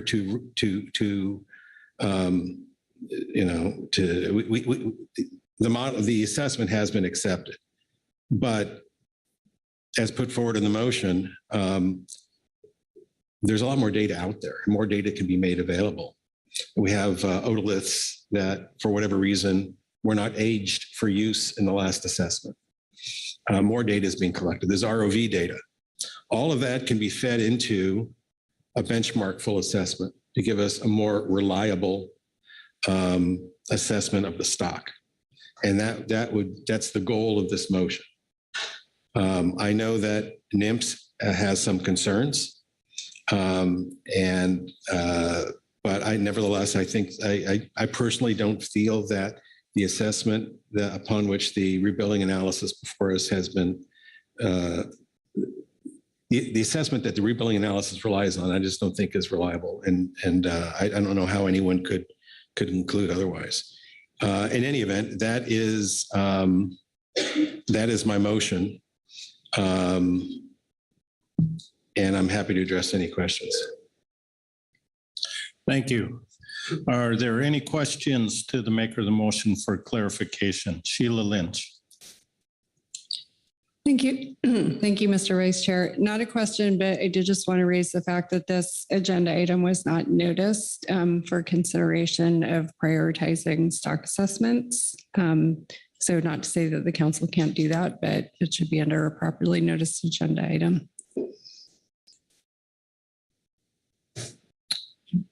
Thank you. Executive Director Burden. Thank you, Mr. Vice Chairman. I guess I won't weigh in on the particular point about notice here, but I would say I do think it's appropriate to take this up at this meeting if the council would like to at the appropriate time. And if that's not now, then I would suggest perhaps we can consider the development of an assessment under workload planning. I know that's not, I think we have more latitude under that item, so I'll offer that up as maybe a way forward if this is not the time. I'll pause there. I'm happy to be proven wrong, but that's a suggestion.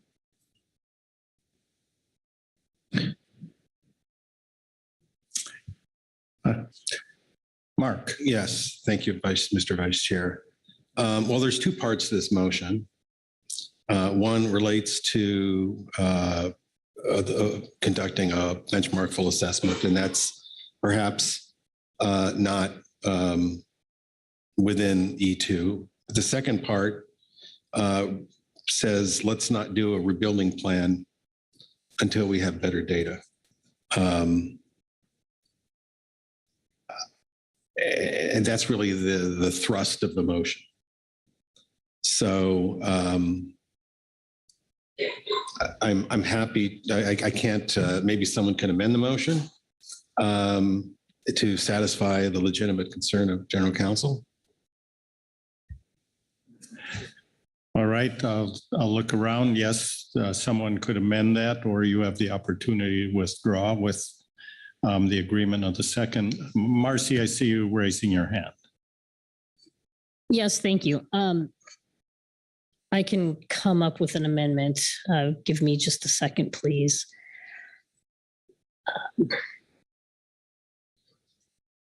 While you're thinking, I'm going to give you some time because I want to make sure we've cleared up that there are no other questions for clarification.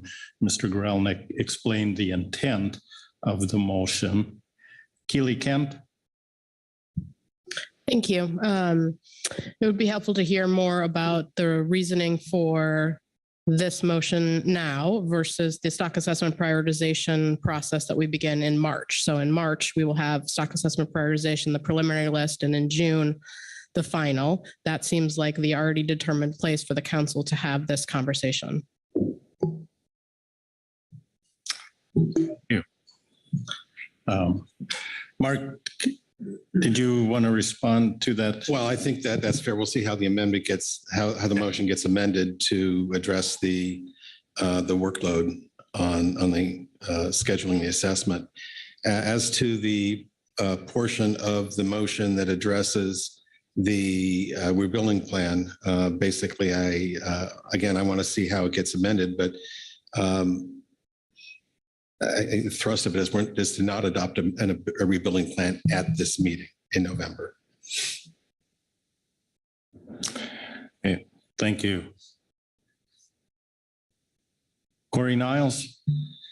Yeah, before we go to, thank you, Mr. Chair. Before we go to the amendment, I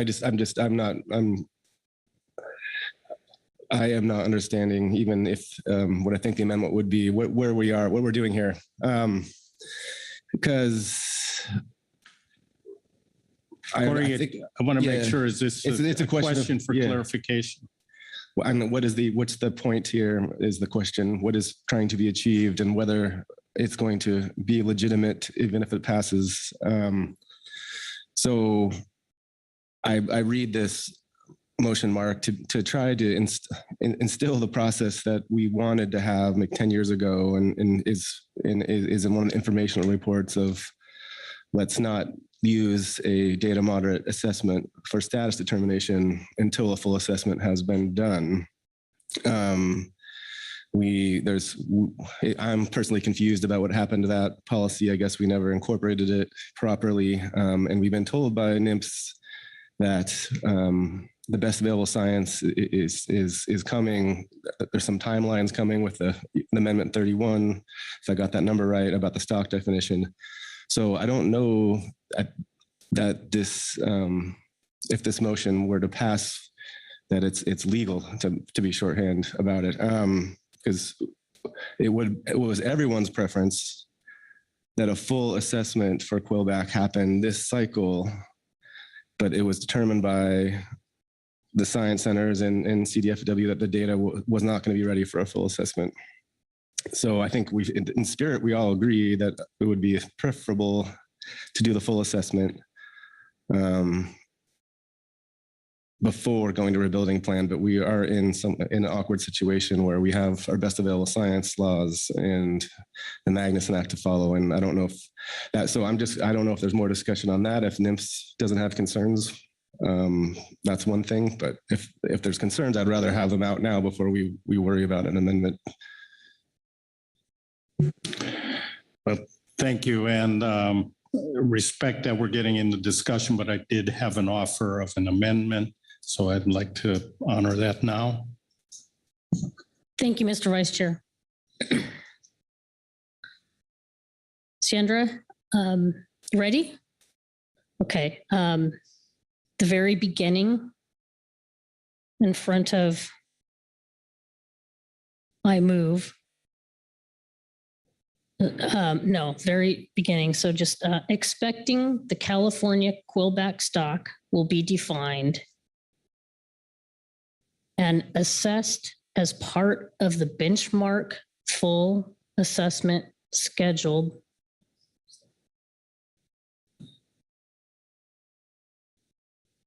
and defined, comma, and assessed as part of the benchmark full assessment scheduled for 2025. Use that assessment. And then now starts the strikeout, all the way down to the word to.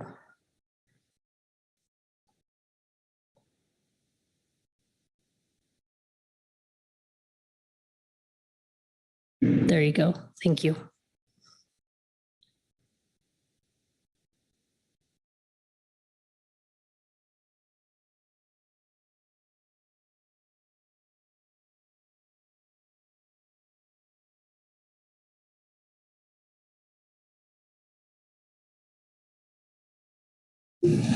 All right, with the highlights and the notation, the highlighted in yellow on the screen before us is the language you would like to have added. There is some indicated for strikeout. Is that accurate and complete? Yes, it is. Thank you. Is there a second to the amendment? Or Butch Smith. Thank you, Butch. Please speak to your amendment. Yes, thank you. I want to make clear that we are not taking up a matter of determining stock assessments or prioritization of stock assessments in this agenda item. In fact, we have previously taken that topic up, and at this moment, for the 2025 full list, this is referenced in the CDFW report. The action the council took in September 2022 to adopt final stock assessment recommendations for 2023 and preliminary recommendations for 2025. Quillback rockfish is listed in the table one as the table two as a full assessment. Noting that the table two reference to quillback rockfish doesn't speak to California, Oregon, and Washington stocks of quillback rockfish. Presumably, there will be a full benchmark assessment of the quillback rockfish stocks, plural, now that it is anticipated to be defined as 3 different stocks off the 3 states. So we've already acted to prioritize this full stock assessment in prior council actions. So to clarify, we aren't asking for that to be considered here in this agenda item.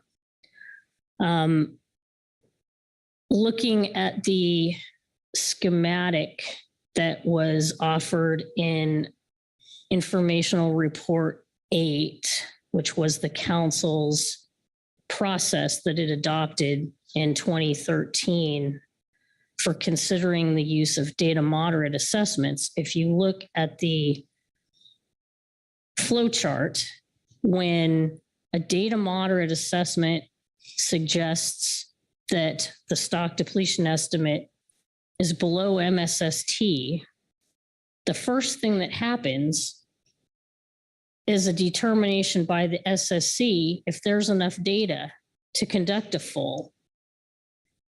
We've already scheduled a full.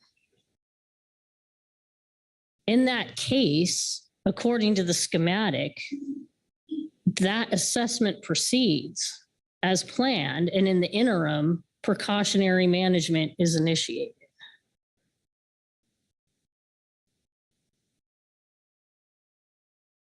The next step that would take place would be that full assessment. And we would be then using that assessment to evaluate whether or not a rebuilding plan is or is not necessary. So thinking about sequence here, that would allow us the opportunity to manage in a precautionary manner in the upcoming specification cycle, and develop a rebuilding analysis if needed on a full assessment of the newly defined California stock. That's my rationale. Thank you. Thank you, Marcy. Are there questions to the maker of the motion to amend for clarification? Keely Kent. Thank you. Keeping with questions and in discussion, we'll certainly have more to say. Just noting that it's part of the original motion, but in Marcy, in your explanation, the motion is speaking to the rebuilding plan, not the rebuilding analysis, which Corey helped try to explain. The rebuilding plan is not part of this agenda item. So I am unclear as to what your expectation is for this agenda item and this motion. I have other questions, but I will start there. Marcy. Thank you, Mr. Vice Chair. I would appreciate an amendment to change the word plan to analysis. And I would ask if that alleviates the concern.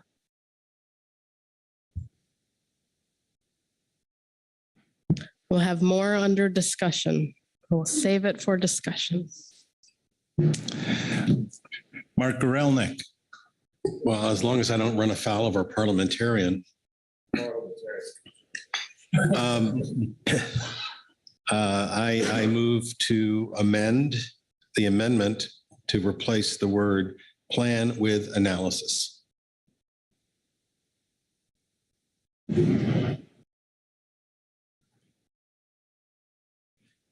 Yeah, I think that language on the screen is clear. It's been seconded by Sharon Kiefer.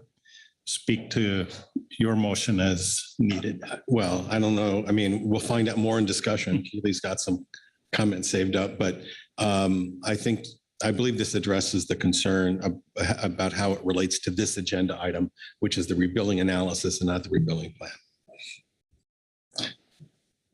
All right, and to make sure we cover all bases, any other questions for clarification on that motion to amend? Not seeing any discussion.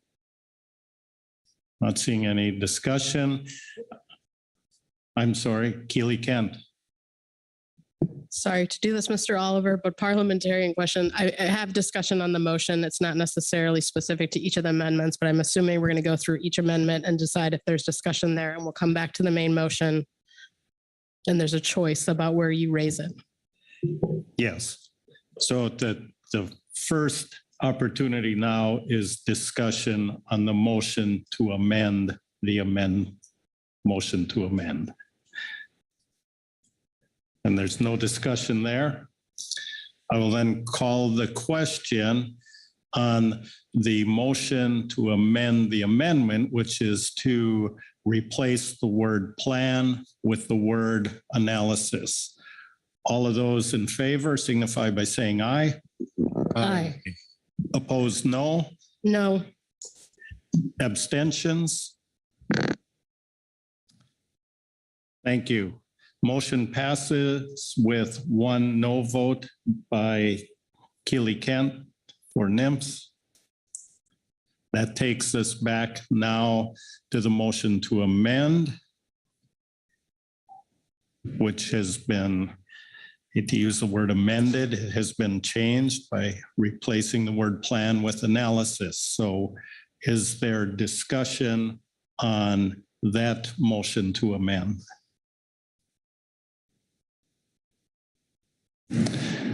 And I'm not seeing any hands there. I hope this is clear. So we are going to, I will call a vote on the motion to amend. And I want to make sure it is clear what that is.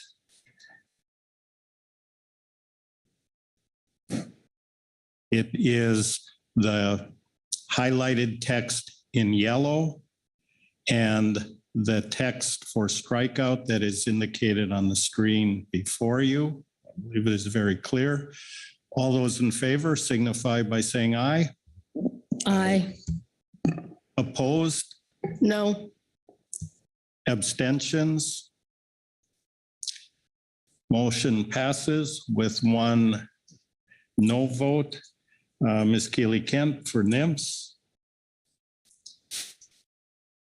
Which now brings us back to the main motion as amended. And now I will look for discussion on that. Keely Kent. Thank you.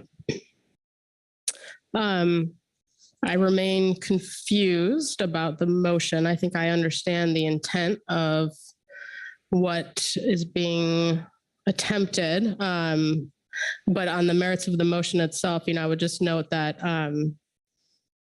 the reason that we make a status determination is not on the merits of a rebuilding analysis, right? It's on the status of the stock. For Quillback, the 2021 stock assessment has been declared BSIA.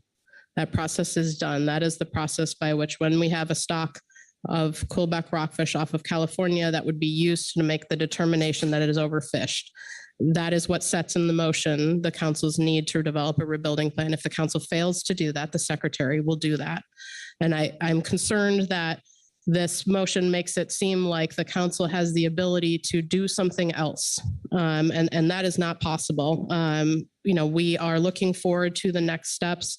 I think it is reasonable to discuss under our already existing stock assessment prioritization process, whether or not there's enough data to do a benchmark assessment for Quillback rockfish in 2025. I think that is a worthy discussion. I know that there is a lot of work ongoing now that in 2024, additional data would be collected. And so I think that conversation in March and June is worthwhile. I would remind the council that the process is in motion. We have the information from 2021 once the stock is defined to move forward.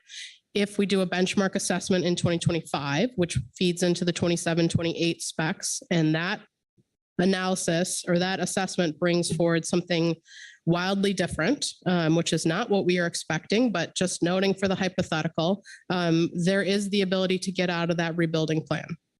And more generally, every time you choose to do an assessment for an overfished stock, you can amend a rebuilding plan. If there is new information, we will act upon it. There's not new information in front of the council right now. There's not anything to do differently. And so, I am concerned that the council is not taking the steps forward. We can take step forward while also continuing the conversation about how do we make sure that there's more data for the next assessment. And I think both of those things can happen at the same time. It's not a one or the other choice. Concerned with this motion. I understand where it's coming from. So we certainly will not be supporting it. And I'm concerned that the council is not going to do its work that needs to happen under the specifications process. This council has an excellent track record of being precautionary, of making science-based management decisions, and I would really hate to see that change. I won't be supporting the motion, and I don't know that there's anything more to be said at this point. Thank you. Further discussion, Corey Niles. Yeah, thanks, Mr. Chair. I love Robert's Rules of Order, but I wish we could have had that discussion ahead of time because, I didn't vote no on the other just to make sure we had the vote on the merits. Excuse me, because they were trying to get it cleared out, the votes on the merits. But yeah, I think if we had our way that we would want it to work like this, it worked like this for copper rockfish, just kind of by chance.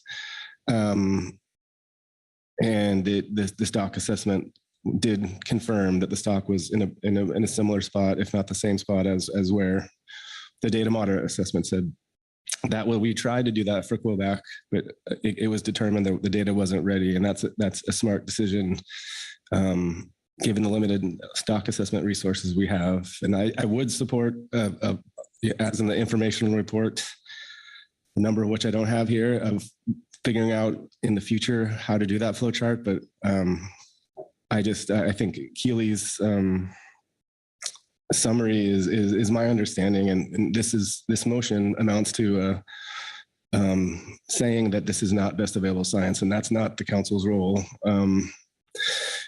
In this process, we have our scientific review process. It happened in 2021, so it was kind of confusing at the last meeting, but that happened, and this council has had a lot of respect for that process. Mark's description of the sensitivity of these models.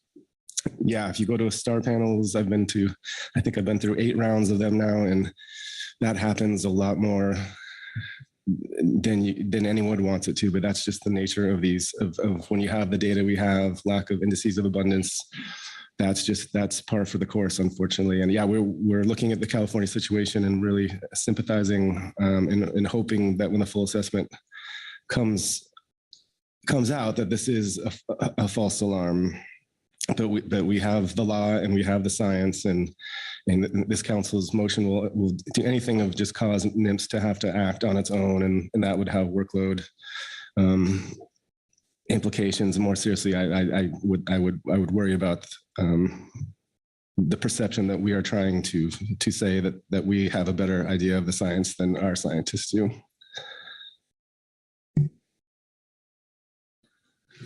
Thank you, Corey. Mark Gorelnik.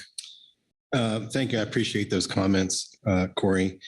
I think I started my comments earlier by saying how frustrated we all are with the situation we find ourselves in. And I think that this is an expression of that frustration. We stakeholders have made an effort at the SSC to ask the SSC to take another look based on an analysis and frankly, based upon a model run that was not contemplated and was not reviewed and not considered at the time of the stock assessment. And that's the one I referred to, that using, I think, some recreational data from 1993 forward. A point was made in the letter from Tim Hobbs that the SSC has a continuing obligation to review its science. And I'm disappointed that the SSC did not take that opportunity, because I believe if they took that opportunity, we would be in a very different, in a much better place right now. I think that there's still an opportunity for that to happen. I can't make it happen. It's really up to the SSC whether they want to do that, because that's their role here. But I think that there is, given the impacts on coastal communities, I think we have, and in particular the SSC has an obligation to have as reliable an assessment as possible in order to inform the rebuilding analysis, the rebuilding plans, specs, et cetera. And we have some time before March, and it is my hope that we can make some progress there. I don't know if it will happen. We may come to March and SSC may not have budged, and we may be faced in March with a different choice, or maybe the council may decide that it doesn't want to compound or aggravate the situation we currently find ourselves in. And as I said before, we adopted that assessment because we were told we had to, notwithstanding the reservations. In the time since, data has shown that the model's done a very poor job of predicting what has actually happened in the fishery. This should make a difference. This should make a difference to the SSC, and I hope that they will reconsider it. I think that I think tomorrow, Dr. Ray Hilborn will be speaking during public comment. And we have the very brief sketchy analysis by Dr. Monder, but it's significant enough to show that if we just used a different data set and a different assumption in terms in the sensitivity analysis, we get with very different results. So anyway, it's my hope that we can buy ourselves some time to work that out. I don't know if it'll happen, but I hope and pray it does. Marcia Yaremko. Yeah, thank you, Mr. Vice Chair. I'll be speaking or I'll be supporting the motion. Just would like to refer back to the CDFW report and the top of page 3 with regard to the 3 2021 data moderate quillback assessment areas. And reflecting more on that time period, I really wish we had had more opportunity for dialogue. I recall that we were remote. It was difficult, but I recall some discussions about the 3 areas and the varying depletion levels that each of those assessments generated. But that if we were to roll up the 3 areas, we would wind up with a coastwide stock of quillback rockfish that would fall in the precautionary zone with a combined depletion of just over 25%. I remember this because California, of course, had the lowest depletion out of the outcomes from the 3 assessments, and the decision of not to apply the HCR to coastwide, but instead to apply individually to each assessment area. Because obviously other states would be winding up needing to pay the bill in terms of reduced yields if we were to roll the 3 assessments up. I understood that. If I was in a wearing it from a different state, wearing with the same circumstance, that's likely how I would have responded as well. But I'm thinking about the fact that if we had looked at that and made, if NIMS had made a determination that the quillback rockfish stock, which was coastwide at the time, was in the precautionary zone, I would just question, noting that NIMS was unable to determine that there was a California quillback stock upon which to make an overfish determination. If we've already used this data moderate to determine that the stock was in a precautionary zone under a roll-up scenario, is it appropriate then to go back and apply that assessment again, now in a different light with a different stock definition that's California only? So again, this just highlights the need for us to do a new benchmark full on only the California stock that relies only on California data.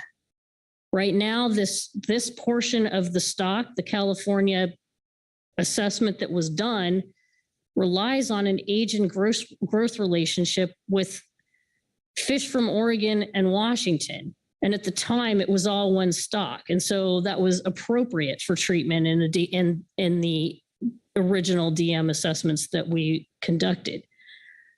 But applying that result from that data moderate to now a newly defined California stock, I have some severe reservation with the validity of that approach. I am trusting that NIMS will be doing its review and going through the steps of making a determination, but I'm not ready to just conclude that this data moderate assessment should be used to make a determination of overfished for the California stock of quillback. Thank you. Thank you, Marcy. Phil Anderson. Thanks, Mr. Vice Chair. I appreciate the conversation here. I appreciate the spirit in which the motion is offered and largely agree with the foundation of the spirit in which it was offered.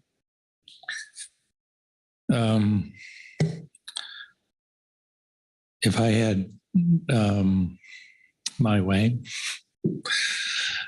I would ask the maker of the motion to withdraw it.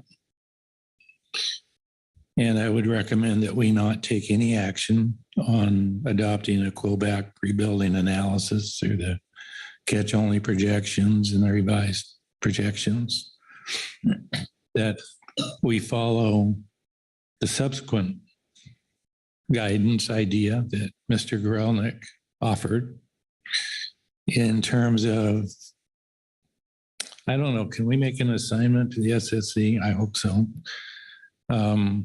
To take a look at the work of Dr. I may have his name wrong, Budrick, and the comments and perspectives of Dr. Hilborn, and include and agendize that for a report back in March. And at that point, make a decision on how we move forward with the potential of adopting a Quillback rebuilding analysis. The sequence that I'm as I look forward and think about what action we may or may not take at this table. First of all, I think we have the time to wait until March to take an action or not.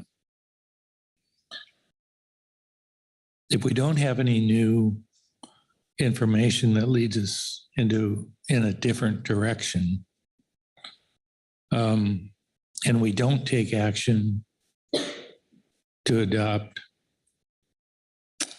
a rebuilding analysis, then I think we've received pretty clear signals from National Marine Fisheries Service that they would pursue a secretarial action to adopt the rebuilding analysis. Then would come the question of how we respond to that in our specs in June, and whether or not we tailor those specs in recognition of a secretarial adoption of a rebuilding analysis or not. And if we choose not to, then we run the risk of partial disapproval of our 2-year spec cycle and everything that goes with that. That's not a good course to go down. So I'm, again, suggesting that we buy ourselves a little bit more time here. If it's appropriate to make, and if we can craft the assignment to the SSC, maybe that comes back, how we word that, maybe that comes back under workload planning where we can make the assignment, not sure. And tackle this problem potentially with some new ideas, new approaches in March. If the motion, if you choose to leave the motion as is, the only reason I'm suggesting that it be withdrawn is that it would be in conflict with what the approach that we're talking about in terms of what we'd be asking the SSC to do and the basis for it, which is to further inform us about using the existing assessment and the corresponding rebuilding analysis. If we pursue that road and we also have this road seems to me to maybe be one that we we put back in front of us, depending on where we are in March, rather than doing it now, but take another step here with what we have and the meritorious points that have been made by stock assessment authors that have a lot of credibility. Not to say they're the ones who have done it, don't, but to have some additional thinking. That would be my recommendation on a course of action for today. Thank you, Phil. Keely Kent. Thank you. On that point, when I read the SSC report, it reads to me as though they did consider that information. They have in their report that they determined that many of the scientific aspects of the public comments have been previously considered in the construction and review of the 2021 assessment. They noted that other comments suggested issues and approaches that will be considered as research and data needs to be addressed before the next Quillback rockfish assessment. I think I want to be clear that there was review by the SSC, so stating that the SSC did not take into consideration that information at this meeting, I think is not true. I understand the council may want to delve further in, but I think we should be clear that what I read in the report is that discussion did happen. Thank you, Keely. Mark had his hand up. Phil, was there a follow-up to that comment? Well, I didn't say that. First of all, I didn't say they didn't take it into consideration. I made no such comment. I was in the SSC room when Dr. Hilborn provided public testimony. And there was a brief, ever so brief interaction between Dr. Hilborn and Dr. Field. I think and I don't know whether or not there was time for them to consider Dr. Budrick's information. Maybe they did, maybe, I don't know, but I did not say that. Mark Gorelnik. Yeah, I guess a question for our executive director is to what extent can we ask the SSC to look at things? And the reason I ask this is there wasn't really any discussion in the SSC, because I listened to public comment as well about the Maunder analysis. And as I pointed out in I don't know, by now an hour ago maybe, there was a run using the model, using available data that showed the stock above 40% of unfished biomass. Now, again, I don't know that was the best data.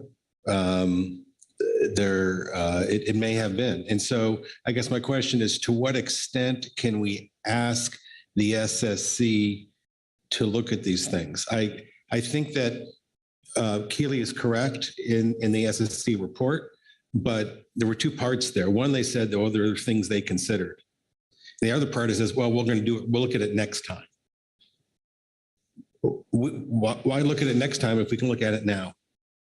And if that will change the results. So I guess my question is, to what extent can we structure our ask of the SSC and without simply saying, we looked at it and we're done?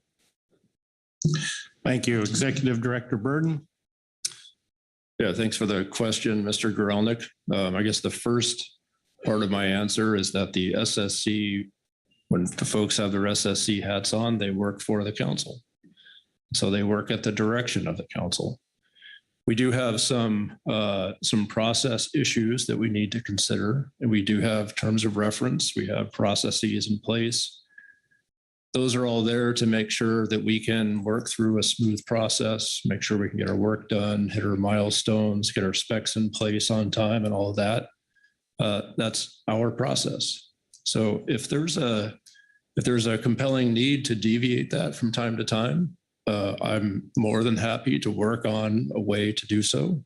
What that looks like exactly, I'm not sure, but I think, just circling back to my first point, if the council feels compelled to task the SSC with a I hate to use the word legitimate science topic, that is your prerogative. So hopefully that answered your question. I have hands on the other side. I believe I missed Butch earlier. I will take Butch and then Corey Niles. Thank you, Mr. Vice Chair. I had a hard time with this in September. I'm having a hard time with it now, but I just want to point out to the council, whoever's right here, is Phil's path is the best way or Mark's the best way. When it comes right down to it, we're talking about people's livelihoods and lives and coastal communities. And, if there is some question, we need to look at that. We shouldn't rush to judgment. If there's a way to continue the fisheries through regulations that akin to,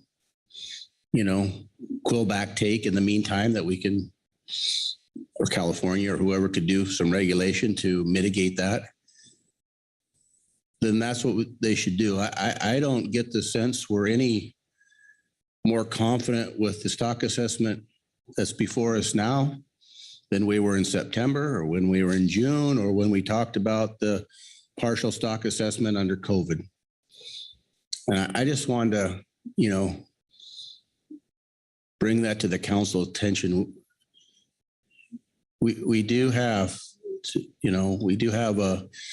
a job to make sure we meet all conservation standards, but we also got a job to do to make sure we include the people we represent, account for them.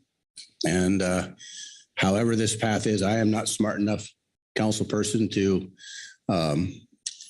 navigate through what we have to do in the NOAA process. And I certainly respect the person that sits right next to me representing NOAA and her opinions. But I think while we're arguing the logistics, I just don't want to lose sight of the people that we're representing and the devastation and the loss of jobs and all the stuff that goes in with this, our decisions. They got to have a placeholder in this decision too. And I want to make sure we don't lose sight of that. Thank you, Mr. Vice Chair. Thank you. Corey Niles.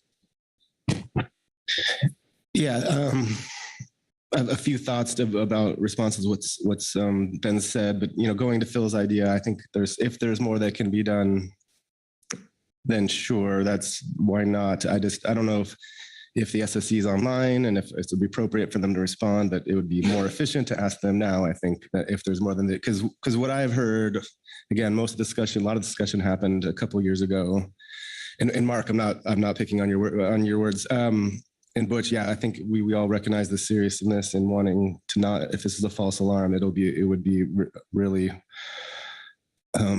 not good, for lack of better words. But they are working really hard at the Southwest Center and elsewhere to collect data for 2025. So it was a ways back when you said like the SSC is not being, you didn't say it this way, but I kind of heard you say that the SSC is saying there's no more that can be done. And that might be true for this cycle, but that is not true for what they're getting ready for the next cycle, the best they can. And you weren't maybe you didn't mean to suggest that. And yeah, Marcy, I wish, I don't know that our stock definitions discussion, none of us believes there's a wall at the Oregon-California border where the Quillback stocks just goes down to from 20 or 40 down to 14. And I don't know that the SSC told us we had to draw a line somewhere. And I still don't, that is still not a satisfying answer to me. So there's a lot of good questions being asked. I guess my only on Phil's suggestion, they might just say there's no more we can tell you.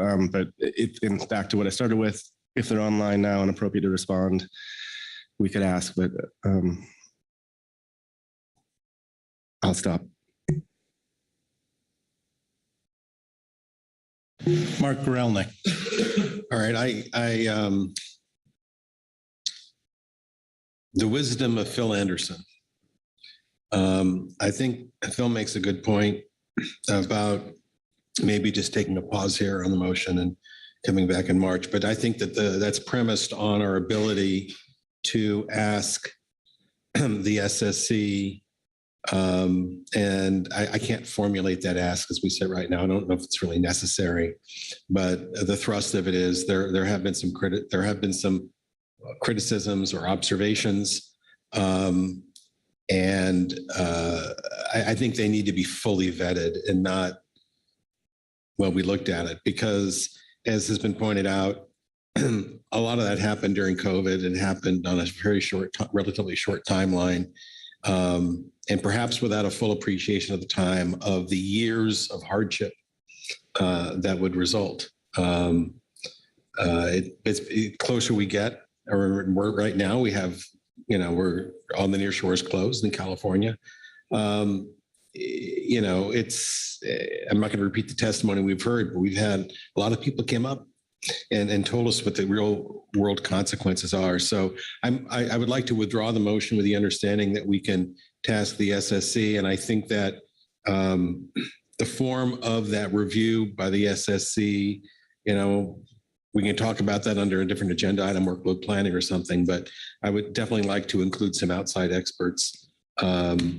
Hilborn, Dr. Maunder, if they're willing, to really fully vet this out. So with that, with the permission of Mr. Dooley, I would like to withdraw the motion. Mr. Dooley agrees. Can I speak to it? Yes. Thank you, Mr. Vice Chair. I do. I've heard loud and clear, though, from our industry, and agree with Butch Smith's assessment of that. We don't need to worry about what will happen, what's happening right now, what happens.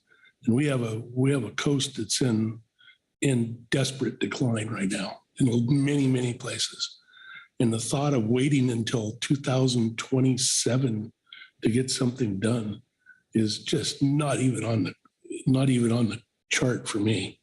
I really respect Phil's suggestion, and in that note, I would.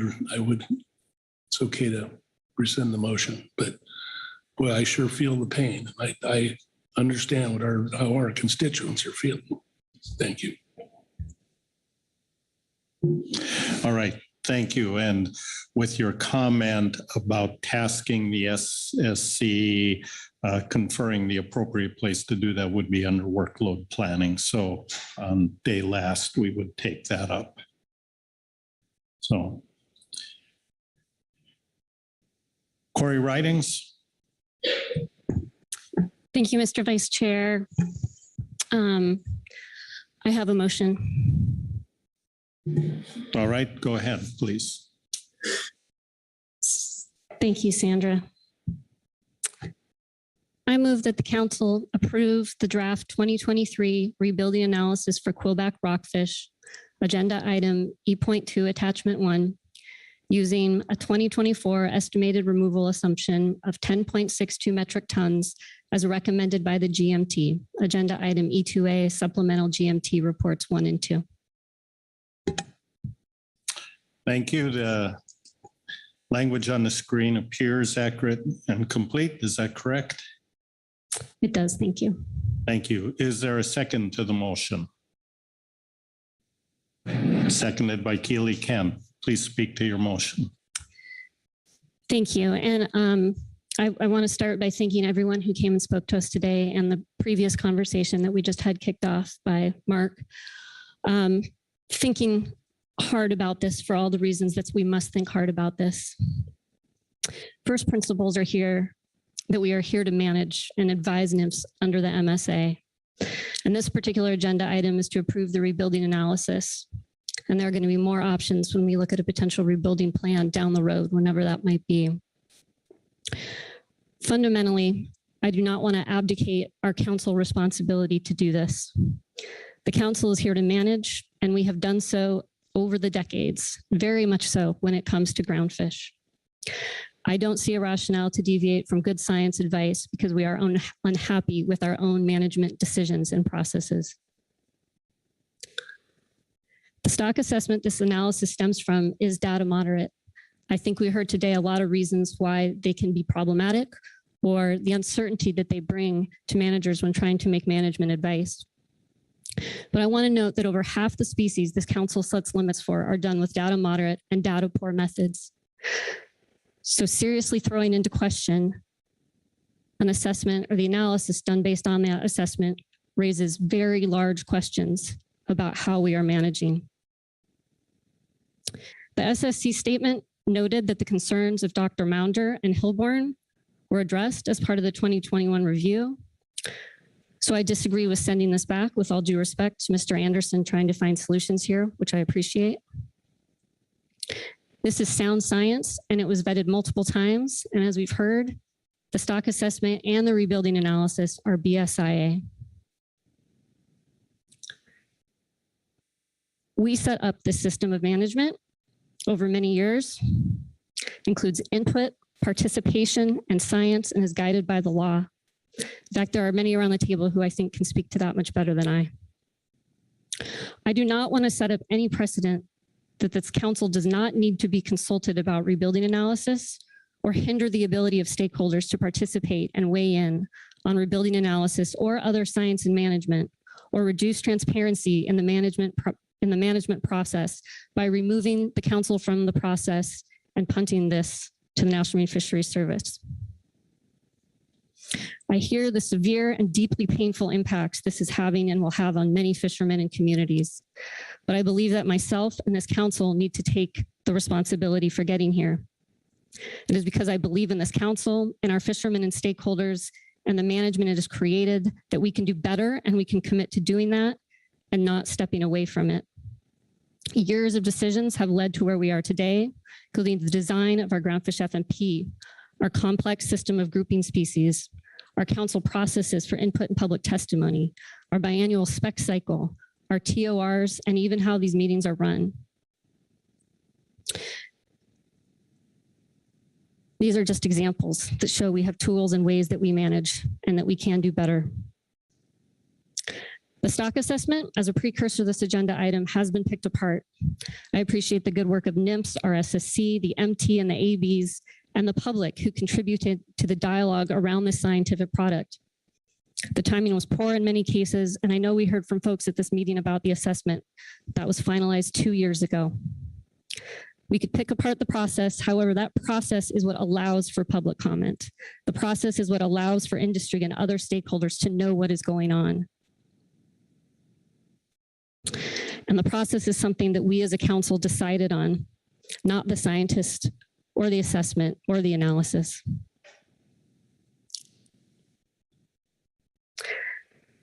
I want to say now how much I appreciate the efforts of CDF&W and Marcy, who have been thinking about ways to try to find solutions.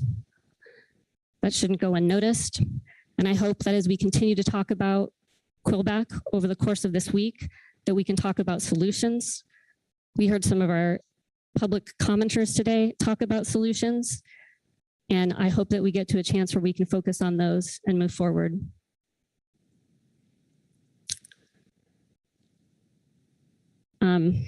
Follow-up, I'm putting this forward now because, as noted, this is an outcome of many years of management decisions regarding how we manage groundfish and how the council operates. To not endorse this would signal we do not believe in our own ability to manage. It's far from perfect, but as part, we have to take responsibility for our own decisions.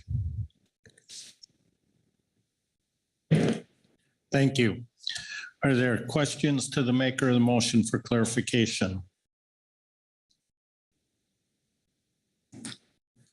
Not seeing any questions. Corey, question? Yeah, thanks, Mr. Chair. Corey, I heard you say that, I forget how you phrased it exactly, sorry, but that on Phil's idea that you were not in favor of it, but I don't see anything in this motion that would preclude the council having the discussion on tasking the SSC with more information under meeting planning. Is that a fair reading of the motion and you're speaking to it? Corey Ridings. Thank you, Mr. Vice Chair. Thanks, Corey. I mean, my understanding of what Phil was saying, and I stand to be corrected if so, was that we wanted to go back to the SSC and ask for them to take another look to include, I think what I've heard is some additional public comment that came in at this meeting, and to revisit the stock assessment. I support the spirit of that, but I do not think that is appropriate given our management cycles, how we set up our biennial management, and the quality that we have seen and the opportunities that have already been made to comment. I think what the SSC deemed BSIA is BSIA. And I have concerns if this is where we go with this, where do we go potentially with other stocks that come our way? This council has hundreds of stocks that we have to manage. And as I said, for half are data moderate and data poor. And I think we need to rethink how we manage, and we can do that under other agenda items. So I do not think it's appropriate to say that the science is not appropriate for management or that it should be improved at this time. Other questions for clarification? Sharon Kiefer. So Corey, again, kind of back to just the process that I interpreted from Keely. I thought she was pretty clear that where things are right now is you're wrapping up Amendment 31 to define a California stock of Quillback. They've been working post haste, is my impression. That's getting wrapped up pretty darn quick. And she also identified that between now and March, but it has not occurred yet, that NOAA or NIMS will be sending the council a letter defining that stock as overfished. So I think I've got that right. A letter that we have not received. That then kicks off, presumably, rebuilding analysis and the council's development of a rebuilding plan, of which we have 15 months to complete that, and implementation within 2 years. I think I've got all that pieces part. So I just have some concerns. Certainly you made some very eloquent points about process, yet this motion is actually out of sync with the process. I just want to make it, so is that your intent? Corey Ridings. Thank you, Mr. Vice Chair. Thanks, Sharon. I guess I can say I heard things a little bit differently, and I could stand to be corrected in terms of the process. I mean, this council for a long time has held to this biennial cycle in terms of how things move through it. And sometimes there is iteration in that, and it is a combination of management needs, workload needs, scientific needs, and just the multiple groups of folks that work on things. I am certainly not in control of those things, so I would defer to Ms. Kent and the agency in terms of the exact order of that. It is my understanding that legally this is required, BSIA, and we are at the point in the cycle for that to happen now. If that is incorrect, I'm happy to have Ms. Kent provide more information to help us all understand that better. Thank you. Keely Kent. If it's appropriate now, I can certainly speak to that, although knowing we're still in questioning. I think it falls under, it was a question for clarification on the process. Yes.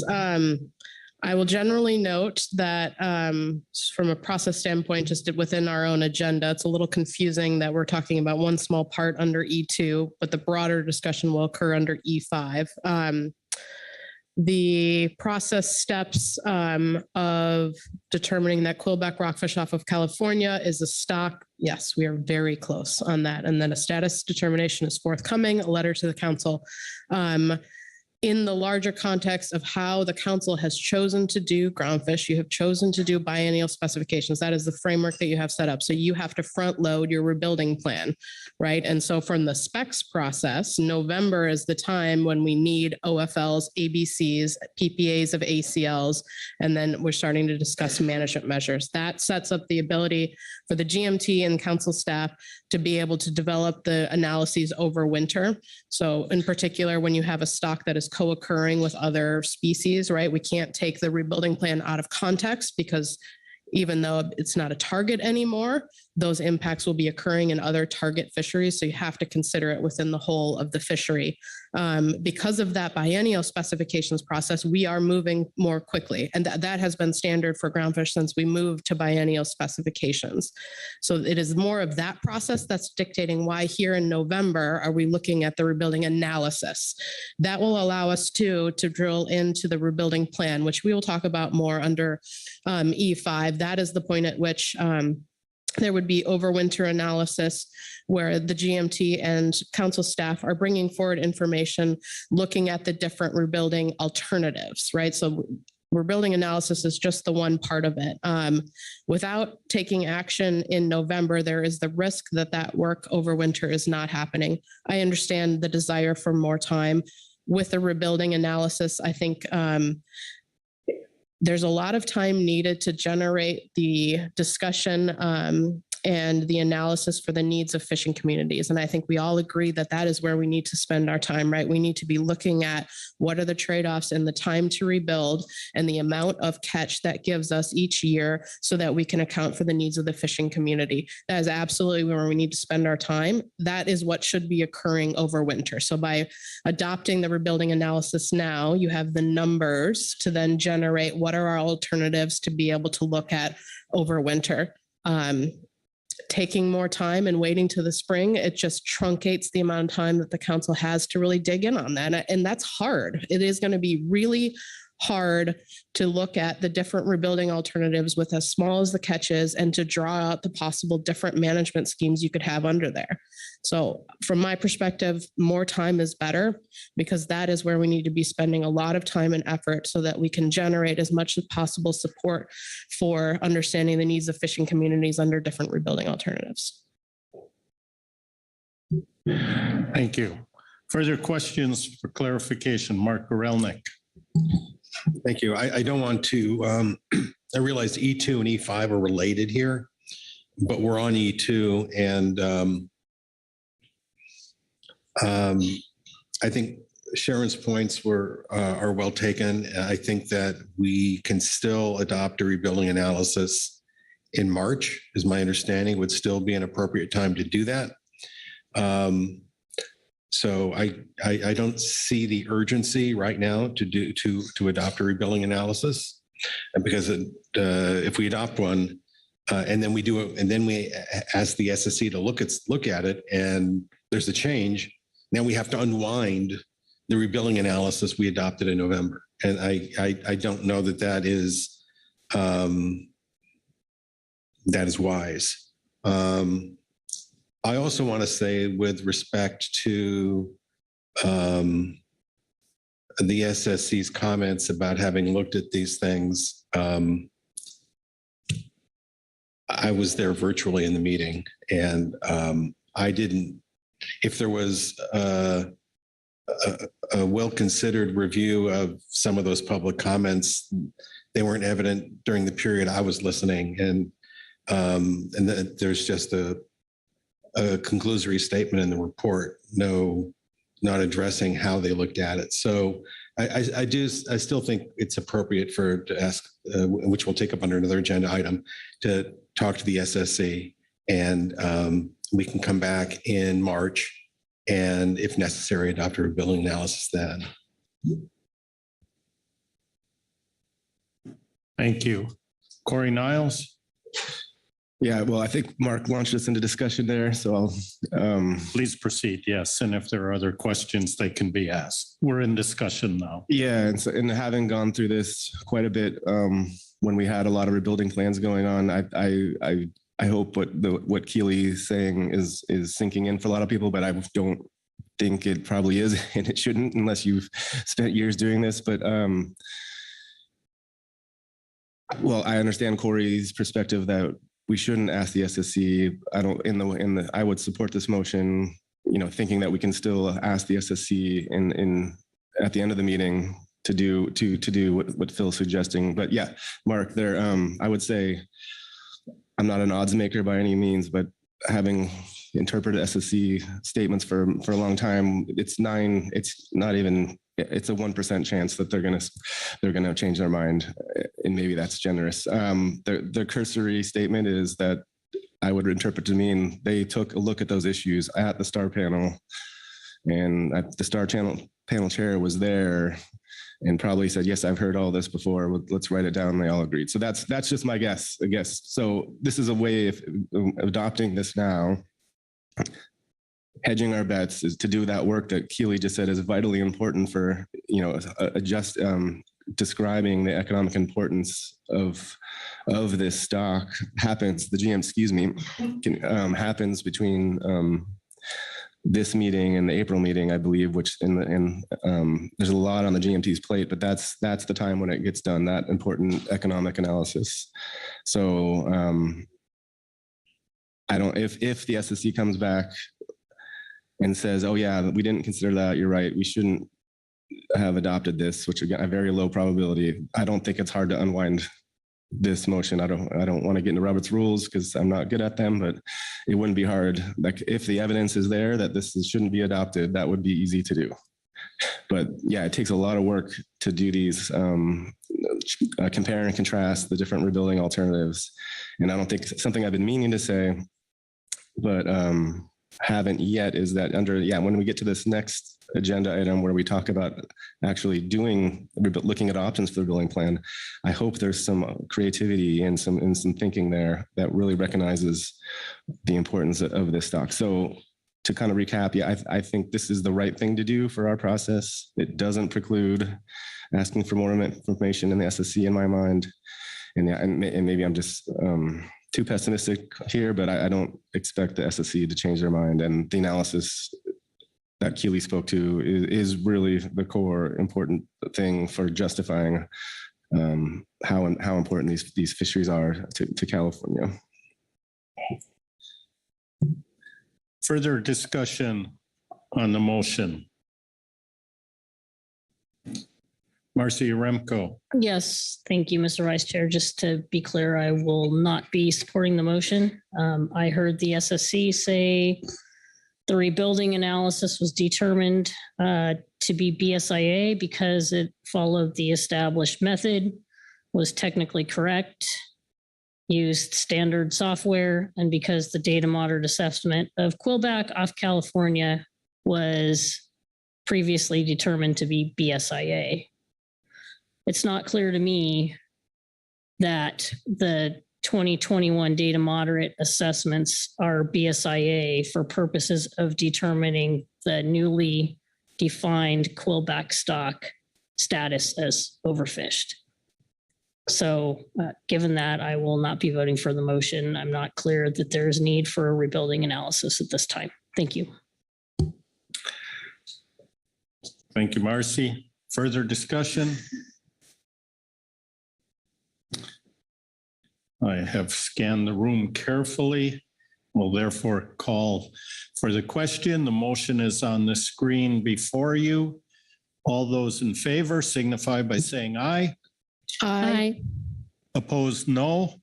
No. Abstentions? Abstain. Executive Director Burden, I would like to have you call a roll call vote.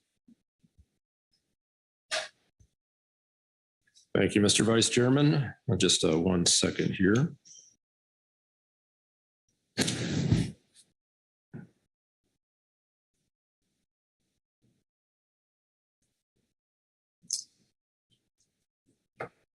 Okay, just for the record, I'm working from voting sheet number 1. The motion reference here is motion E2 number 2 that was made by Ms. Corey Writings. I'll start off with ODFW. Lynn Mattis. No. Sharon Kiefer, Abstain. Butch Smith, No. Corey Ridings, Yes. Marcy Yaremko, No. Joe Oatman, Yes. Krista Svensson, No. Phil Anderson, No. Corey Niles, Yes. Mark Gorelnik, No.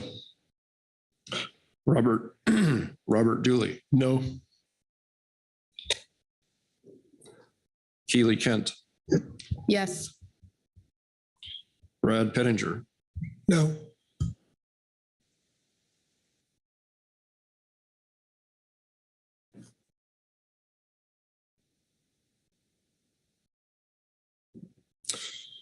Mr. Vice Chairman, there are 4 yes, 8 no, so the motion fails. Thank you, Executive Director Burden. And for clarification, I called for the roll call vote. There's quite a range of voices and distances between the microphone and those voices, so it's very difficult for me to sort out by ear the yeses and nos. So thank you for taking the time for that. So the motion fails. So I'm going to look then for. So Marlene, I'm going to turn back to you. I'm sorry. Lynn Mattis.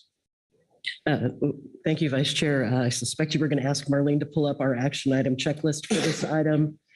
And I have a motion for the non-Quillback rebuilding pieces that are remaining, if now is the appropriate time. All right, you read my mind. So if you have a motion, please proceed with it. Sure, give Sandra a moment to catch up. So I move the council adopt the catch-only projections for chili pepper rockfish as shown in attachment 2. Yellowtail rockfish north of 4010 at north latitude as an attachment 3. Vermilion rockfish south of 42 in revised attachment 5. And revised projections for Dover sole attachment 4 table 2 and Breck sole attachment 4 table 4. And the GMT black rockfish projection for use in 2025 and beyond. Thank you. So I followed along. I believe the language on the screen is accurate and complete as you intend it to be. Yes, it is. Thank you. Is there a second to the motion? Seconded by Krista Svensson. Please speak to your motion as needed. Thank you, Vice Chair.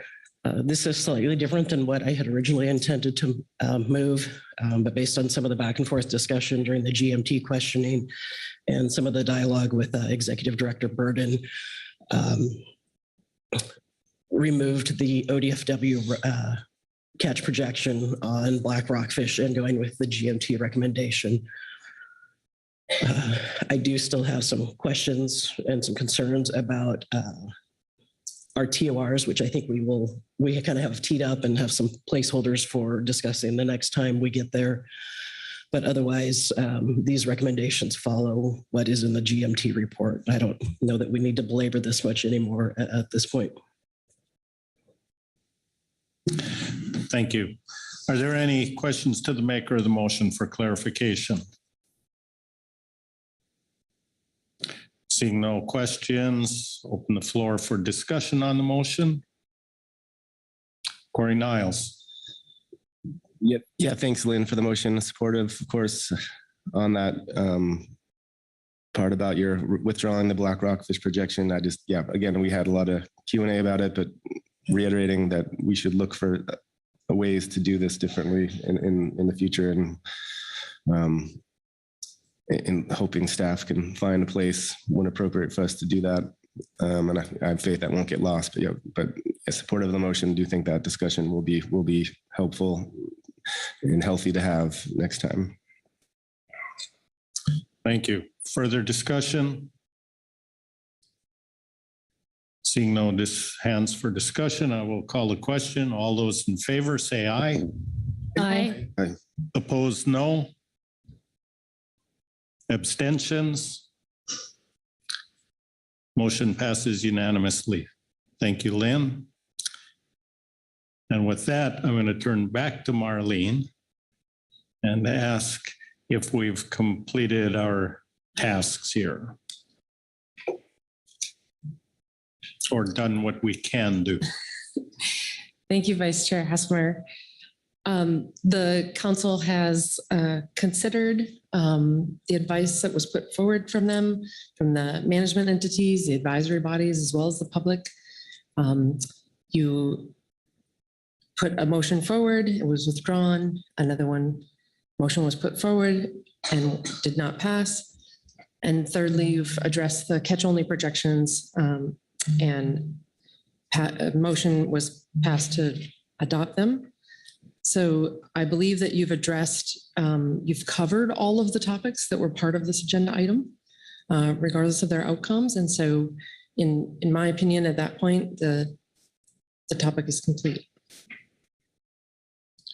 All right, thank you. I'm going to look around before I close this and just make sure there's no additional final comments or actions anybody wants to take. And I'm not seeing any. So we will close this agenda item. And we are going to, with that, let's take a 10-minute break. We've been here for quite a while, and then we will come back with our next one for the morning, E3.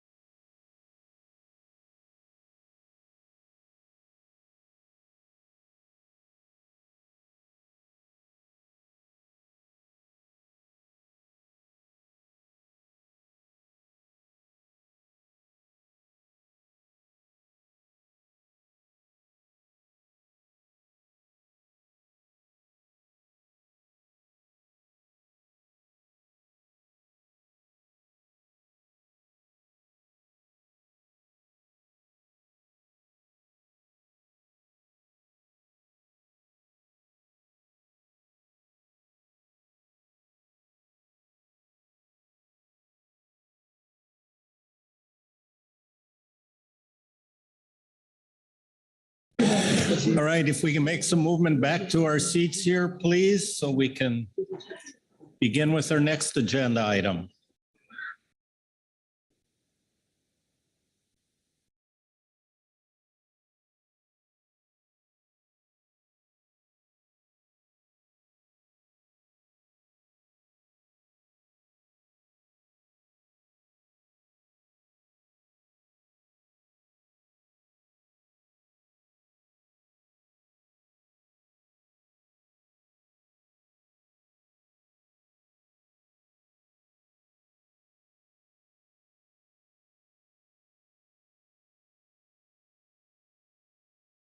All right, council members, if you can take your seats, and members of the audience, if you need to have some conversations, please take those outside.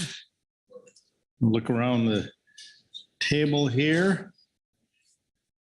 And I think we're ready to commence on agenda item E3. So I would look to Mr. Todd Phillips in the staff chair to give us an overview. Todd. Yes, thank you, Mr. Vice Chair. Good afternoon, Council. So this is part one for final in-season adjustments for 2023 and 2024. And this agenda item also includes 2024 whiting set-asides. So like usual, under the in-season item, agenda item, the Council will consider as appropriate in-season adjustments to routine groundfish measures to attain but not exceed annual catch limits. Given the large number of in-season adjustments that could occur or were anticipated for this meeting, we have divided in-season in two agenda items. So under this agenda item, we're hoping that we can make as much progress as possible with any in-season adjustments. And then anything else that is left would be brought up under in-season adjustments 2, which is E9. And any additional guidance that this council could give the GMT and GAP for that agenda item will be much appreciated. And secondly, we do have the Pacific whiting yield set-asides. So these are set-asides developed to accommodate the 2024 research and pink shrimp fishery, the mortality of whiting in the research and pink shrimp mortality fisheries. So looking at your packet here, you have a report each from California Department of Fish and Wildlife and one from the Oregon Department of Fish and Wildlife, a GMT and a GAP report. Your action, per usual, is to adopt final in-season adjustments for 2023 and 2024 as necessary to achieve, but not exceed ACLs and other management objectives as appropriate. You're also been asked to adopt Pacific whiting yield set-asides for 2024. And per my discussion earlier, identify any additional in-season adjustments for agenda item E9, in-season adjustments for 23-24 part 2. And that is my very brief and rushed overview. I'm happy to answer any questions you may have. All right, thank you, Todd. Any questions on the overview? Not seeing any. And before we proceed, I just want to give the announcement again. We're running behind on a lot of these things. I hate to do this, but I'm going to inform the public at this time, looking at the number of public comments, we will adjust the time allowed for public comment to 3 minutes for individuals, 6 minutes for those representing organizations.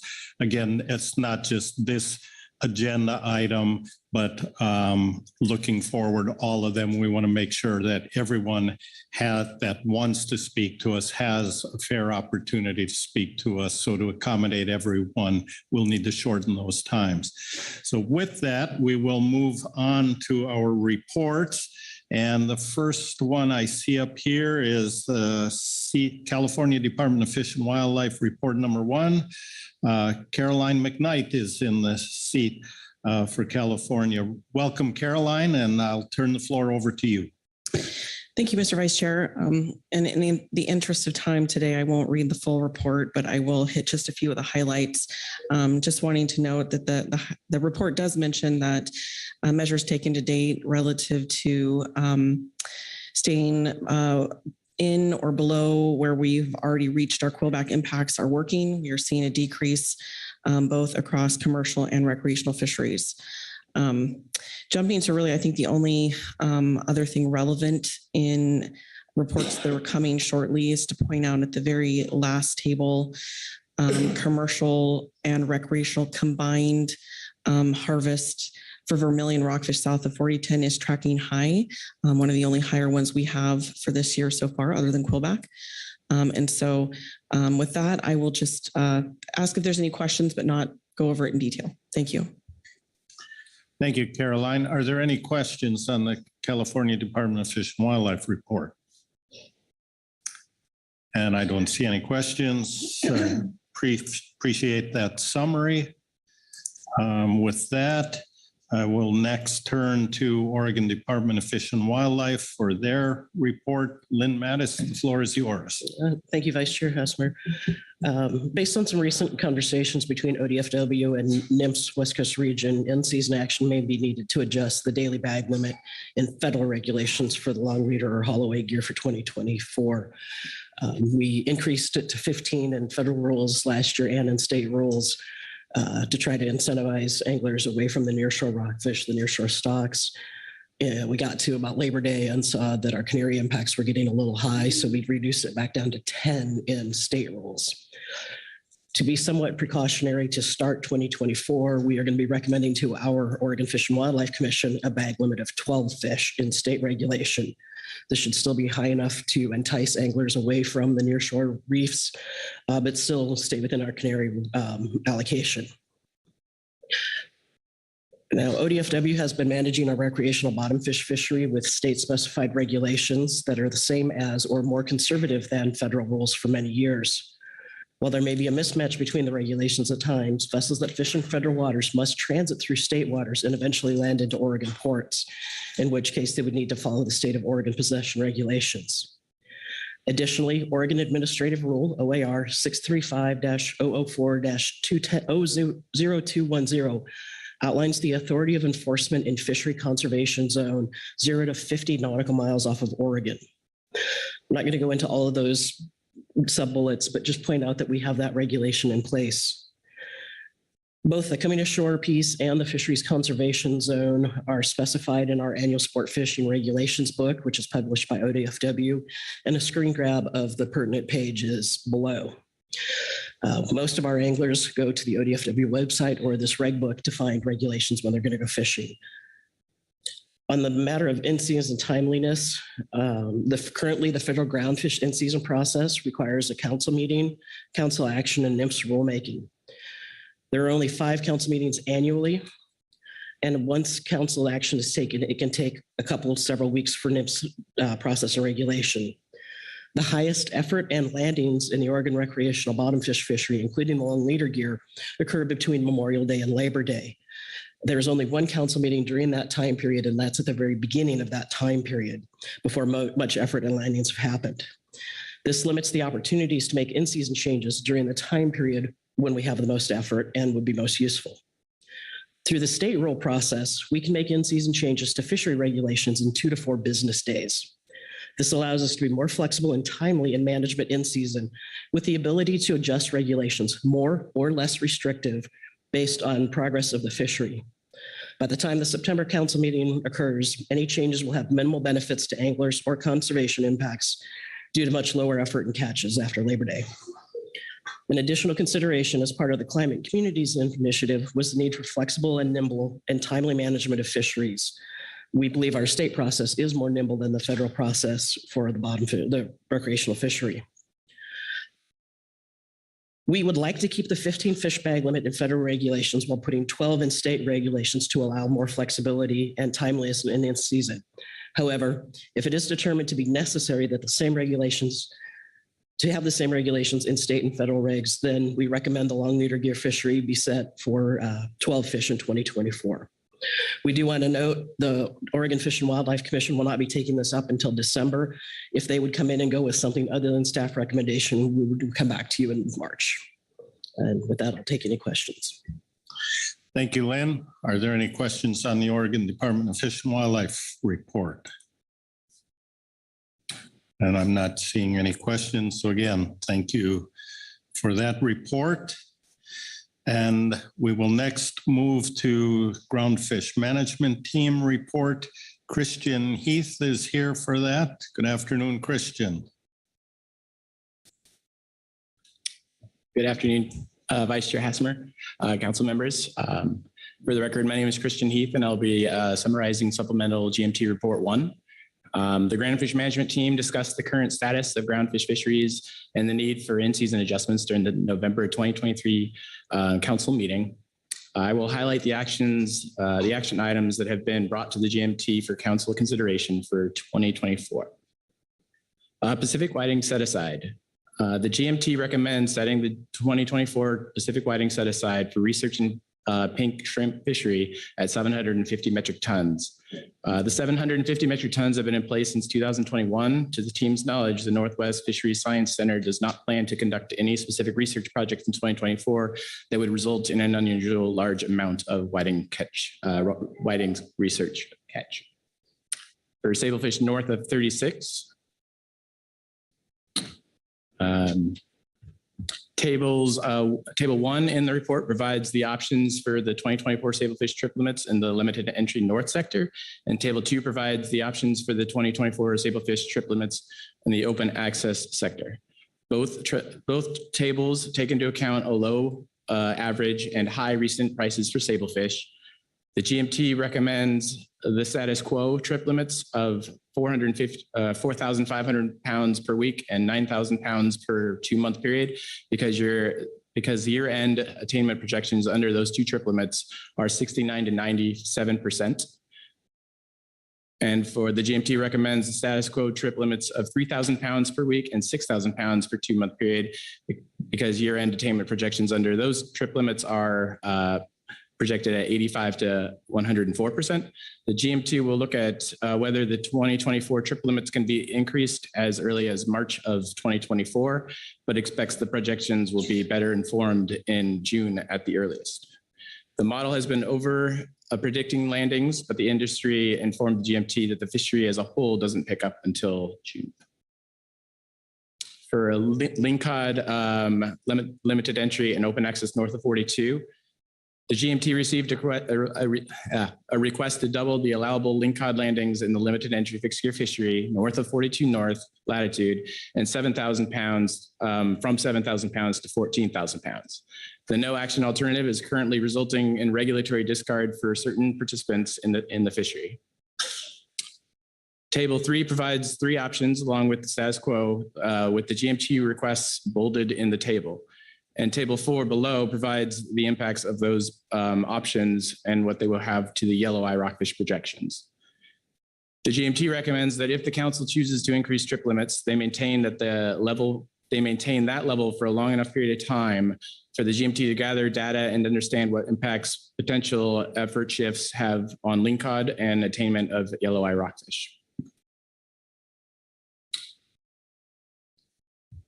The GMT recommends option 2 because the increase is expected to reduce regulatory discard and provide additional opportunity for industry members already in the fishery. For canary rockfish, limited entry and open access, the GMT received a request from the GAP to adjust to the 2024 canary rockfish trip limits for both the limited entry fixed gear and OA fisheries north and south of 4010. The request was to decrease the limited and north shrimp limits to 3,000 pounds per 2-month period and the open access north to 2,000 pounds per 2-month period. The limited entry south trip limits to 3,500 pounds per 2-month period and the open access south to 1,500 pounds per 2-month period. In light of recent stock assessments, which will reduce the 2025 non-trawl commercial share to 53.4 metric tons.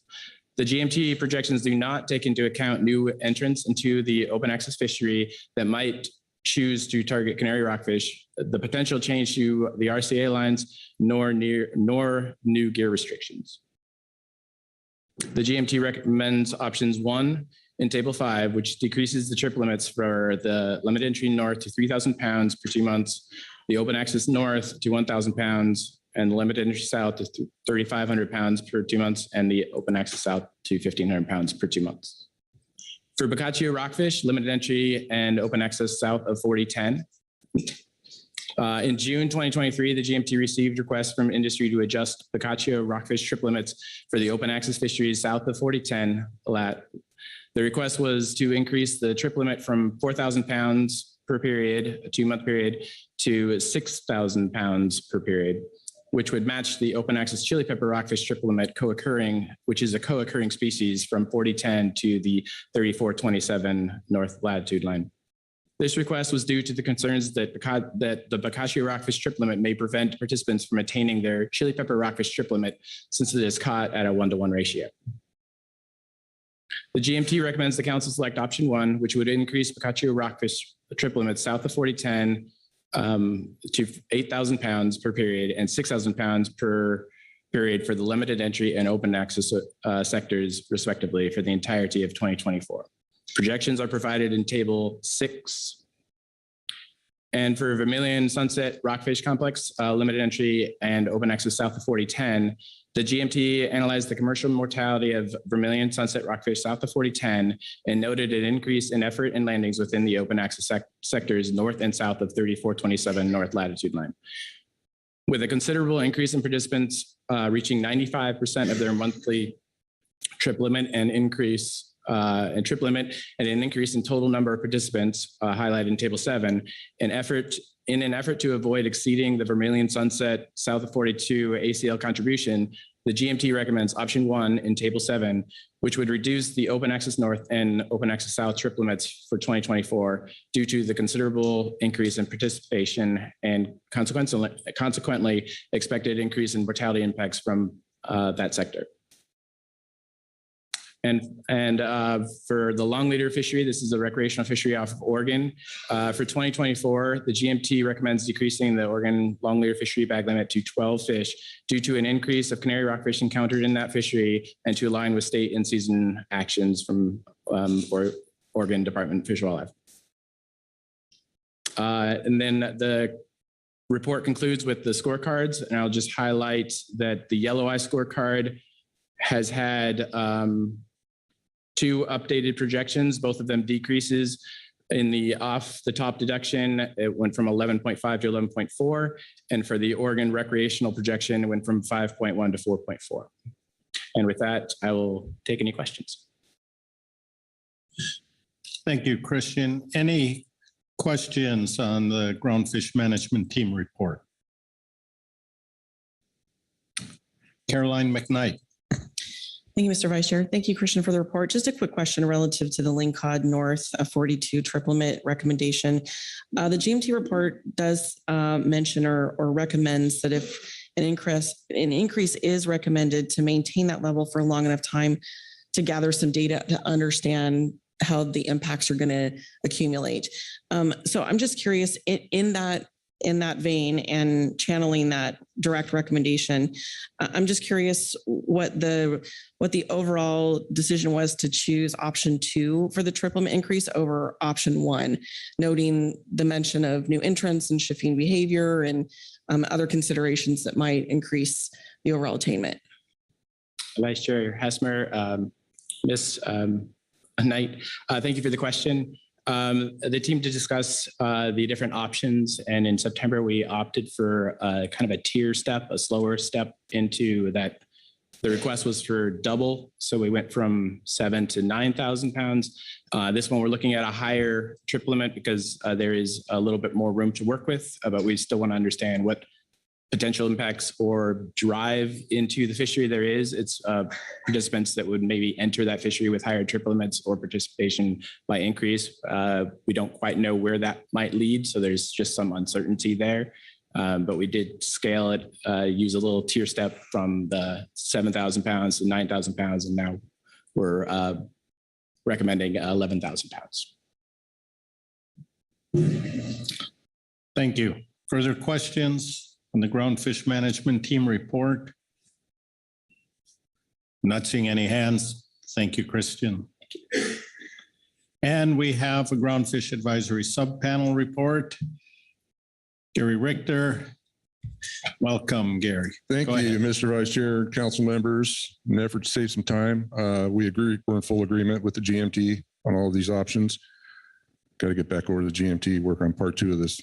Be glad to take any questions if folks have any. All right. Thank you for the brevity. Report is in your briefing book. Are there any questions on the Groundfish Advisory Subpanel report? Doesn't appear to be any. Awesome. Thank you, You sir. can go back to the gap. Thank you. That completes our reports. We'll take up to public comment.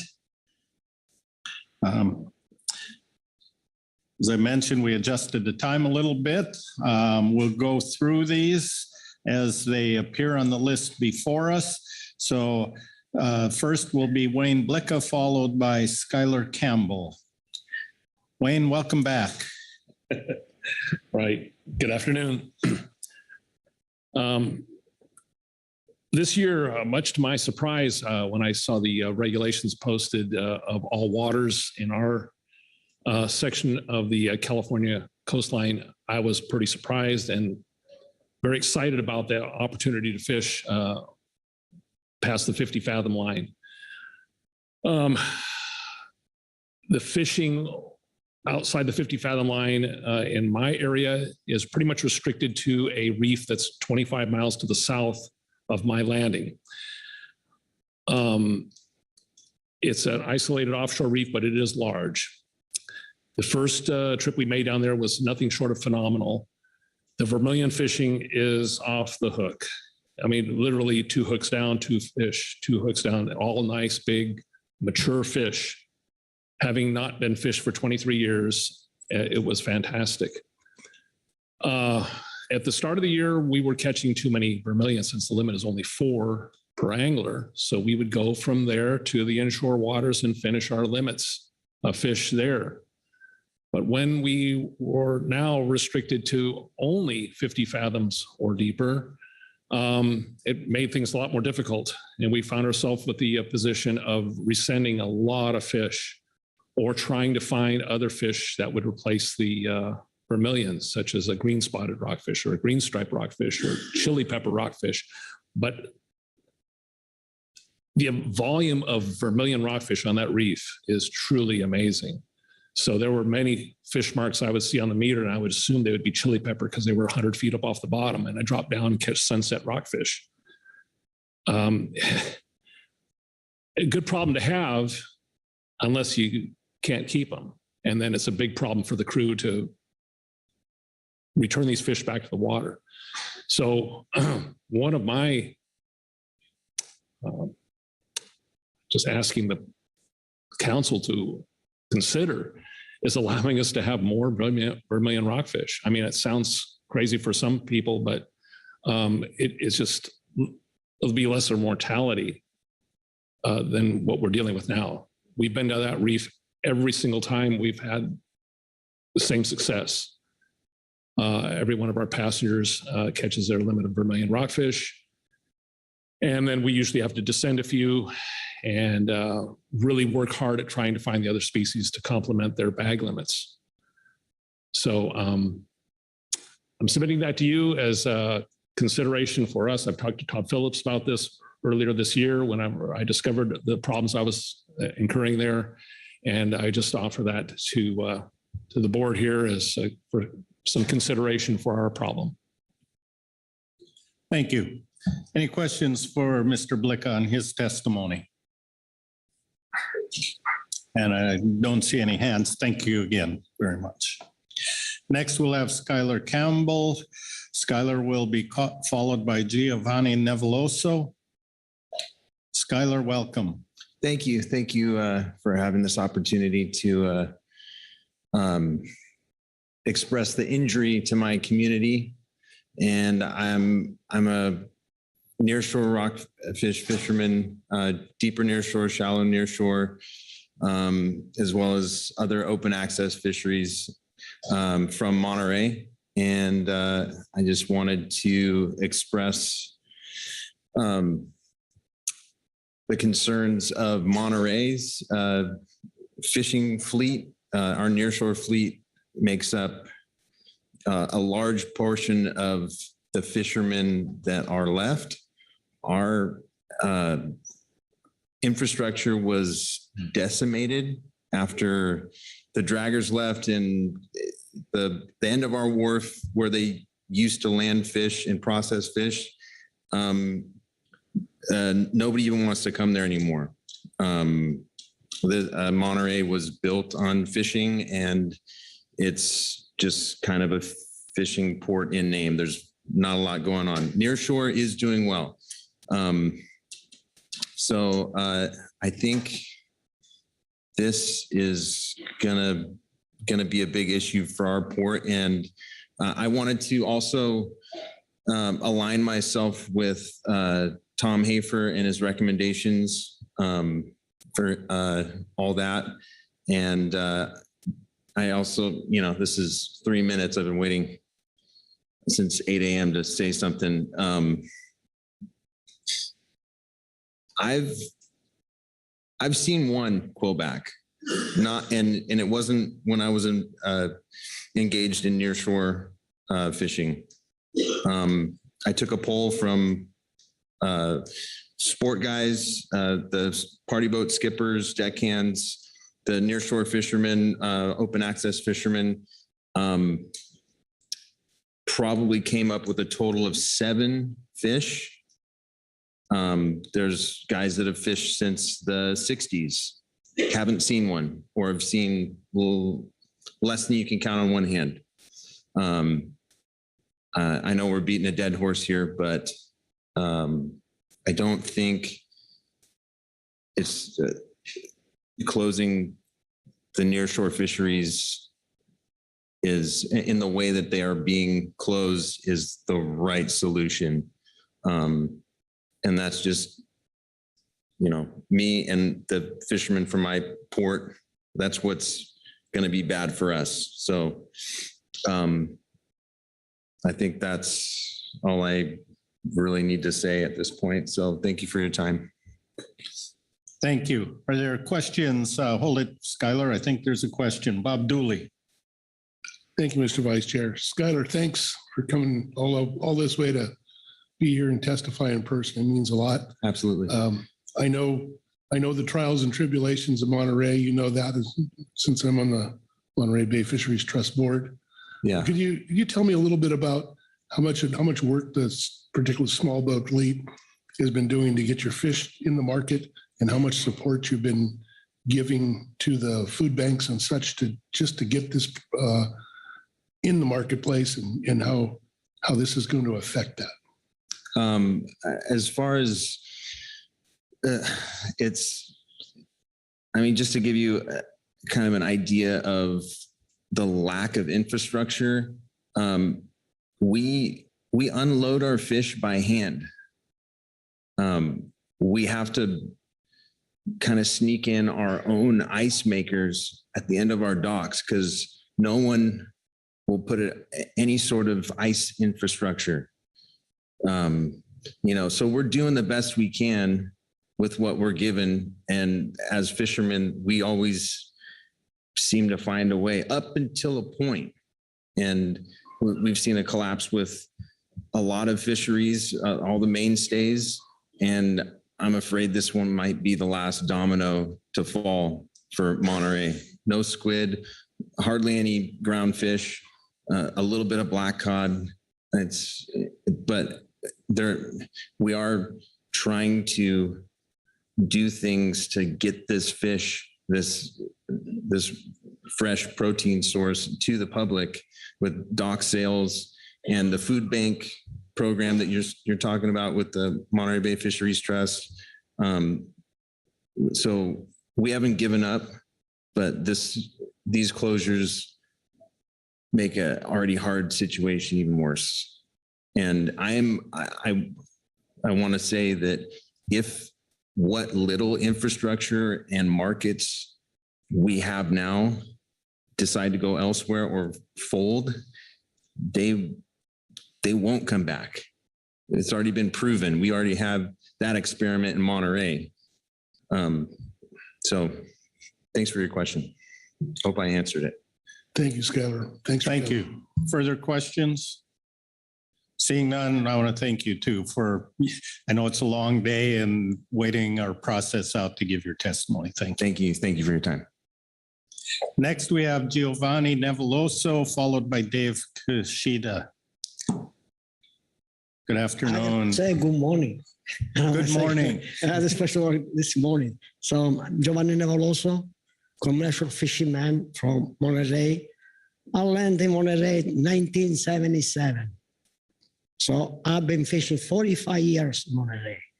I see this nice bright sun turn around in dark and fog days. There were so many fishermen, you never see how many fishermen was in the water, no tourists. Now when there are no more fishermen, I've been fishing 45 years. In 45 years, I never see one what I call a quillback because I fish shallow. So I was fishing squid, but I fish shallow. So I'm not going to fish another 45 years. I hope another 20 years.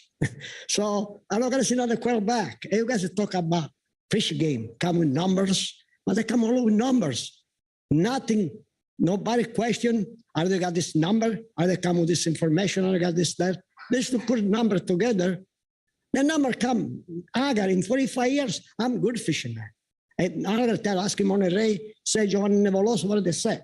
I catch myself a fish. I feed my family good. So I work a lot. But now, at this point, they don't want fishermen. Crab, the wells you close. So then they close at 7. Now they want to close a rock art. What are we going to do? I know I'm 74, but I'm healthy. I want to work.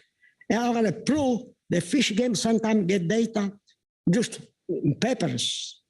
You got to ask more questions to the fish game and say, hey, what do they got this data? We'll give it to you. We find in the middle of the street.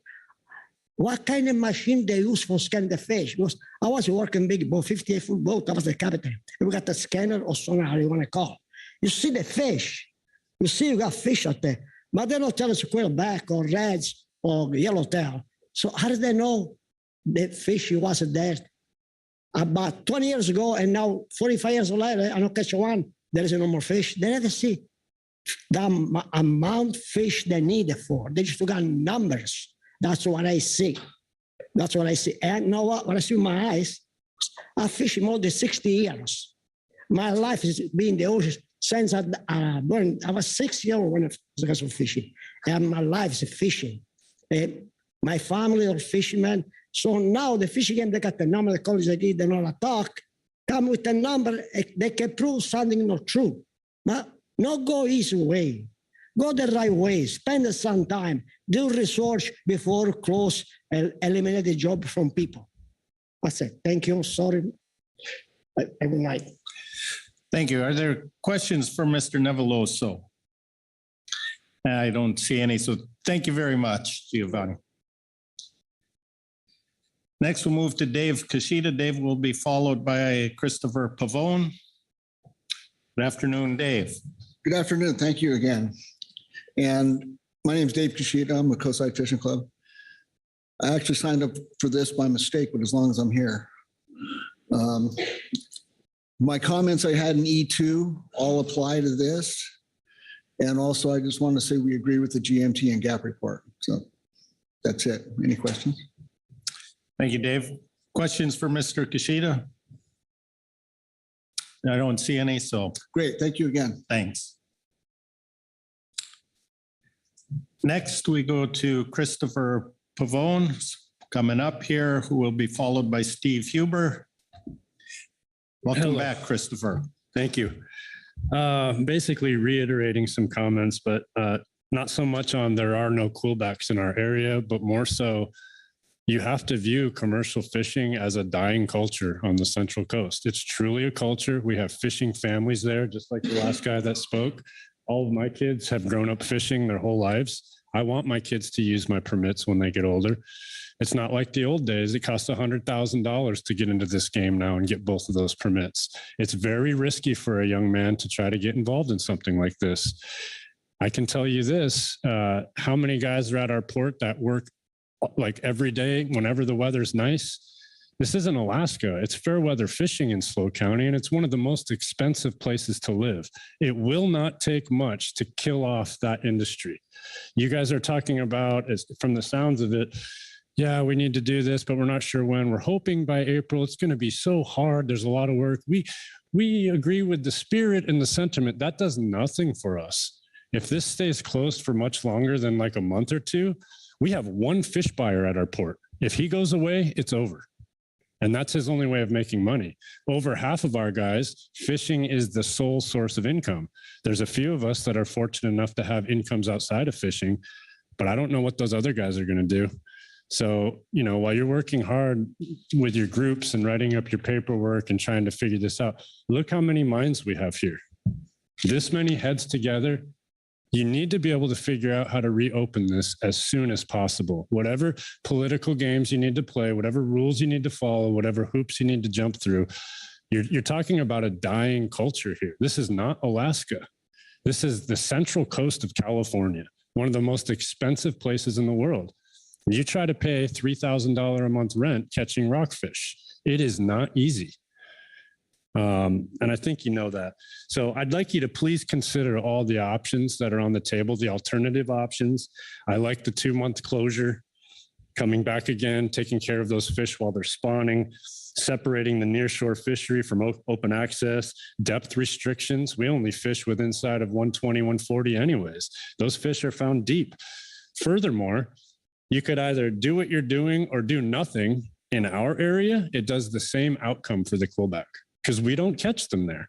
So this whole idea of best science available, not entirely true if you're completely critical about those words. There are other options for science that will give you equivalent outcomes. So best, I don't know.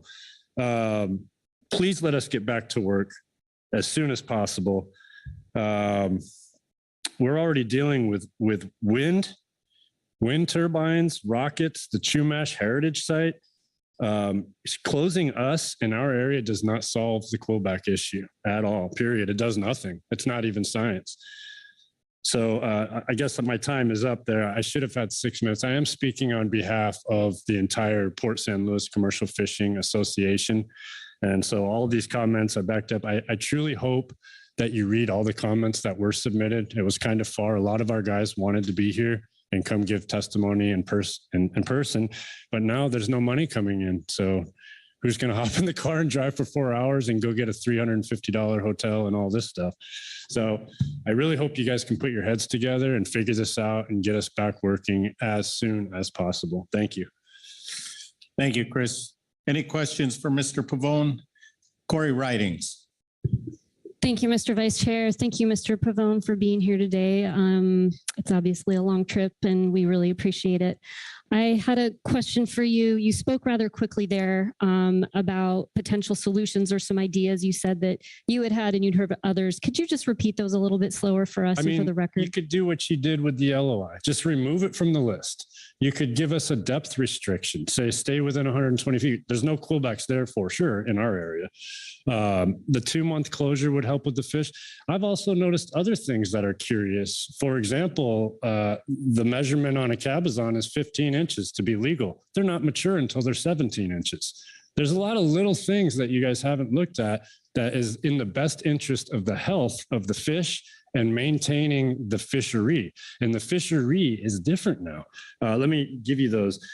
Bring back the 2-month closure, separate the nearshore fishery from open access, create a depth restriction, further divide the areas up. I know you guys sounded like you were planning on talking about that and maybe making different demarcation lines.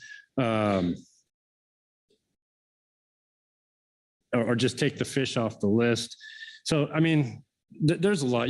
There's a lot of people here. You guys are all paid to think about this and work together to basically, in my view, protect us and keep this going.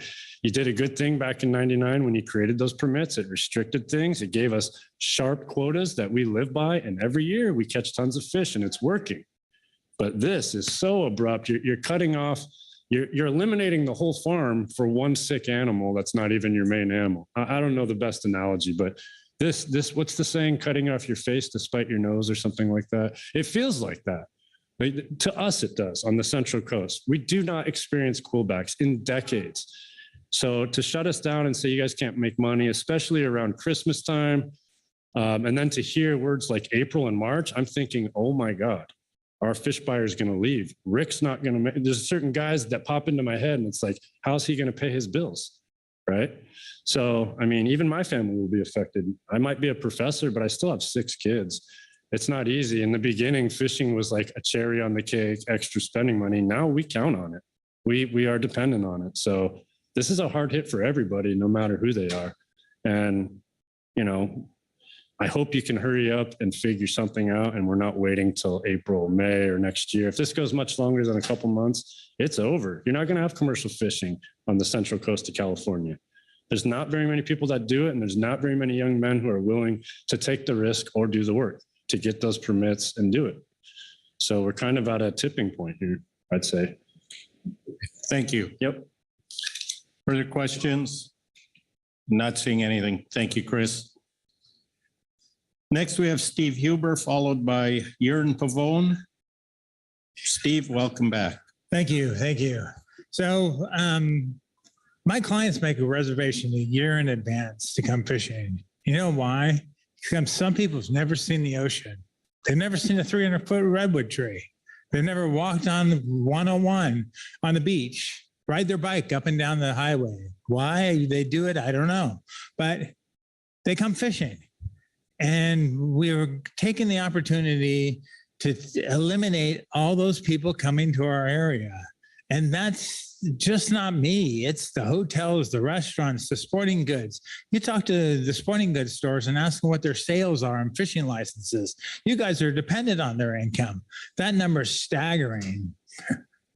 I understand Quillback, and I understand that the data is not there for them. But what I would like to see is put a moratorium on them for 24. Get the data and then make your decisions for 25 and 26. Because if you make those decisions now, but with the data that we have, we're closed. And we won't see anything till 27 because most of those fish are intermixed between each other. They're from depths of 60 feet to 180 feet. They're all together. They all have their own spot on that reef. If you know the South Reef in Crescent City, you know it's one of the largest reefs there is. It has everything on it. And you jump out another 15 minutes out of there, and you're in halibut grounds and 250 feet to 300 feet. The data's not there. I can't stress who it's got to come from, where the money's got to come from, but the loss of income is more staggering than what it would cost to get some boats out there and get some true data into it. 2021 was a COVID year. We saw more people fishing for a COVID year because they had no income, they had no jobs, they wanted fish to eat, and they could catch fish to eat. That's never taken into consideration why the fish got hit so hard. Those Quillback, those coppers, and those Chinas are all together. They're easy fish to catch. They're brainless. That's why they were taken. People come into the dock and they have these fishermen are like, what are you doing? 3 of those fish equal 1 black. So if you eliminate those fish from us to take, and allow us to fish for the blacks, the blues, the vermilions, the canaries, and the lingcod, we can have a fishery. And if we keep the number down and we stay below the kill rate, and which that Quillback doesn't die, is 10% is what I understand. The mortality is not that. That fish is the fastest one to swim back down to the bottom in anybody because he doesn't throw up his food. He doesn't digest. He doesn't push it back out. So I just really hope that you guys just take your time, put them 25, 26 on pause, get the data from 24 here. We're willing to help the commercial fishermen, the residential fishermen, everyone in that community is willing to help get the data and then make a true decision based on data and science. Because if you fill the data in, it's going to speak differently than the science. Thank you. Thank you. Any questions for Mr. Huber on his testimony? I don't see any hands. Thank you, Steve. Next, we have Jörn Pavone, followed by, I believe, Dan Yoakum. Jörn, good afternoon.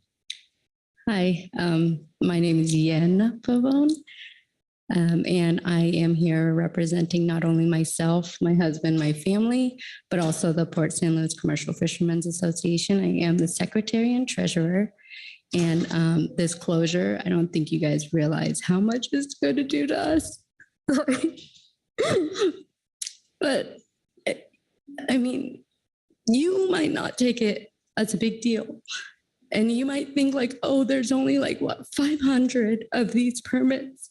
But those 500 families, they depend on this. And for you to just shut it down prematurely when we saved up money to purchase these permits. And then on top of that, we also save up money every year just, to pay for the fees and just, to activate them. And I mean, we get, like you have to pay to register your boat and you have to pay to register the permits. And, we put all this money in year after year. And then for you to just say, oh, by the way, the last 5 months, you don't get to fish. You don't get to recoup that money that you put into it. It's just not right. And I mean, I hear you guys saying that you only have so many options, but consider this, Port San Luis and Morro Bay. I understand that you guys have grouped us, with more northern people, and that's why our fishery is closed. But perhaps you can just adjust that region and group us with, the Conception region, the southern region, and then at least allow us to fish for the next 5 months while you guys figure this out. I mean, that I think is an option, but it maybe it's not. I don't know. And then the other thing I wanted to say is that many people here live to fish, and that's what they'll tell you. It's their passion. It's their joy. I mean, there's nothing that makes me happier than seeing my children reel in fish. It's like that little feeling that you get when you caught your first fish as a child. You can't take that away. I mean, my children have been on the boat with me. I've been pregnant on the boat. I fished literally 2 days prior to delivering, my babies. And I love it out there. I won't say I'll go in it because I know what's in there, but, like just being able to harvest responsibly and, just what comes with this is like a great responsibility. We are shepherds of the ocean. We are out there. We are the ones picking out Mylar balloons. We are the ones cleaning up trash. We are the ones pulling in logs from drains, so other fishermen won't hit it with their boats. We are out there and we make a difference, and we have been harvesting responsibly for a very long time. And many stock assessments show that. And so to close our area, and just speaking specifically for Morro Bay and Port San Luis, for a fish that is nearly non-existent, just makes 0 sense at all. And like I said before, a lot of people say they live to fish, but I beg to differ. I think a lot of our folks fish to live. They are in their 70s and their 80s. And if you take this away from them, they're not moving anymore. They're not waking up. They're not getting in their boats early mornings. They're not doing it. And you know how it is. As you age, your health declines. And these fishermen rely on that. They rely on that exercise. And if you kill this, small breed that we have here and you say, oh, by the way, you can't fish anymore.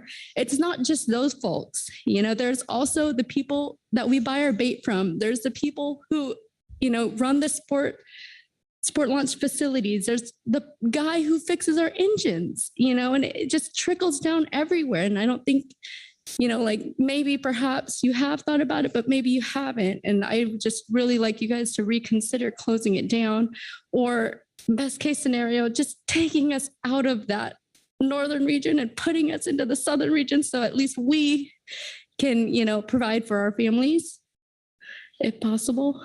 Is that an option? I don't know if it is. Thank you. Thank you for that. Are there any questions for Ms. Pavone on her testimony? I'm not seeing any. Oh, there is one. I'm sorry, Butch Smith, I missed you. That's okay. Thank you, Mr. Vice Chair.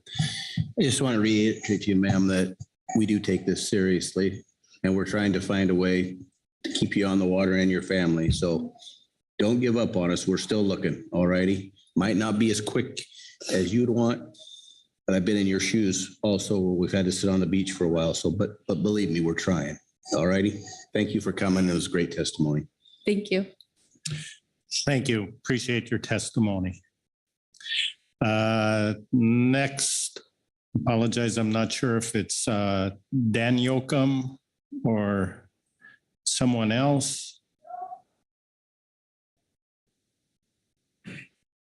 And that person, I know Dan Yoakum was with us this morning, may not be here now. So we'll move on to, and I apologize, my pronunciation, I may get this wrong. Jalama Pavone or Yalama?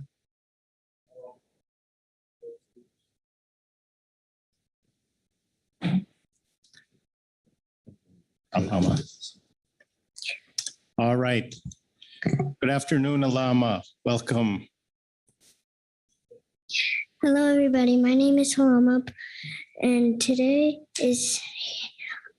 I'm here to tell you not to shut down fishing. Fishing has been important to our family and other families. I love fishing so much. I go fishing every Sunday. Plus, it's not fair to shut down fishing for everybody. I bet you if you looked in our tanks, you would not see any Quillback. In fact, I've never even seen a Quillback. I've never even caught a Quillback. And I don't fish anywhere near Quillback.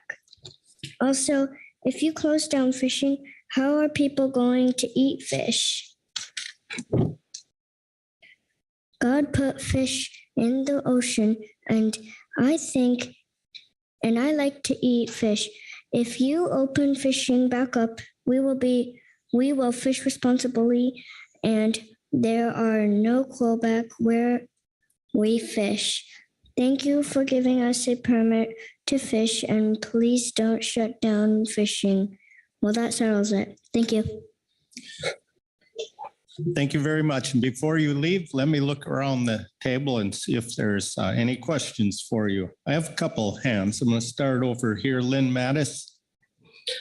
I don't have a question for you, but I wanted to say I applaud you for getting up there. You handled yourself and testified better than many adults do. You do better than I do. So good job, and appreciate you coming up and talking to us. Thank you. Thank you. And Corey Ridings. Thank you, Mr. Vice Chair. Thank you very much, Haloma, for testifying today. My question is, what is your favorite fish? Sheephead. Thank you. All right. Other questions? I don't see any. Thank you very much. And we have Mobius Pavone to testify also.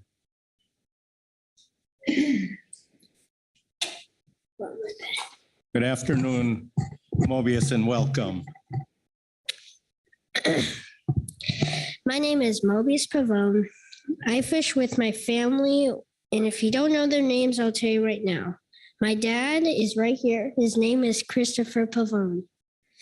My mom is over there, and she did a testimonial thing. Her name's Erin Pavone over there in the seat. And I got my sister, Halama, that just did her testimony right now. Hola. And I got my middle-aged sister named Pearl over there in the corner.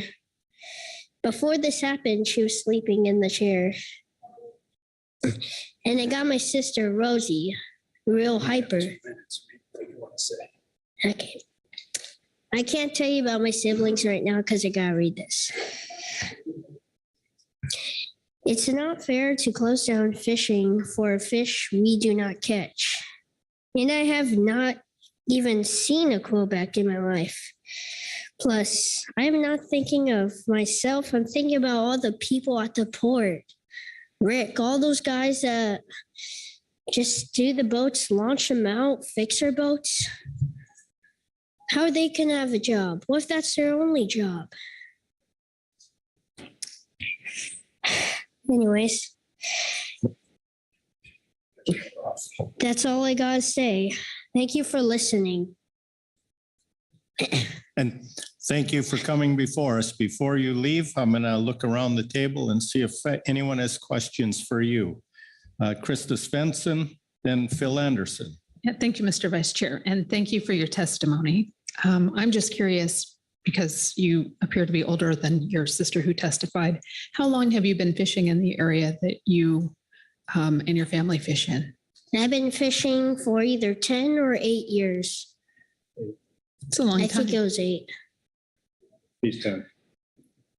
Thank you. Thank you. Phil Anderson. Hey, Mobius, thanks for coming up. I'm right. This guy over here. I was wondering, do you really enjoy being out on the ocean? Yeah. Yeah. And you like fishing? Mm-hmm. What's your favorite fish? I would say a lingcod. A lingcod. I'm with you there. They're really good. And what's the name of your boat? We don't know yet because we just got a new boat. Do you get to help name it? Yeah. Okay. The old name was the Silver Pelican. Oh, okay. All right. Well, thank you very much for being here, and thanks for coming up and offering such great testimony to us. You're welcome. All right, thank you. Further questions? Not seeing any. Thank you. Thank you all and everyone who testified before us today. That concludes our public testimony and will take us to council action, which appeared on the screen before us. And you see a list of items up there. Final in-season adjustments for 2023, 2024 is necessary. Whiting yield set-asides and any additional adjustments for agenda item E9.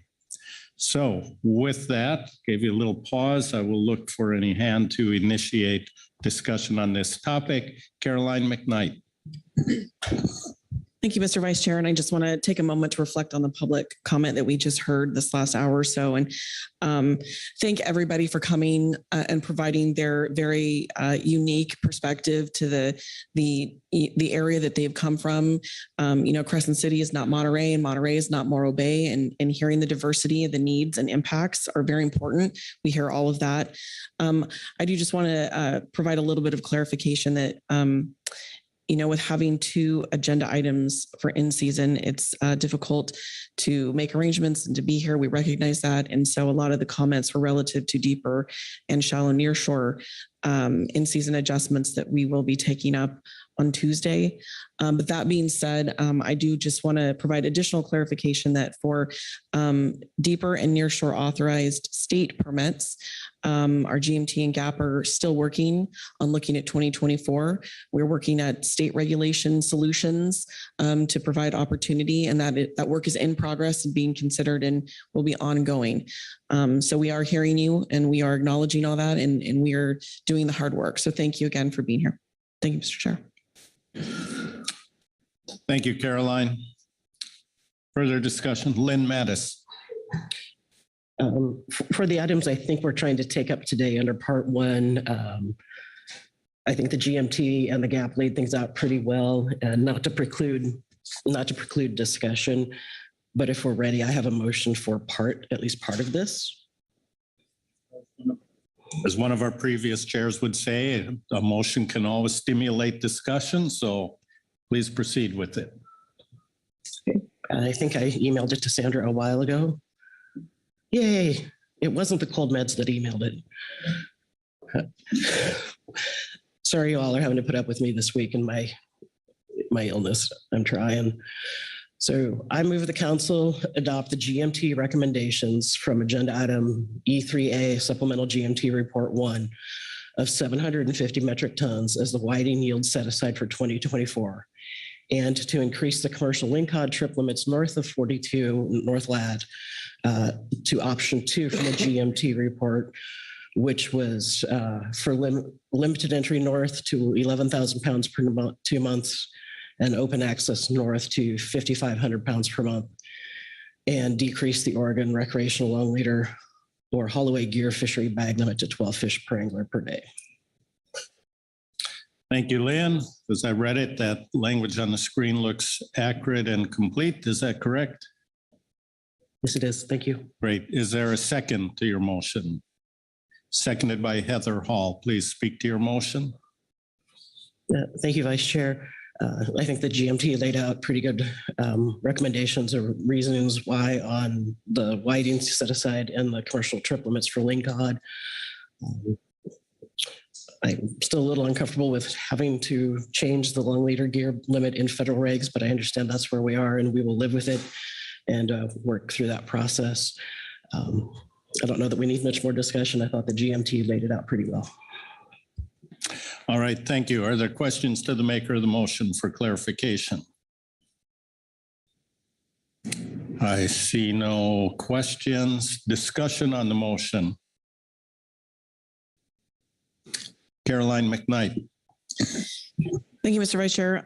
Thank you, Lynn, for the motion. I appreciate it. I will be supporting the motion. I do just want to, I guess, share a little bit of, I don't know if heartburn's the right word, but some trepidation in the lingcod north of 42 trip limit increase, noting that there was, I think, a more incremental step that could have been taken with a different option. And also just in recognition that just south of 42, we're currently at no lingcod. And that does create some potential issues with effort shifting and also just what we've noted here in some other discussions, other agenda items. We know that lingcod just doesn't stop at the 42 border, and that is hard to accept. But otherwise, I will be supporting the motion. Just wanted to give that some attention. Thank you. Thank you. Further discussion? And I do not see any further discussion, so I will call the question on this motion. All in favor signify by saying aye. Aye. Opposed, no. Abstentions? Motion passes unanimously. Thank you, Lynn.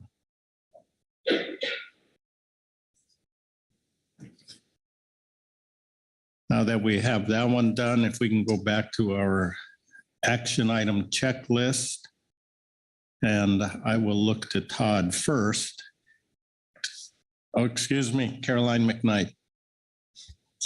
Thank you, Mr. Vice Chair. I do believe I have another motion in the wings waiting.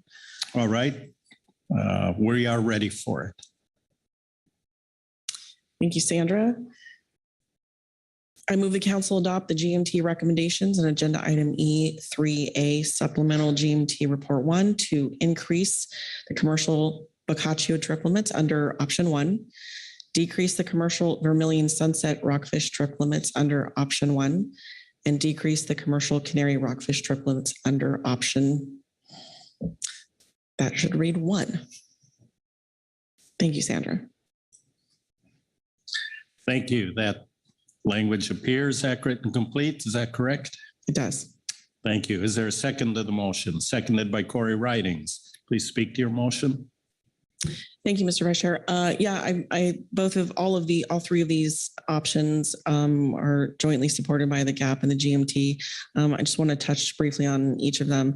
Boccaccio trip limits and the rationale for 1-to-1 ratio with chili pepper is very important as we're shifting to offshore fisheries. We're trying to provide as much opportunity as possible. Boccaccio is a very healthy and underutilized stock, so we want to provide that opportunity without question.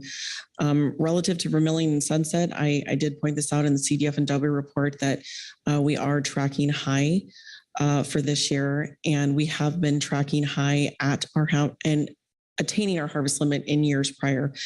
So this is a reasonable and prudent measure to start ratcheting down a little bit so that we can stay within that harvest limit. And then lastly, I think based completely on the GAP's recommendation here in noting the status of the Canary stock assessment, providing a ramp down is also, I think, a wise choice here, and it had concurrent agreement from both of them. Thank you. Thank you. Are there any questions to the maker of the motion for clarification? Don't see any questions. Any discussion on the motion? Seeing no discussion, I will call the question. All those in favor say aye. Aye. Opposed, no. Abstentions? Motion passes unanimously. Thank you, Caroline.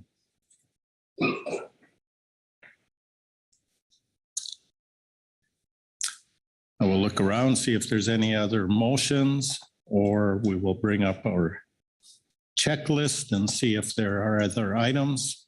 Maybe I'll just look to Todd and say, what else should we tackle here? Yes, thank you, Mr. Vice Chair. So I do have one question for the council. In the GMT report, they do mention for Sablefish north of 36, status quo trip limits for both open access north and limited entry north. I just wanted to confirm that that was the council's intent to maintain those trip limits. Thank you. Lynn Mattis. Through the vice chair, Mr. Phillips, I almost called you Mr. Anderson. Mr. Phillips, yes, because it was status quo, maintaining status quo, we didn't think we needed a motion to keep that, but we appreciate you double checking that we were on the ball. All right, thank you. Anything further, Todd, that comes up? No, Mr. Vice Chair, that is it for me. You have, the council is under this particular agenda item has adopted all the recommendations that were put forth in the GMT report. You've had good discussion, and I would say that you have addressed your council action. All right, thank you. With that, there's no other hands. That brings us to an end of this agenda item. I want to thank everybody who stood with us, public comment, and that will close out agenda item E3. And with that, I get to pass the gavel back to our chair.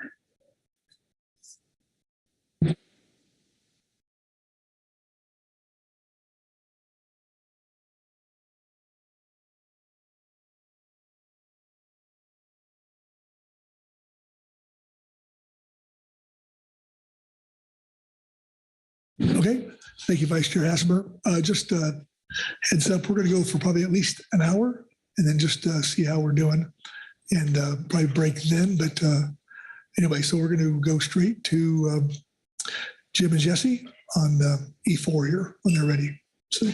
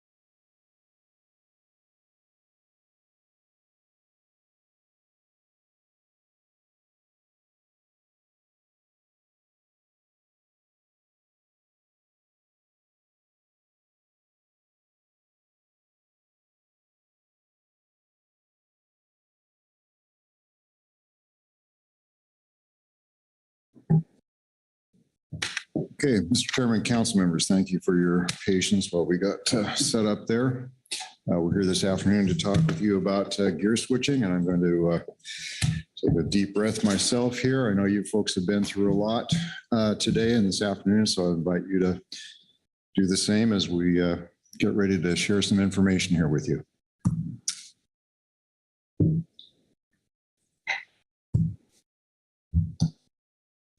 There we go.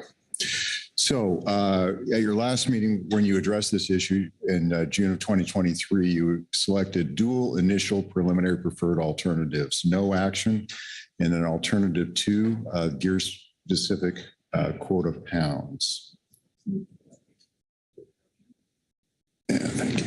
Okay. There's my mouse. No, it's not. It must.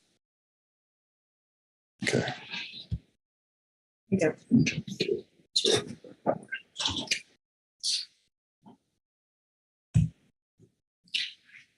At this meeting, you're scheduled to adopt a preliminary preferred alternative, including options, and you'll also be addressing outstanding questions on the preliminary preferred alternative, if there are any, as well as providing other guidance.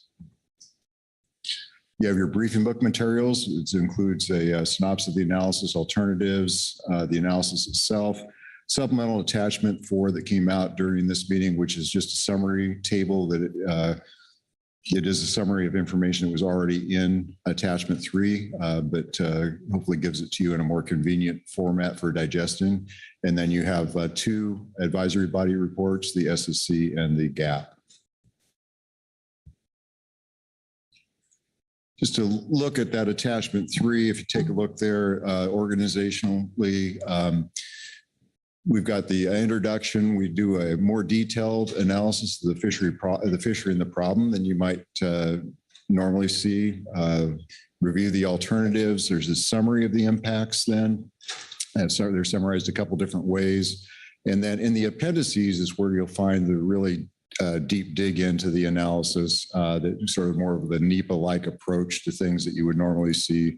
This is not at this point a NEPA document, so we took liberties to kind of reorganize it to get what we felt was the most important information up front in the document for you. As we start in, I think it's helpful to take a step back and look at the broader policy context that informs your current deliberations. So this includes intersector allocation policy, history, and objectives for those allocations, sector crossover policies, both of which we'll touch on more in a few minutes. And the council's current focus, what you've been doing here over the last many meetings in terms of looking for ways to improve economic performance for the trawl fleet, including cost reduction through EM and the trawl cost project that you have underway. And what we're doing here today, looking at ways to increase attainment of the trawl allocation. That said, let's take a look at the purpose and need statement that you've adopted for this action. And the statement itself is much longer, but in brief, it identifies as the need the fact that most trawl allocations have been under-attained since the start of the program, which brings up the issue that things might not be doing as well as they could. This also relates to management goals 2 and 3 of the FMP, which are to maximize the value of the groundfish resource as a whole and achieve the maximum biological yield, respectively, as well as Amendment 20 on Amendment 20, which has a full utilization goal. The purpose of this action, if it is to be taken, would be to keep northern sablefish gear switching from impeding the attainment of northern IFQ allocations while considering impacts on current operations and investments. And those operations and investments include both those of the trawl gear and gear switching sides of this issue.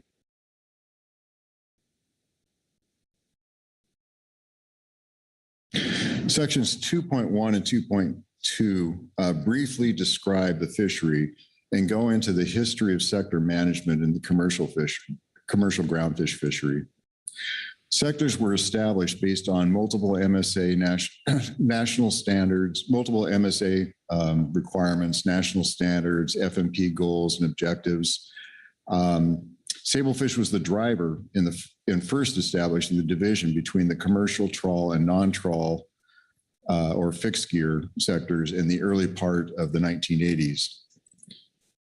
Trawl and trawl-dependent processors and communities wanted year-round management based on trip limits. They didn't want all of their allocation of sablefish being used up early in the year, such that a continuation of the harvest complexes would result in a lot of wastage.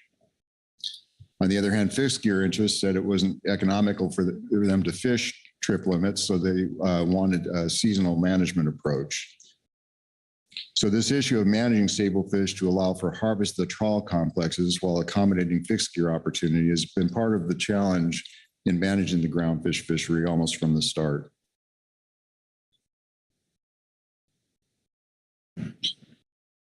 Sector crossover has been part of the groundfish management system since the license limitation program was created in 1994, but it changed substantially with the trawl catch share program.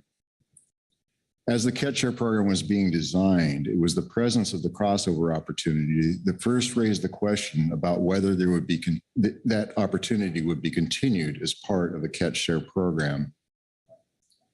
As you all know, the license limitation program has endorsements for longline fish pot and trawl gear. The crossover allows the use of any gear except trawl, including open access gears. However, those crossover provisions, there were some constraints to them. First, at the sector level, even though a limited entry vessel used different gear, its catch still counted against its own allocations. Then at the vessel level, they were subject to the open access limits. Because of these limitations, while crossover was provided, it didn't really shift the allocation between gears. When the trawl catch share program was created, the crossover opportunities fundamentally changed, became less constrained, and altered the allocation between the gears. At the sector level, rather than counting against their own allocation, the catch counts against the trawl allocation. The open access trip limits no longer applied, making it much more economically viable for vessels to use non-trawl gear in the trawl fishery.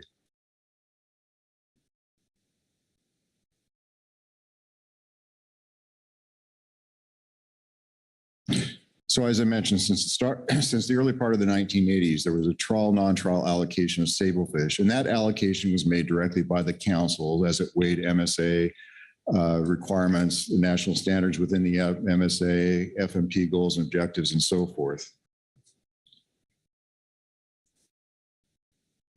With catch shares, the initial allocations are determined as before, but with quota trading and gear switching, the markets now have more of a role in determining the final distribution of the allocation between the gears. Implied then in the current question on whether to limit gear switching is, does the market adequately resolve the between sector allocation issue, taking into account optimum yields, efficient outcomes, other national standards, and MSA required considerations, along with the FMP goals and objectives?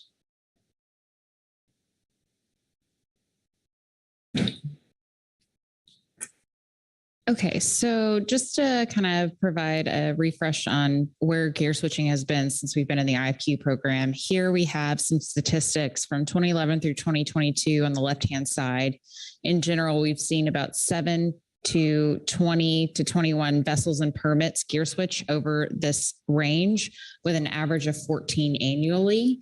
In terms of attainment, it's ranged between 19.1% and 35.3%. And our average over the time span has been 29% of the allocation. And the figure on your screen here has the catch, the gear switch catch in millions of pounds. And that's using the left-hand axis. And then the attainment, the percent attainment of the Sablefish North allocation is shown by the orange line.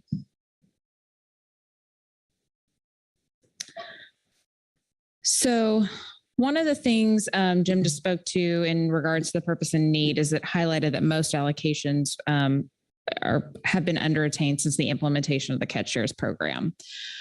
So some work done by Sean Matson in 2016 and the 2017 catch share review noted that since 2011, we have seen some attainments decline for species like Dover sole, lingcod, and thorny heads, whereas petrale and sablefish has actually increased in attainment.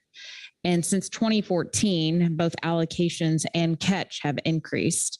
And here on the screen, we have figure 1, and you have the percent attainment and of the total non-whiting allocations for the IFQ program from 2011 through 2021, and then the quota pound utilization on the right-hand panel. The unharvested is shown in the gray bar, and the actual catch is shown in the black bar. So you can see that the percent attainment on the left-hand panel has declined since 2014, but we have seen an increase in overall catch on the right-hand panel. But there, some of this attainment percentage kind of dropping down was also due to the fact that we saw large increases in our quota pounds in 2015, starting with the Dover increase in 2017, with the increase in canary and widow rockfish.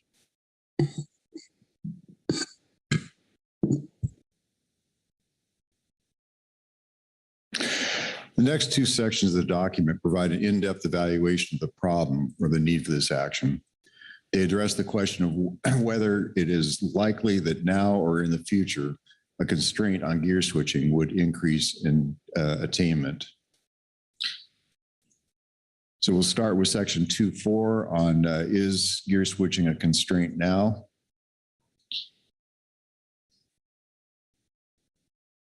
There we go. And we looked at a variety of different hypotheses, I guess, if you will, for what might be constraining attainment of the trawl allocations. These are largely derived from the problem statement adopted by the council. 241 is trawl vessel participation constraining it because of the capacity limitation there. Are there market limits, infrastructure limitations in terms of capacity?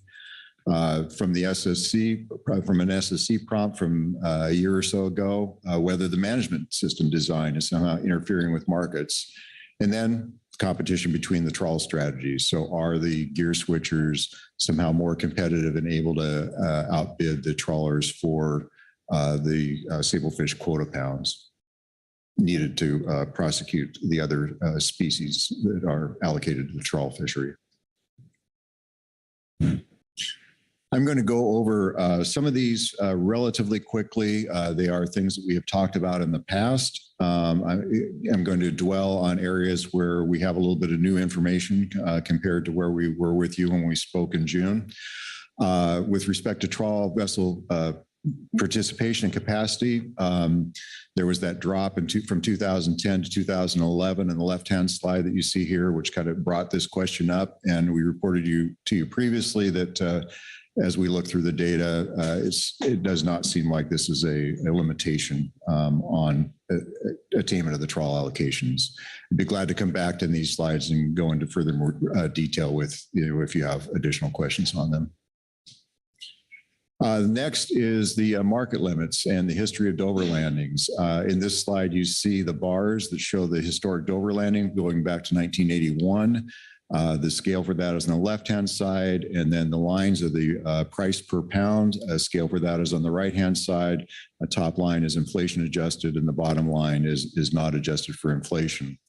In our previous discussion with you, we focused in on that period of time from 2006 to 2009 and 10, when you see an expansion. I'm trying to get my cursor going here. Okay, there we go. When you see expansion as the ACLs were increasing quite a bit, you saw an expansion of the amount of Dover that was being landed. And last time we talked with you about how in 2009 and 10, we thought we were seeing some market stresses in terms of the price declines that are shown here, as well as the decline in 2010. And we spoke about how this maybe indicated a limitation on the markets at that time, which I would note was 12 years ago. So markets may have well changed since that time. Looking into that further and what was going on in this period of time, there were a number of other things going on, which just shows why I think the complexity of evaluating this whole, illustrates the complexity of evaluating this whole issue.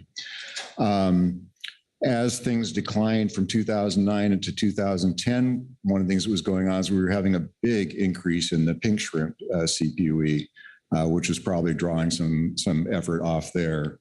Another factor was that in 2009, we started cutting back on our petrale fishery because that was indication it was going to be declared overfished. So regulations were becoming more constrained. In looking at the data, petrale is a significant contributor to the revenue for many DTS trips. So as those constraints came in, then the incentive for making those DTS trips would have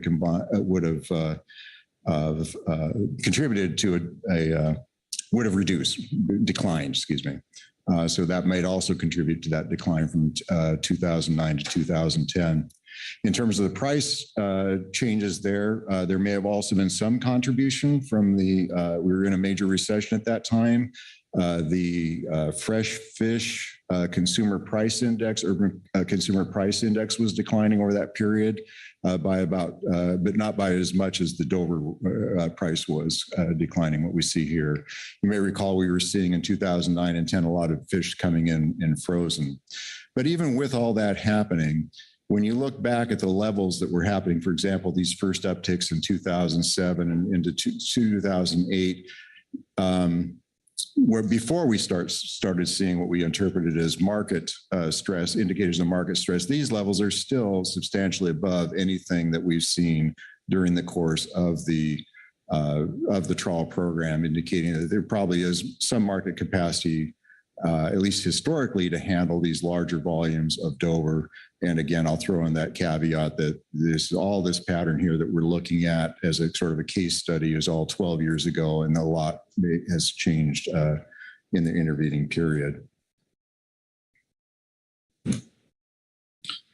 Continuing on with respect to infrastructure limits, recall that we've discussed previously that even though there has been some decline in the number of first receiver processors, mainly in southern ports, based on the ability for processors to handle temporary expansions in volumes, we don't think infrastructure is limiting harvest. However, we do need to keep in mind that it is not just the volume of fish that can be handled, the throughput, but also processor efficiency, and consequently the ability of the products to compete in markets. And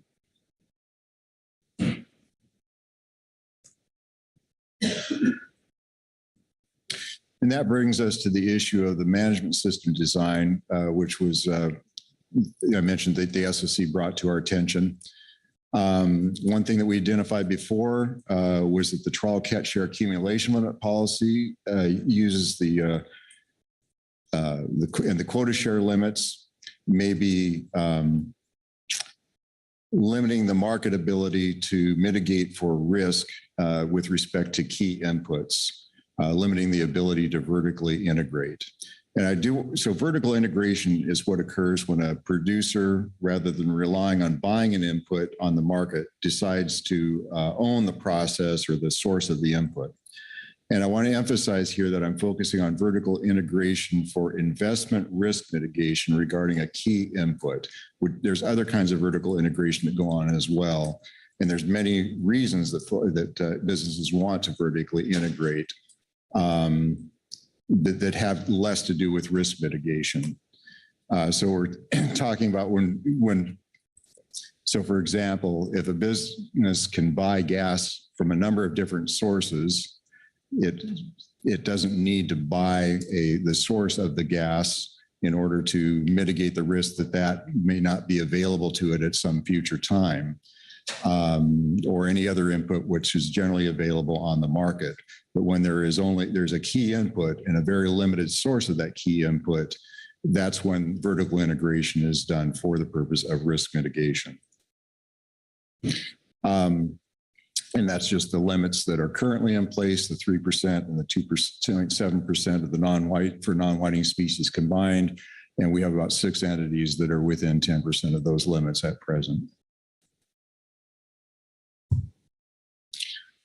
Another system design issue it has to do with the limited entry fixed gear stacking program. And on that side of things, we know that there is a 3 permit stacking limit. And we see that most of the vessels that are crossing into the to gear switch are vessels that are at that 3 permit limit.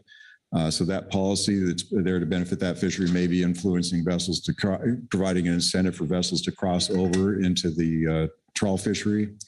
There's also the long line and fish pot gear endorsement and the separation of those into long line and fish pot endorsements, such that there's a very few, relatively few fish pot endorsed permits available. And we do see that the vessels that are not crossing over, but are just going into the limited entry, into the trawl fishery without being a limited entry fixed gear vessel. Most of those are using pot gear in the trawl fishery.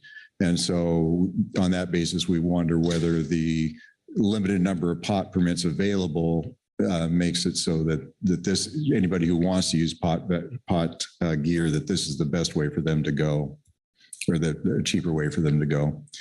And then a final thing that interferes or distorts the markets, if you will, is the lack of trawl gear switching opportunity in the limited entry fixed gear fishery. So that limits the ability of the market to drive the allocations towards what would otherwise be perhaps a more efficient outcome, or the most, I would say more. Yeah. That brings us to competition for sablefish quota pounds among strategies. And I'll get to the bottom lines for this slide. I'll be showing a graphic here, but I want to give you the bottom lines first because the tables sometimes are a little bit hard to follow. So trawl profits measured as variable cost net revenue per pound of sablefish are generally greater for DTS trips than for gear switching trips. And the second bottom line here is that some gear switching trips are still more profitable. That creates the opportunity for competition and displacement between these two gears.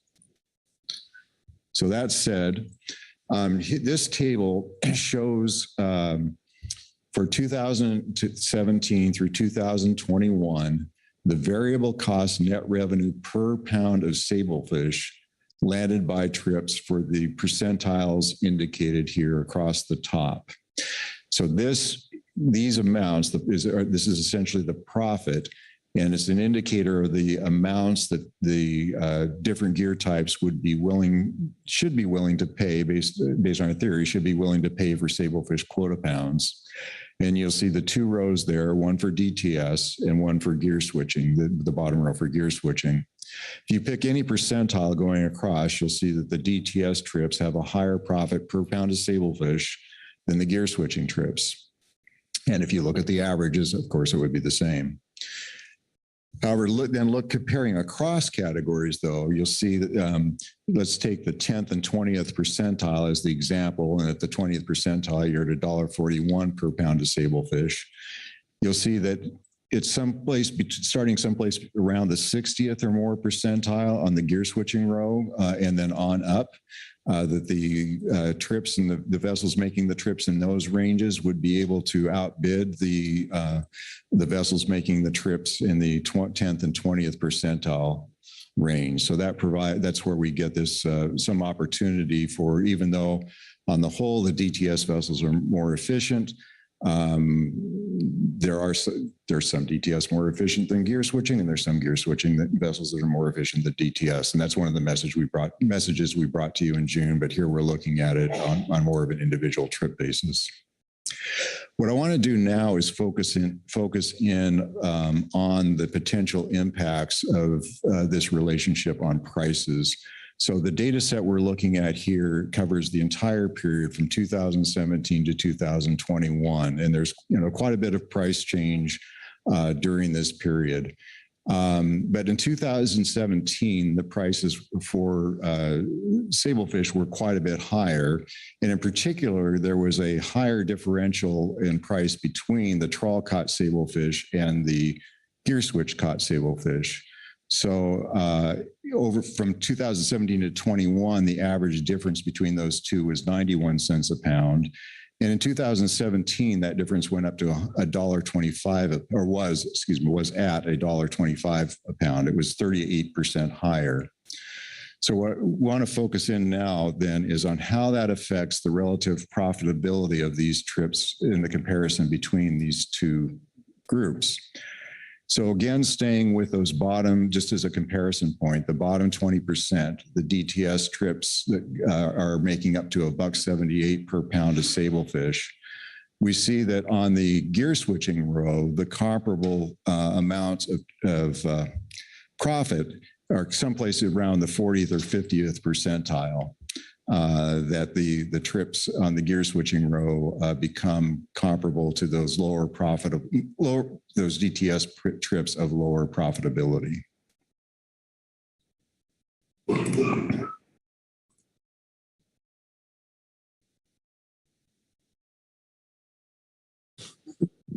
Okay, so good. Yep. So now we're going to move into section 2.5. Since you're switching, it'd be nice maybe if we could ask questions on Jim's part. If it's possible. So I'll look for hands, everybody catch their breath. Corey. Thanks, Mr. Vice Chair. Jim, on that last set of slides, I think I was following accepted. An embarrassing question maybe, but I don't, can you switch back one slide or two slides? I get the boxes, except I don't get the box on the 60th percentile for the gear switchers. Why is that one in a box? It's simply because the $1.41 on the 20th percentile of the DTS, it's somewhere between the 60th and 70th percentile, but we don't have the exact number. It's just within the range of that one. So it's just kind of it's a hedge. Hey, Corey. Other Corey Ridings. Thank you, Mr. Chair. Thanks, Jim. Can I ask you to try to explain slides 20 and 21 and the percentiles as kind of a slides 20 and 21 for dummies? I don't quite get what you're saying here. I think it's important, but I don't quite get it. So thank you. Thank you, Mr. Chair, Ms. Ridings. So the way this is constructed here, let's take one row for the DTS trips. So first, for each DTS trip, and this is EDC data, so Aaron Steiner did all this for us. For each DTS trip, you determine the profit, which is called variable cost net revenue, the profit per pound of sablefish. And we order all the trips from the lowest profit to the highest profit. And then we look at, we look at the 10th percentile trip. So the trip that was 10% more profitable, or there was, how do I say this? Yeah. So like I said, you order them. And so the trip, the vessel, the trip that was at the more profitable than 10% of the other trips, but not as profitable as anything that was higher than that. And that's the 0.86%, right? You're probably used to thinking about the median, which is would be the 50th percentile. So that's the 2.9 value that's in the center. So if we look at the first 10% of the trips and the maximum profit of the first 10% of trips, that's $0.86 per pound. If we look at then the maximum profit of the first 20% of the trips, that is 1.41 per pound, and so forth. So each of these values represents a single trip based on where they are in the order of the trips from least profitable to most profitable. So that's the single line. And then we want to look at, well, how did the DTS trips compare in profitability to the gear switching trips? Going on any one of those percentiles, the DTS is always more profitable. So then the question is, well, does that mean then that the DTS are always going to be able to outbid the gear switching vessels for sablefish quota pounds? Because these profits should indicate their willingness to do so. And then to answer that question, we do the cross percentile comparison, if you will, and we look at the top level of the gear switching trips, and we say, okay, these folks that are making, the $1.36 and $1.60, but more the $1.62, $1.87, $2.14, would be able to outbid some of the lower profitability DTS trips. Is that? Thanks, Corey. Anyone else? Krista Switzer? Thank you, Mr. Chair. Well, that totally confused me. And I'm going to flummox around here for a minute because I'm totally confused.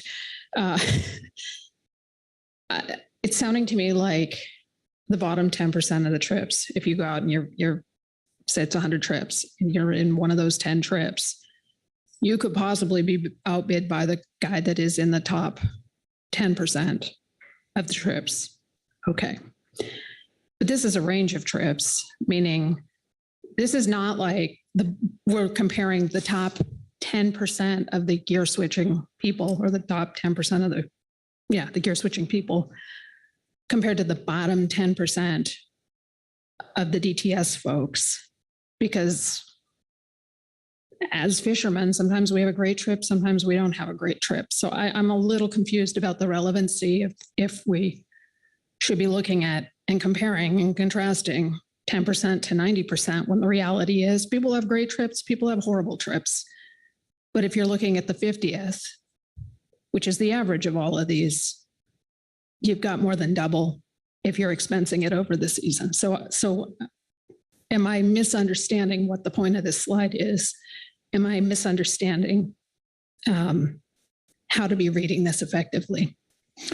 No, you're right. This is at a trip level, and there are a lot of reasons for the outcomes. And going into a trip, you don't know what your outcome is going to be, and this is based on the outcome of the trip.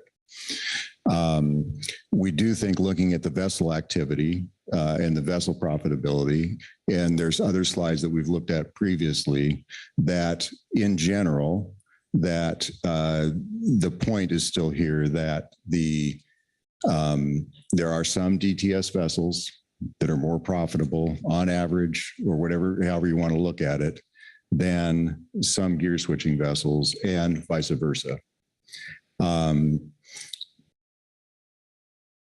Yeah, and we could go into the reasons for any of these particular trips, but I'll just leave it at that.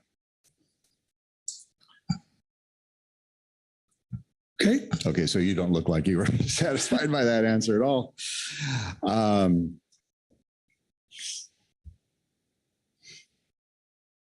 I guess I will clarify. I mean, I understand the answer, just so we're clear on that. I thank you for clearing up the confusion. The reason why I'm still looking a little befuddled is I don't know.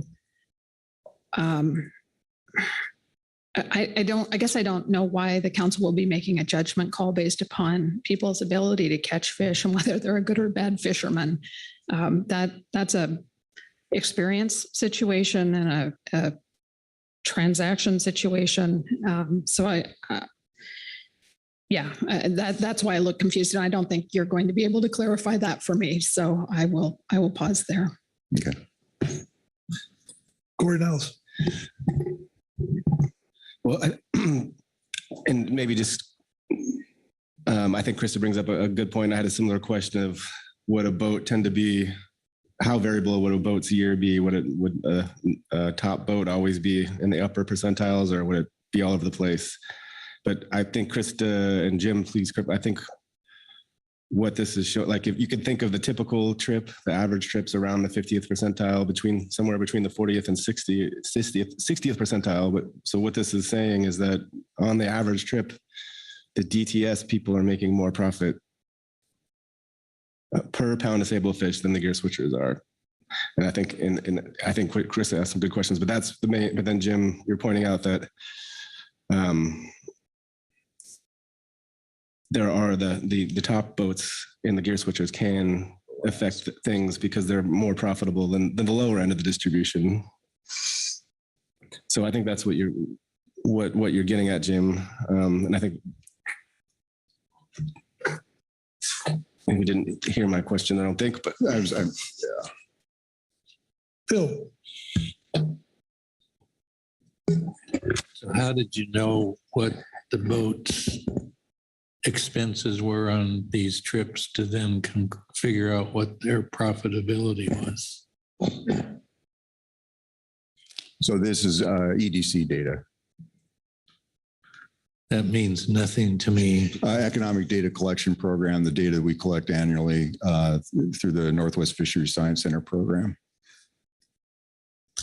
So it's collected through surveys. Maybe I didn't understand the question. Okay, thanks. Maggie Summer. Thank you, Mr. Chair. A point on that, but I have several questions, but the EDC data does collect cost data as well, so that one can calculate profit. Thanks. And another question on this one. Thanks, Jim. I appreciate the patience. I think this is an important point. I'm curious, in looking at the year range included here, and I'm sure it's in the document, but can you remind us why this is looking at 2017 to 2021? We selected a recent year range. Looking at individual years becomes problematic because of confidentiality issues. And then in the next slide, we did the 2017 because we were able to provide that. In the appendix, there is some more aggregated data on the individual years. Maggie? Thanks.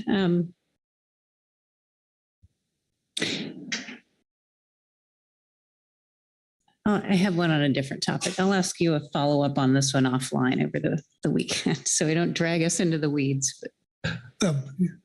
Executive Director Bird. Thank you, Mr. Chairman, and I will drag us into the weeds this summer. It's hopefully not too much, but maybe in the interest of putting a different angle on what this is showing us, Mr. Seeger, would it be fair to interpret this as a reflection of economies to scale? So in other words, you start to scale up your production as a trawler, you get up to the 90th percentile, and the profits can be quite large. If you're a smaller trawler, they're quite a bit smaller and more along the lines of a high producing gear switching vessel. Is that one way to look at this table? Thank you, Mr. Bird, Mr. Chairman. That would be an element probably of what's causing this range. There's also the issue of, with respect to the DTS vessels in that line, that some of those trips, as I mentioned before, bring petroleosol in. And so those are probably the ones that are at the higher end. Also, as the DTS vessels land less sablefish per metric ton because they perhaps either don't have access to that sablefish or for whatever reasons, that on a per pound of sablefish basis, the less sablefish you have in a metric ton, then the more total revenue you have. So that's going to move those trips up as well. It was mentioned, well, gee, look at the 40th to 50th to 60th percentile as an indication of the average. And the point here is that, those trips are as subject to the individual trip concerns that were Ms. Svensson was mentioning, as is the 10th or the 90th percentile. I'd refer you perhaps to page 40 and figure 12 of attachment 4, attachment 3.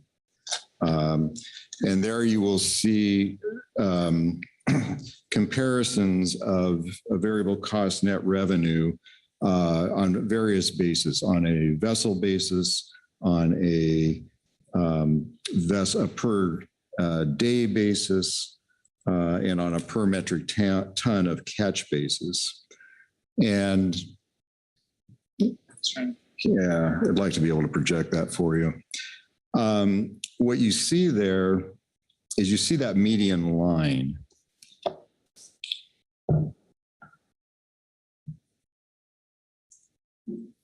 Maybe this is something that in order to, go ahead.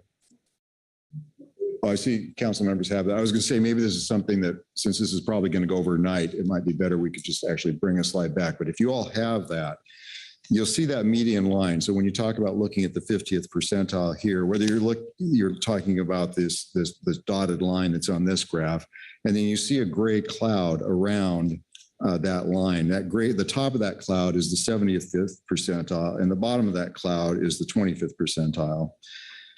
This is not on a per pound of sablefish basis. This is just on a general, like I said, a per day or per metric ton of catch basis.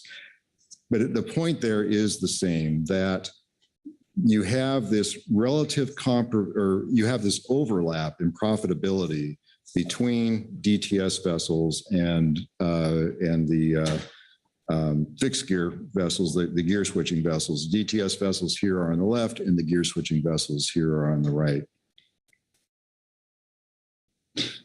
And because of that overlap, even though looking at the medians, if you just look at the averages, you might say, oh, well, these vessels are more profitable than those vessels. But when you look at the spread and the range that's out there, you see that there are some that are more profitable and some that are less profitable. And in that gap between those two is the opportunity for the gear switching issue to arise.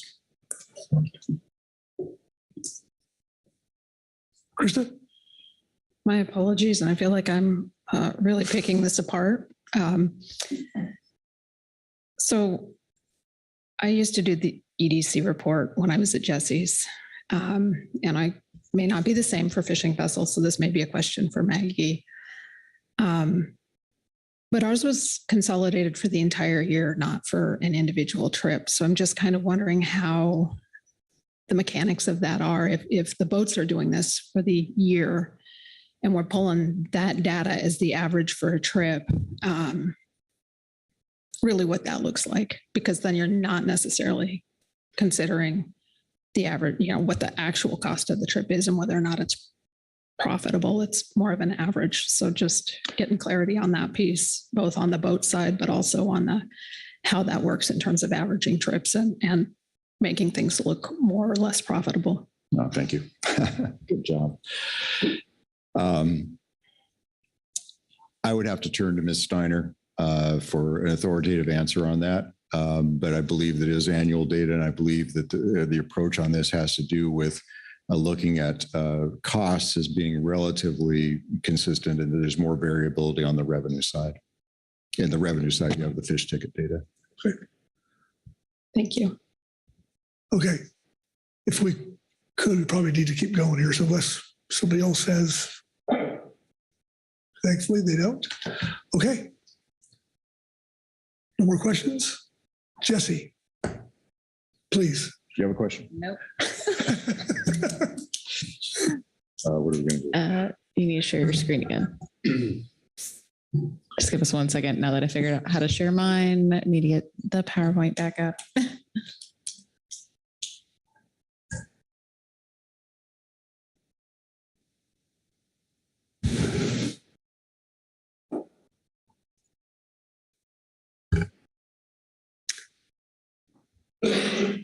Okay, section 2.5.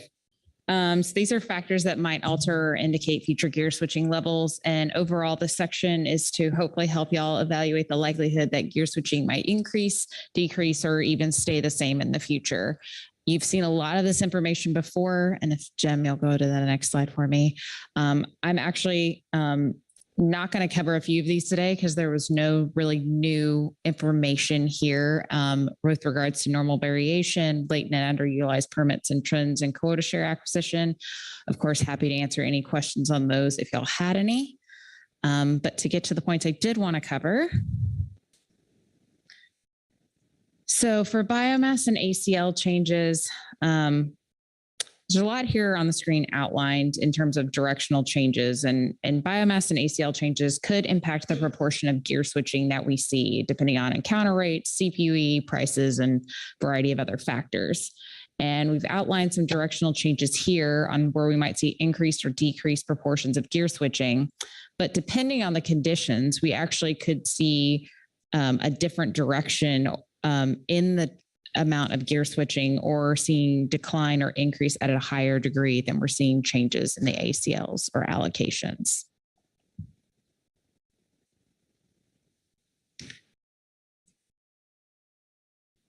2.5.3 on Sablefish market prices. We wanted to focus here on the ex-vessel price differentials and the level of gear switching. So just to orient y'all to the graph here on the screen, we have the blue bars are the price differentials. So the gear switch minus the trawl Sablefish ex-vessel priced adjusted for inflation. The bar with the little stars is this. So the top line is the gear switch attainment of the trawl allocation. And then that middle darker line is the millions of pounds of gear switch landings. So you can see that higher gear switch landings were continuing through 2019, but the higher price differentials that did tail off from 2017 to 2019, but will not as much as we will see in a moment with respect to ex-vessel prices.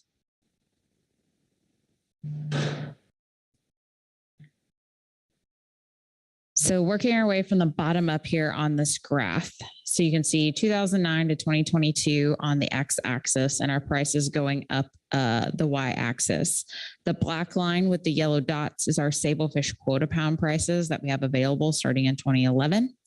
The blue line with the triangles is our trawl ex-vessel price, and that is non-whiting only.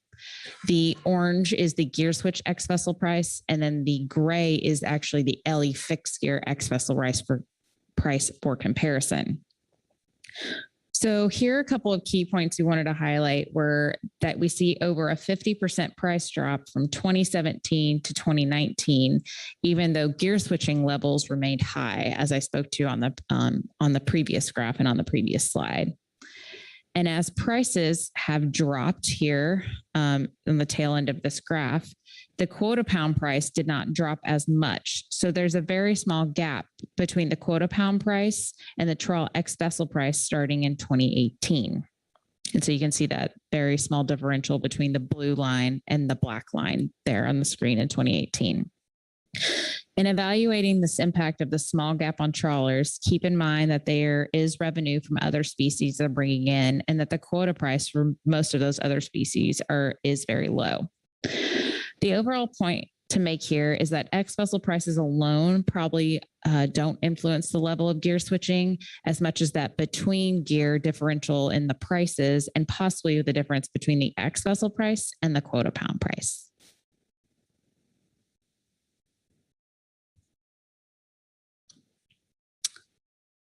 So 254 is conditions and crossover fisheries. And this is where we're looking at how other opportunities and other fisheries may increase or decrease gear switching levels. And we spoke to you in the past about how we've looked at crossover fisheries, including the Alaska sablefish fishery, Dungeness crab, and the LE fixed gear tier fishery. And the focus of today, and Jim kind of mentioned this at the top of the presentation, talking about management system, is the LE fixed gear tier fishery is where we have this, the largest degree of crossover. And the biggest drivers that we see here are the tier limits. So under the tier program, if you were to max out the 3 stacked permits in tier 1, which is our highest tier, that equates to only 57% of what someone could gear switch under an IFQ vessel limit of 4.5%. In terms of gear flexibility, as Jim mentioned, the majority of IFQ gear switchers land with pot gear. And so there is that flexibility in the IFQ sector where any legal non-trawl gear can be used to harvest trawl quota. In the LE fixed gear follow-on actions, I do want to note, though, that you're considering removing that gear endorsement and allowing LE fixed gear permit holders to utilize either pot and or long line or utilize any legal non-trawl gear. So there could be some changes coming to that in the future. For seasonality, IFQ is year-round fishing, and yet the tier fishery is, limited to April through December, although that December extension was a recent add as a part of the 23-24 harvest specifications. And finally, the one driver we see that is the economic advantages that the tier fishery has. There's no buyback with the tier fishery. There's currently no cost recovery, although that's being considered as a part of the LE fixed gear follow-on actions. And there's no requirement for the 100% monitoring and the costs associated with that in the IFQ program. So on one hand, this profit advantage and attractiveness of the LE fixed gear primary fishery might further might be further increased if monitoring or other costs of participating in the IFQ fishery is increased and potentially reduce the amount of gear switching. On the other hand, efforts to reduce these costs in the trawl IFQ fishery, which has been the subject of that cost project in the upcoming review, or the imposition of cost recovery in the LE fixed gear fishery that I just spoke to, could increase the relative attractiveness of gear switching.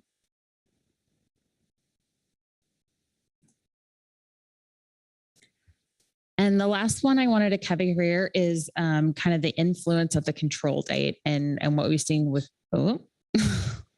too fast, new entrants. So here on the graphic here on your screen from 2011 through 2022, we can see the number of permits on the left-hand panel and the number of vessels on the right-hand panel that have participated in the gear switching fishery. The black bar represents the annual participation of permits and vessels, where the black line shows the cumulative number of distinct permits and distinct vessels that have participated in the gear switching fishery. So on an annual basis, we saw gear switching participation really stabilize prior to 2020, although you can see some kind of variation in the early years of the program where it's been hypothesized that there's been people that kind of tested out gear switching for a year or so, and then it did flatten out. But even during, the COVID years, we actually did see new entry in 2022 and 2021. And so the whole reason we're kind of bringing this up is that recent trends in new entry can indicate whether under current conditions and profit opportunities, if gear switching participation has stabilized, if it's attracting new interest or isn't sufficient so people are leaving the fishery. And with respect to the effects of the control date, this may have discouraged some participation. And if the council were to select no action, you may see an expansion of gear switching potentially. On the other hand, it may have encouraged some participation. We did see 6 new vessels and permits enter after the control date. They possibly could have assumed that the control date wouldn't change or wouldn't be included in the council's consideration of an action alternative. So again, just kind of wanting to flag what's happened since the implementation of the control date and just gear switching participation overall. And that is my last slide here on section 2.5. Again, that was a really high level overview, a lot of the information you've seen before, but I'm happy to take any questions before we go on to the alternatives description. Thank you, Jesse. Questions for Jesse on Corey?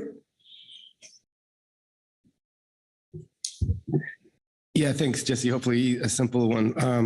I think it's slide 27.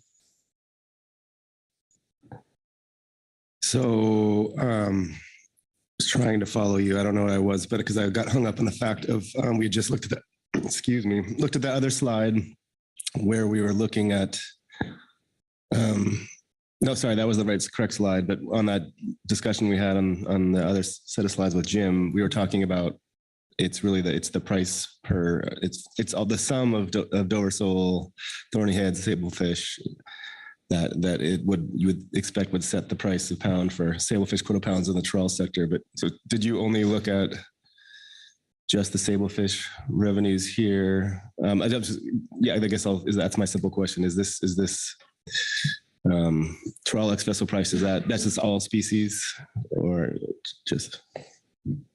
Mr. Chair, Mr. Niles, no, this is the trawl X vessel price of sablefish. Unless Jim's going to tell me I'm wrong.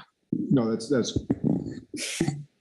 correct. The confusion may be that it says non-whiting there. That means it's non-whiting trips. There's sablefish caught on whiting trips, and they get 2 cents a pound, and we didn't include that in the averages.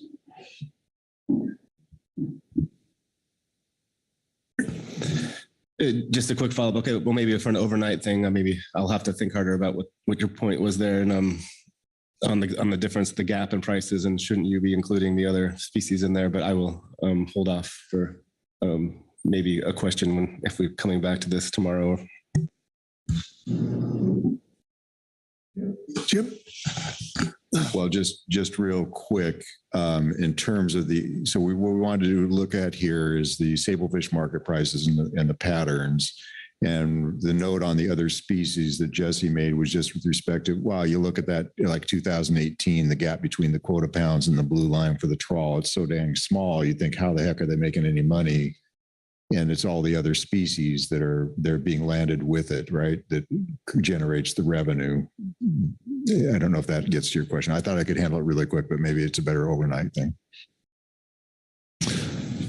Corey? Oh, maybe then, Jim. So you're saying that gap, if you, oh, I just thought I had it in my head, but so that gap would be bigger if you included the other species. Okay.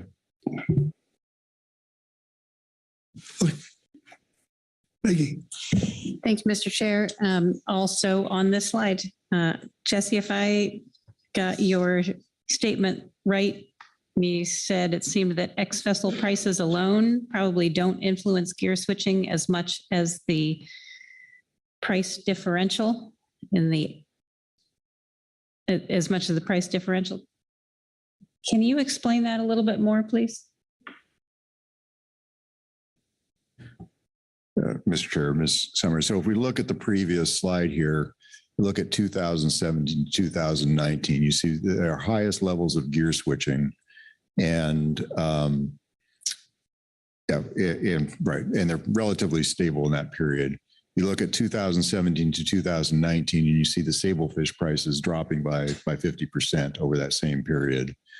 And so, what we're saying is that other interactions, I mean, sablefish prices are one element, but it's probably more other interactions that are occurring that are keeping the gear switching levels up in this earlier period. For example, going back to this slide, if you look from 2017 to 2019, you see some decline in the differential between the trawl price for fixed gear caught sablefish and trawl caught sablefish, but it's not nearly the decline that you see when you're just looking at the prices alone, when you have a 50% decline over that same period. So, just saying that obviously more is going on here. Often the statement is, we've heard statements made that, well, the prices of sablefish are going down, so this problem is going away. And this seems to indicate that there are other factors and combinations of factors that interact, that are, again, going back to this slide, that even though the prices declined from 2017 to 19, the amount of gear switching actually increased. Krista? Thank you, Mr. Chair.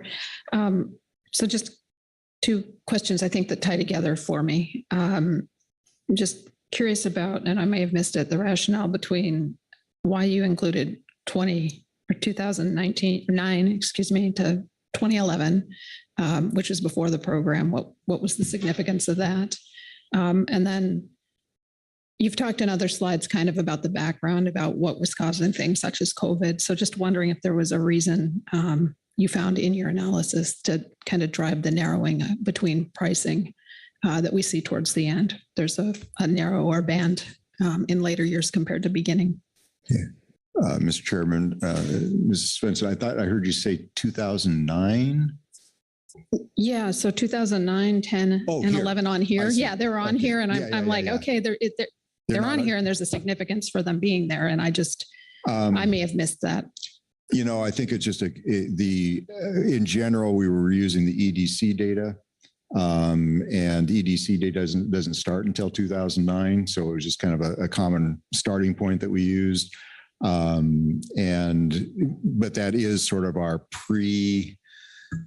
for a lot of our studies, that is our because that's where the EDC has data, that as our pre-catch share comparison point. So we included it in the data set and didn't do anything more with it than that.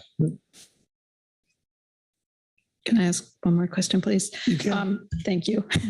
So I think that that's really helpful. Thanks for clarifying that. But then that leads to the question on, say, the slide before, as to why you were not consistent in terms of sometimes it's 2011, sometimes it's 2009. So just, I think it would be helpful for the consistency, or why it was chosen sometimes and not others. Yeah. So we could have included, 2009 and 10 in that slide, because as you can see from we have the blue line for the trawl, the gray line is for the fixed gear. It's not for the gear switching ones, right? And the differential that we're looking at here is between the gear switching values and the trawl values. So basically, we didn't have the gear switching values for 2009 and 10. And that's the blue bars are all representative of those gear switching differentials. And obviously the lines are the gear switching differential or gear switching levels. So the blue bars are the difference between trawl caught. Oh, you got it. Okay. Yeah, no, I got it. I just am thinking it would be helpful if we're comparing apples to apples in slides to have the same data set, but I'll leave it alone. Thanks. Yeah. So just to be clear, there weren't any apples in 2009 and 10. There were just, or there weren't any, or whatever. Yeah. Okay. Anybody else? Jesse, please.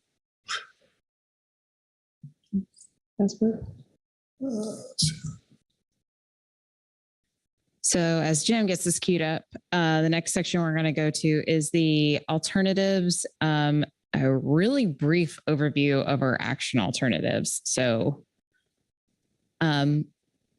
these are hopefully not new to y'all at this point. So I wanted to kind of hit the high points of what we left June with. Jim already noted our 2 IPPAs of no action alternative 2. So under alternative 1, that's our gear specific quota share alternative. And in this one, any gear and trawl only quota pounds would be distributed to any gear and trawl only quota share owners. Those that qualified as gear switching participants would receive 100% of their quota share as any gear. Non-gear switching participants would receive some or none of their quota share as any gear. And alternative 1 would rely wholly on our existing system in which those quota share types would match our quota pound types. For alternative 2, this is gear specific quota pounds.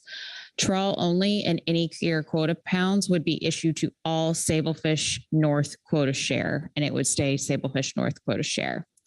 For anyone that qualifies as a legacy participant, their own quota share would be issued as 100% any gear. Everyone else that a non-legacy participant, their quota share would be issued at a ratio determined by our 2 options. Alternative 2 would require a new quota share account designation for those legacy participants, and we would have quota share categories that don't match up to our quota pound types because there'd be 1 type of quota share to 2 types of quota pounds. For alternative 3, this is the seasonal approach in which there would be a closure to the retention of gear switch sablefish when we reach 29% or projected to. There would be no changes to the quota share system. There would just be that seasonal limit if we were to hit that cap, modifying the privilege of when those quota pounds could be used.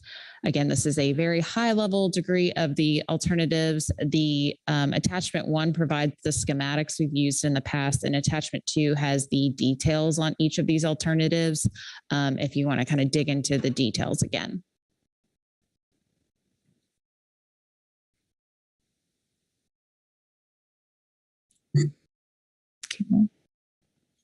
So moving on to our impact analysis. So here we're going to do no action compared to action and comparison of our action alternatives. So for impacts analysis sections, again, we summarize these in section 4.0 to provide kind of that overarching of a variety of different things, a lot of which we've seen in the past. The details, though, can be found in our appendices. So section 7 is that detailed analysis. 8, you can see overarching issues. So that's things like the control date. Some analysis in there on that. Section 9 had specific elements pertaining to the alternative design, and section 10 had some additional background information.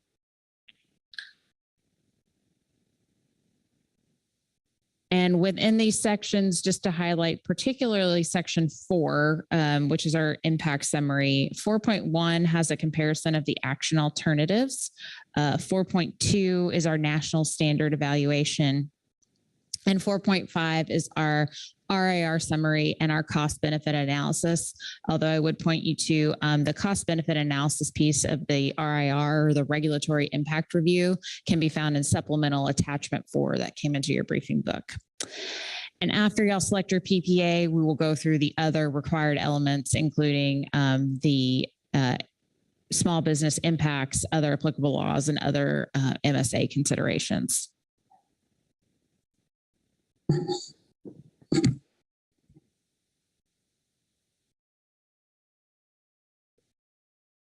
Mr. Chairman, at this point, we'll get into the approach to the analysis, and then we'll be going through some of the details of the analysis. I don't know what your intent is for how long you're planning to go this evening, but if you are planning to take a break in the very near future, this will be a natural break point in the presentation. We're going to go to 6 o'clock. 6 o'clock. So, right. And then we're going to stop. Okay. So we'll start on the analytical approach by talking about the no action alternative against which the action alternative impacts are measured. So first, we'll take a historical perspective. Here we have a graph of the history of gear switching, the percentage of the trawl allocation used by gear switchers from 2011 through 2022. All of the action alternatives include a 29% cap on gear switching as at least one of the options. So we'll use that for illustration purposes. First, note that in 5 of the last 12 years, the gear switching would have been below 29%. So the impact on trawl opportunity would be substantially less than for other years. That leaves us with the years in which gear switching would have been above 29%.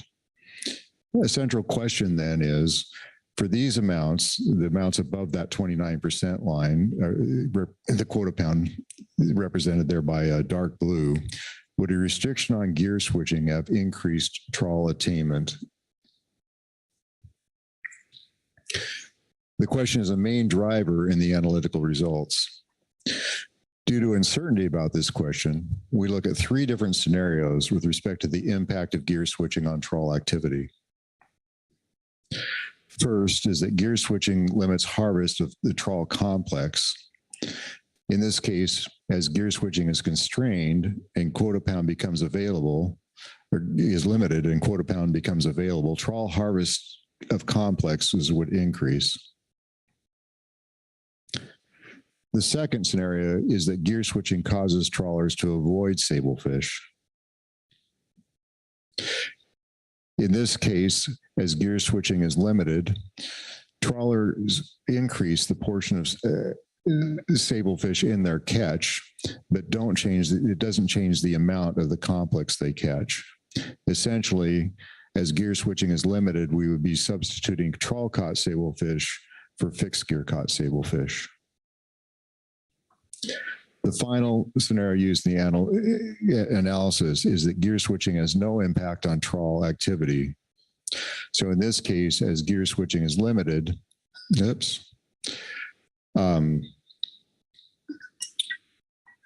sorry, I lost the, in this case, as gear switching is limited, then essentially the sablefish quota pound would go unused.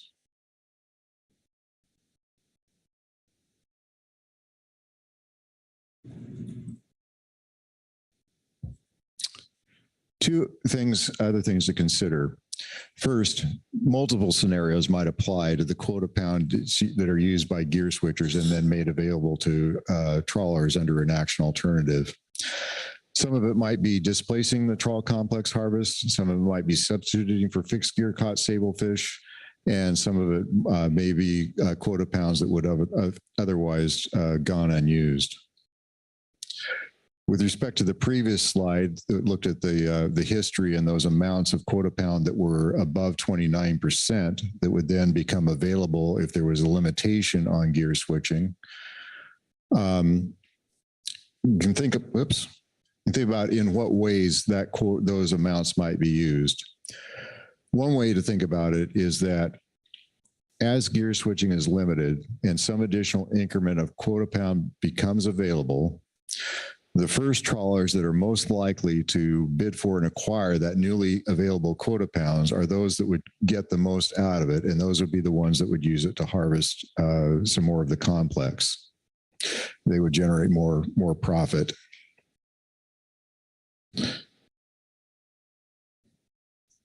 So that would be the first sort of layer to come back online.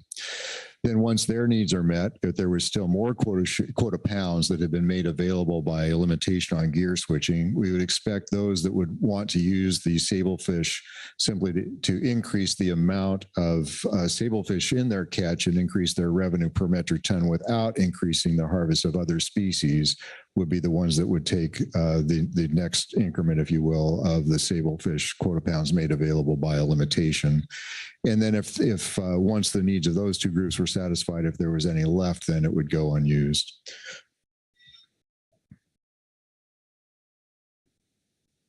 So as we think about whether gear switching is constraining trawl harvest of the complexes, we're not thinking about that question with respect to the whole amount of gear switching, but only with respect to that increment of sablefish of quota pounds that's freed up by the limitation represented by the blue bars in this graphic, looking at this no action historically. We also need to consider no action possibilities that are not reflected in the historic range because of things like reductions in ACLs, price shifts that favor gear switchers, or constraints on harvest of the complexes. There could be increases in the amounts of gear switching. In considering impacts of the action alternatives, the same scenarios that we've just been discussing would need to be considered with respect to these levels that you might see in the future, and the degree of reduction that an action alternative would then impose.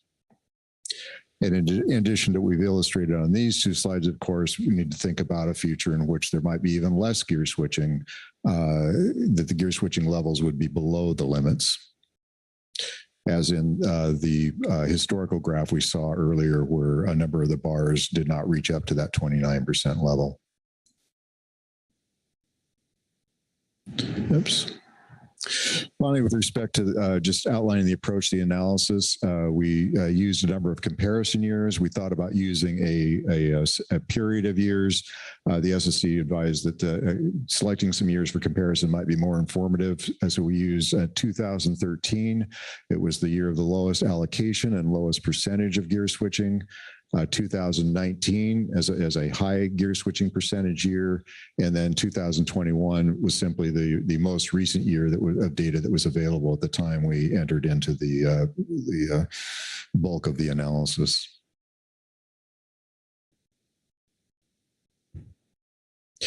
So now I'm going to get into some of the national standard analysis discussion. I'm going to focus on the top 6 national standards listed in this slide, and we'll set aside the other ones. They are covered in the document.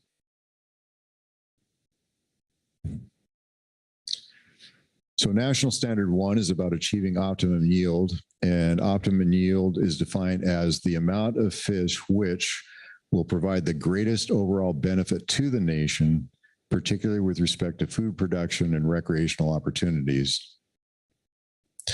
So National Standard 1 is the National Standard 1 evaluation is about whether achievement of OY would be advanced by one of the action alternatives.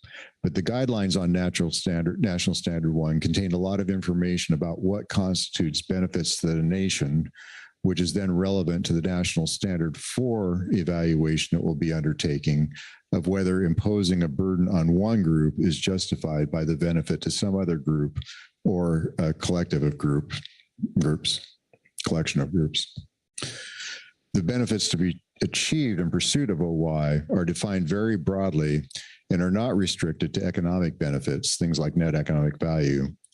The factors include fish resource utilization for food production and nutrition, non-consumptive fishery uses, commercial fishery contributions to the national, regional, and local economies. National Standard 1 guidelines also indicate the Council FMP should be consulted in determining the relevant social, economic, and ecological factors that should be used in determining national benefits to the nation.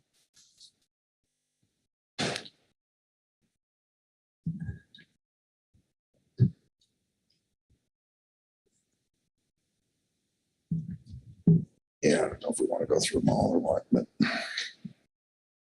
I'll do that.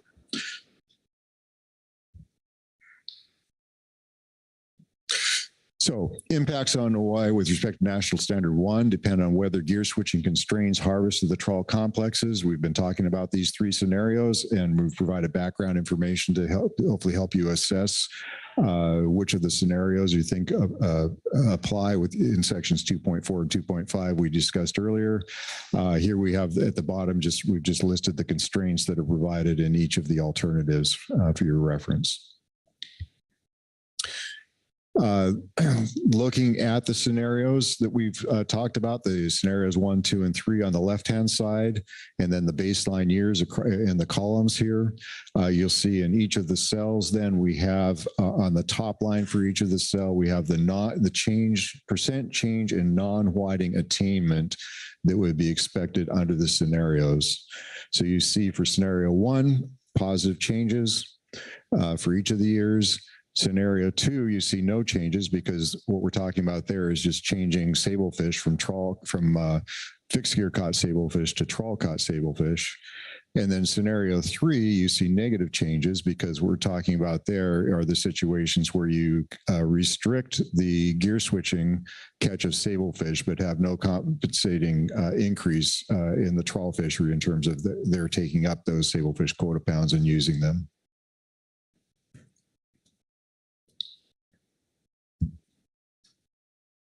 This brings us to National Standard 4.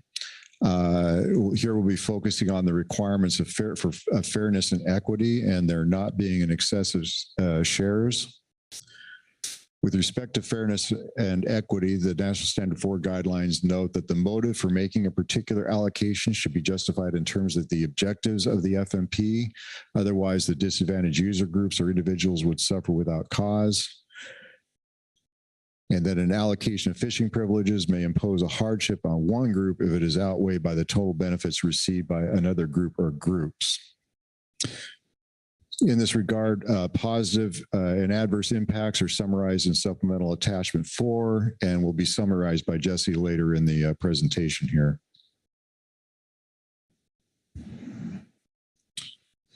So with respect to initial allocations and fairness and equity issues, as you all know, there's not really any measuring sticks that we can use like we have for efficiency. But at the same time, the MSA requires councils to take into account certain specific factors that might relate to fairness and equity, like impacts on investment, recent and historical participation, opportunity for new entrants, and things like that. And part of fairness and equity includes providing a well-articulated rationale for any action such that it's not considered arbitrary and capricious. We note that only for alternatives 1 and 2 are only those alternatives are directly allocative in nature, and they'll be the primary focus of this section on initial allocation and equity. Let's see, the following might have a particularly substantial impact on the allocation results. Those are the time frame for qualification, who and what is evaluated for qualification, and the activity levels required to qualify. I'm not going to go into those activity levels. So those are things like the 3 years and 30,000 pounds. You'll find information on that in section 8.3 if you want to take a look at it. Mr. Chairman, if I may check in here for a moment. Is it your desire to finish this in presentation in its entirety today, or can we pick up the presentation in the morning? I'm noticing we have 15 more minutes to go here, and we might have maybe 30 minutes or more of presentation time.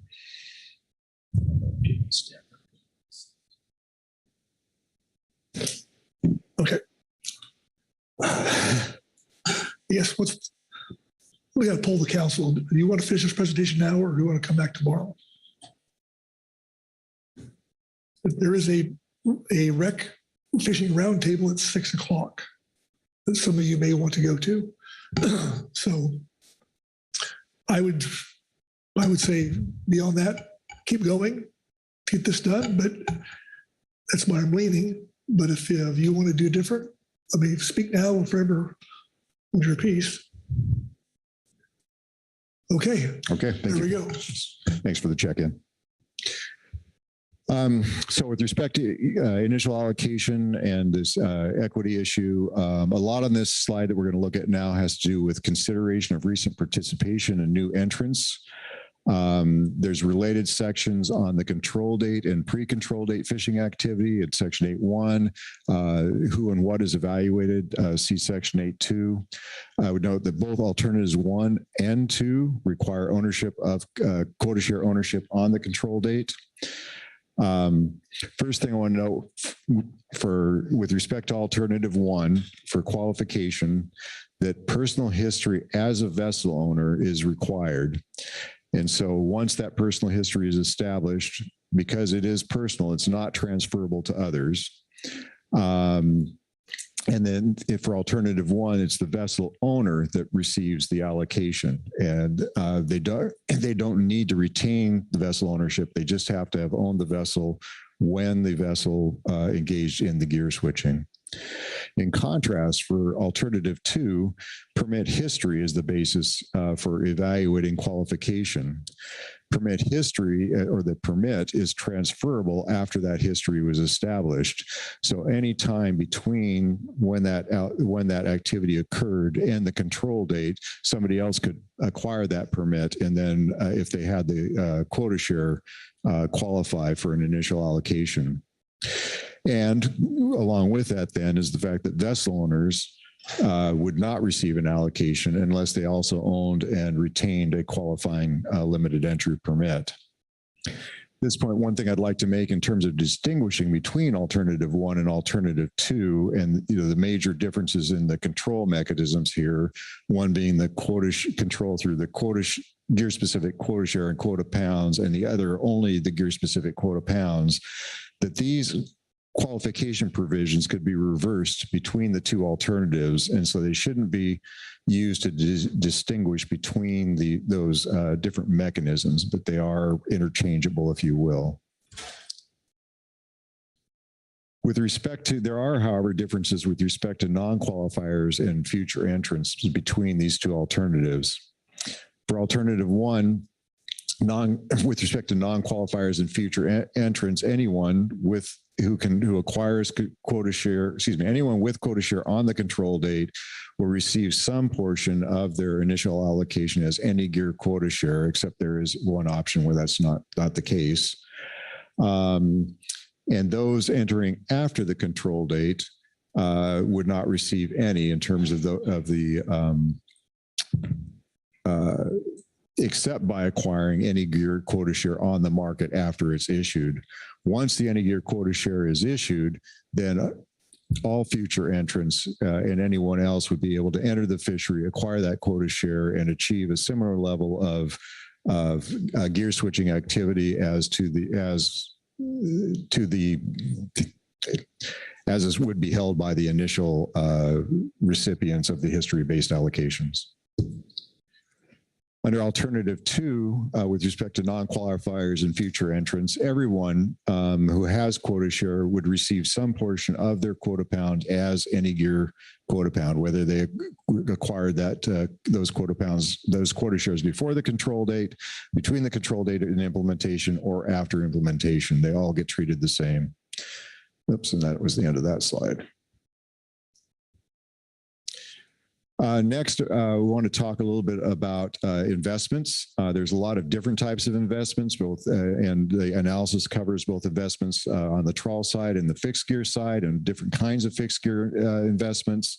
This slide is going to focus on investments on the fixed gear side because of that are impacted by the initial allocations. And those impacts on the gear switching participants.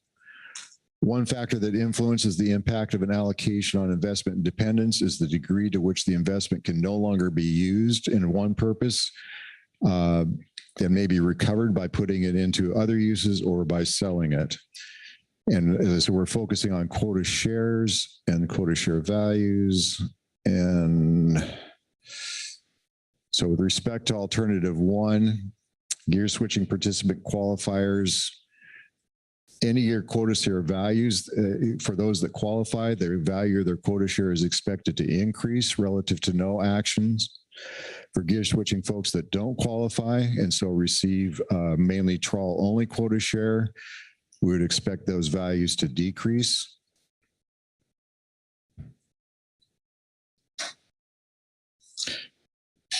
Excuse me.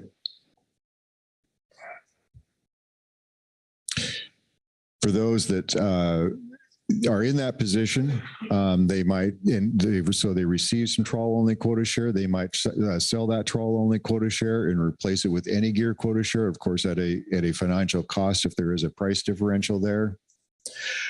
Those in that position that decide to sell and exit the fishery would then experience losses, and the size of those losses would depend on what was originally paid for the quota share compared to what its value was after this division into the two types. With respect to alternative 2,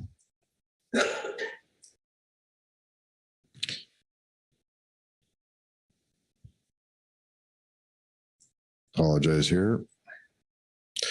The impact on the quota share value is uncertain because when the quota share is sold, while the initial recipient will receive 100% any gear quota pounds for their quota share. Once the quota share is sold, so its market value will be based on the fact that only a portion of it will be issued as any gear and the rest will be issued as trawl only quota pounds each year when those quota pounds are issued. And depending on the differences in the value and whatever those percentages are, we really can't say exactly what the effect on the quota share value would be. However, the impact for non-qualifiers, therefore, would be similar to qualifiers, and they would be able to annually sell their quota pounds. If they're for the trawl only quota pound that they received, they could sell those each year and purchase any gear quota pounds. Of course, would be financial cost because of the price differential, or they could sell and exit. And again, their losses would depend on what was originally paid for the quota share. The last section, I don't know if it's the last one. With respect to quota share transferability and the sector divisions, a fairness and equity issue here that's been brought out is under alternative 1. The gear switchers and fixed gear interests could acquire the any gear quota share and hold it over the long term, whereas under alternative 2, once the history-based allocations are phased out, then all of I'm just going to paraphrase here, all of the quota share, all of the any gear quota pounds would be distributed across all of the Sablefish quota share. And so each year there would be a decision point at which the owners of that quota share would decide whether to sell their any gear quota pounds to somebody who needed it or hold on to it themselves and use it in their own fishing operations. The next slide here, the last one under this National Standard 4 issue has to do with the maximum achievable share of all gear switching opportunity. Again, the issue here is the limitation on accumulation. Nobody receives an excessive share. In this table, what you see is across the top, we've got the 3 alternatives listed, and down the side, the first row there is what's the maximum that would be issued to quota share owners initially.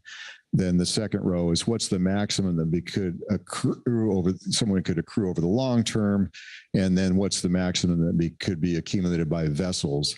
And so these are the percentages, the portion of whatever the amount of any gear quota is that would be issued. So if it's 29%, it's the portion of that 29%. So in the first cell in the upper left-hand corner there, it's between 11.5 and 12.8% of the 29% opportunity to gear switch could be accumulated by one individual. What's significant here in the table, most significant, there's some minor variation of the bigger values, but that one in the center under alternative 2 over the long term, after the legacy participants have left the fishery, and the quota pounds are being distributed in an equal portion across all of the quota share accounts, then the maximum that any person could control would be 3% of the any gear quota, and thus 3% of the gear switching opportunity.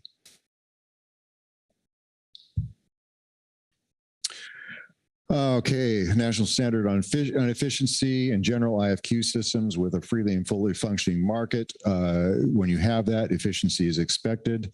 The analysis evaluated the limited entry program features distorting the market that we talked about earlier on in the presentation, and evaluated whether a limitation on gear switching would compensate for those distortions. Would they solve anything? With respect to the trawl accumulation limits and the issue of uncertainty about future supply, yes, the limitation on gear switching could bring some certainty in for those that were concerned about that. With respect to the tier program accumulation limits and the separate pot and long line endorsements that provide an incentive for vessels to move into the trawl fishery as an easier place, or a place where they can expand their operations that's not available in the limit entry fixed gear fishery.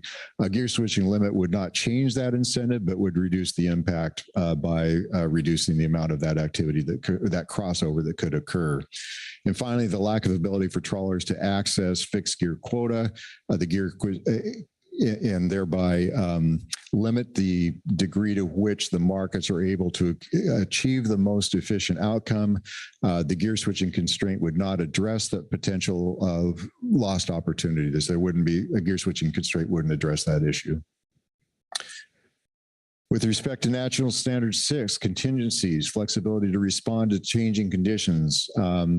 So for example here, if you put something into place and you decide in the future you need to further decrease gear switching. I could have put an example here of further increasing gear switching, but you need to pick one. So that's further decrease gear switching in the future. Under alternative 1, that would be could be achieved by increasing the amount of quota pounds given to the holders of the trawl only quota pounds. And of course, that would mean decreasing the amount of quota pounds given to the holders of the any gear. Excuse me, that should say any gear quota share. It should say trawl quota share up there, and rather than trawl only quota pounds. Or you could issue some trawl only quota pounds for any gear quota share owners. And that would be a way to increase the amount of trawl only quota pounds and decrease the amount of any gear quota pounds. Alternative 2, it would just be a matter of there's a standard ratio in which all of the non-legacy accounts will receive their trawl only quota pounds and any gear quota pounds. It would just be a matter of modifying that ratio. Under alternative 3, you would just decrease the cap that triggers a closure on the ability of gear switchers to retain sablefish. Now that could be problematic if it shortens seasons, but that would be the way that would occur. Cost minimization. This is just goes over the different implementation costs. I think I'm going to. Well, we've got costs we have implementation costs and we have ongoing costs. With respect to implementation costs, alternative 1 is somewhat higher initial determination costs of who qualifies, but lower in terms of changing programming because it just uses the existing system. Whereas for alternative 2, you have somewhat lower initial determination costs than alternative 1, but higher programming costs. And then alternative 3 has the lowest implementation costs. Ongoing costs, alternative 1, little new work, alternative 2, some ongoing tasks, and alternative 3, some ongoing monitoring. For the fishery, with respect to cost minimization, no action provides the greatest flexibility and least costs, assuming a free and fully functioning market. Alternative 1 constrains gear switching, but provides market function similar to no action. Alternative 2 constrains gear switching and constrains flexibility with respect to quota share categories that do not match the quota pound categories. So that would be a more costly environment for industry to operate in. Plus, the any gear quota pounds would be distributed across all quota share accounts that would increase the annual transaction cost for accumulating the any gear quota share. Alternative 3 provides market functions similar to no action, but could provide less flexible fishing opportunities if the seasons had to be shortened. With respect to communities, we don't have models to project the redistribution of activities among communities.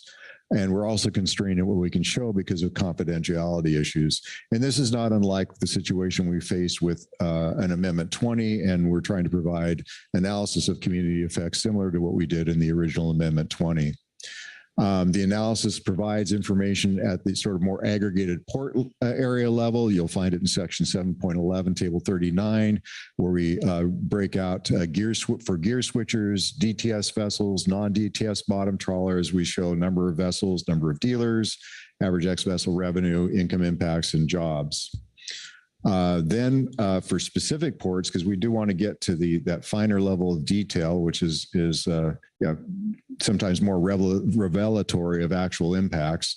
But we're constrained by the confidentiality issues. So what we did there was we just provided presence absence information for gear switching, DTS, non-DTS bottom trawl, whiting, limit entry fixed gear, open access, and then the total ex-vessel revenue from all species, all fisheries, and the groundfish revenue, just as doing as best we can to provide some kind of a feel for what's going on in the specific ports, including in particular some of the smaller ones. The net impacts to a port community will depend on the mix of gear switching and other trawl activities in those communities, and the discussion covers a number of issues, including the increasing in the aggregate activity across in the trawl sector, increase the aggregate activity in the trawl sector, redistribution of fishing activity across these areas, again, just qualitatively, redistribution of the privileges among communities, and differences in seasonal opportunities.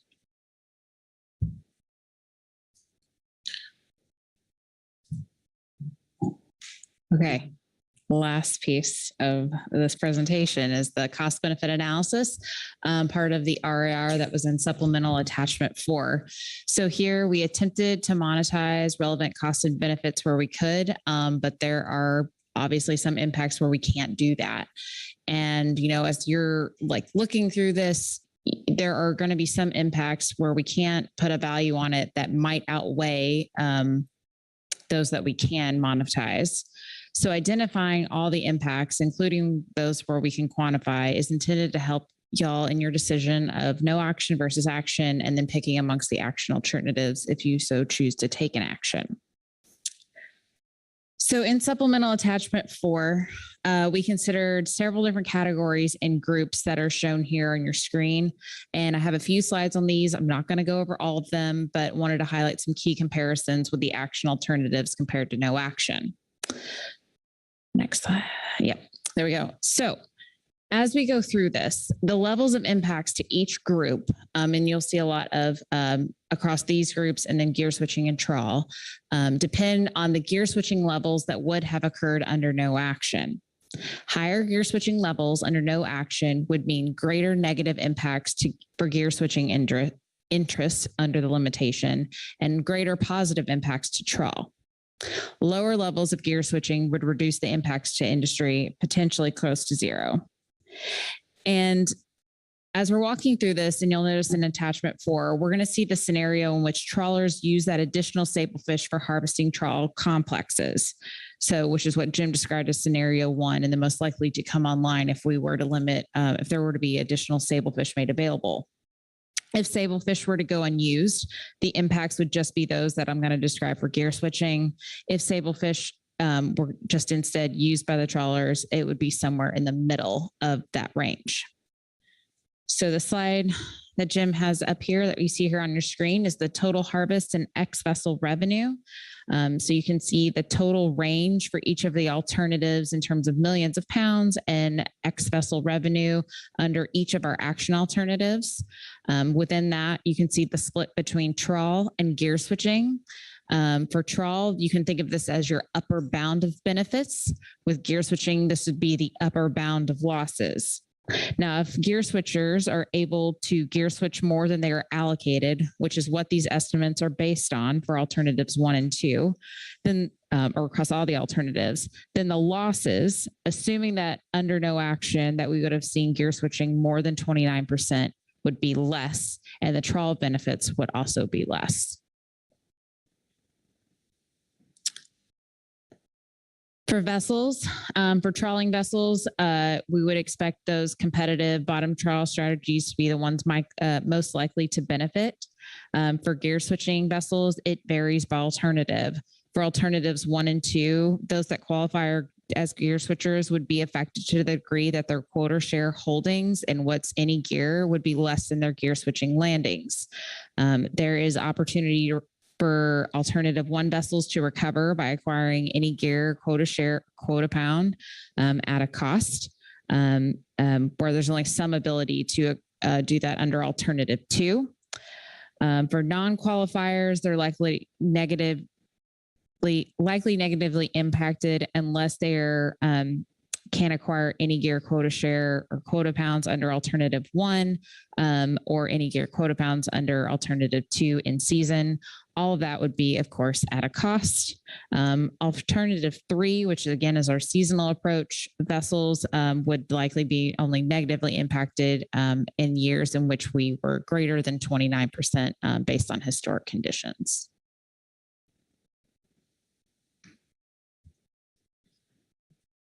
For LEP owners, so limited entry permit owners, the few entities that lease permits to gear switchers are likely going to be the most impacted due to the loss of entire revenue stream.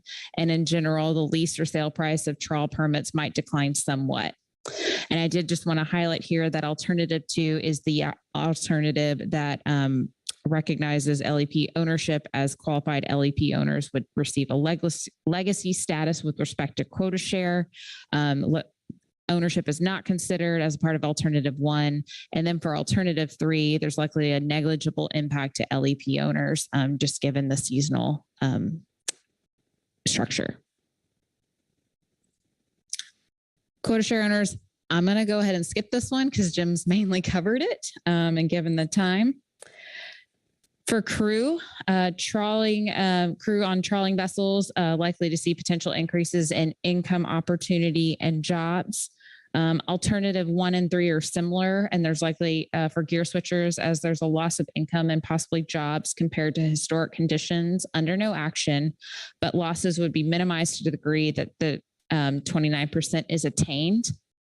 For alternative 2, the loss is likely greater than alternatives 1 and 3 because of the dispersion of any gear quota pounds across accounts, which means there's likely a low likelihood of reaching that gear switching maximum.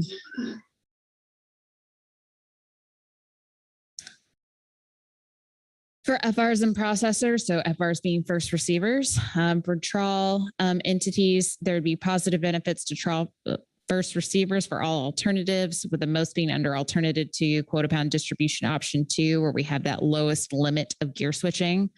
For gear switching, first receivers and processors, again, you're seeing here negative impacts, but I did want to note that alternative 1 does provide opportunity for long-term access to any gear quota share and also includes a sub option for qualifications for first receivers to qualify as gear switching participants.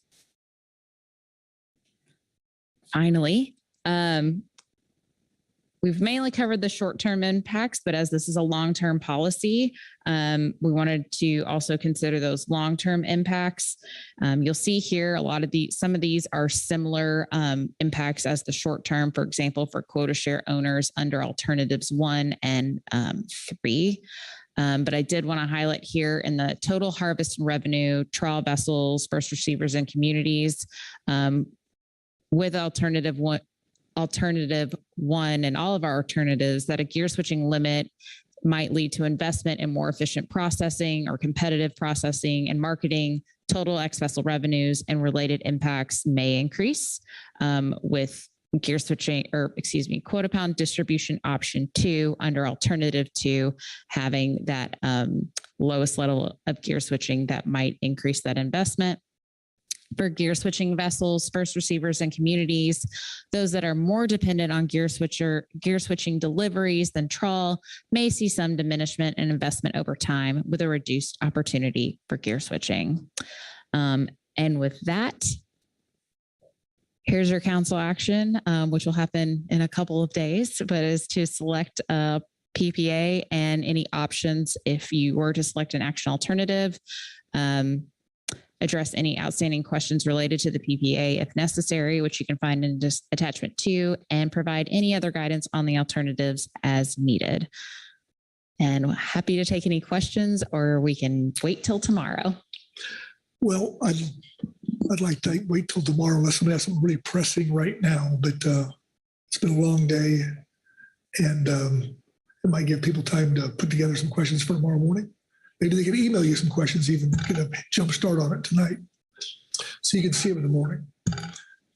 Not insinuating you should work tonight on that. Phil Anderson. Not wanting to put any more pressure on anything. We will have an opportunity to ask questions in the morning? Yes. Okay. Okay. All right. So we're going to stop right here, and I'll turn to Executive Director Burton for announcements, plans for tomorrow, tonight, and et cetera. Merrick? Yes, thank you, Mr. Chairman, and very nice work today, council members, working through some tough items. We're still a bit behind schedule, but like you said, it does make sense to stop here. We also have a recreational roundtable that was in your general information part of your briefing book. It started at 6, so it's still early minutes into that roundtable if you're interested in attending.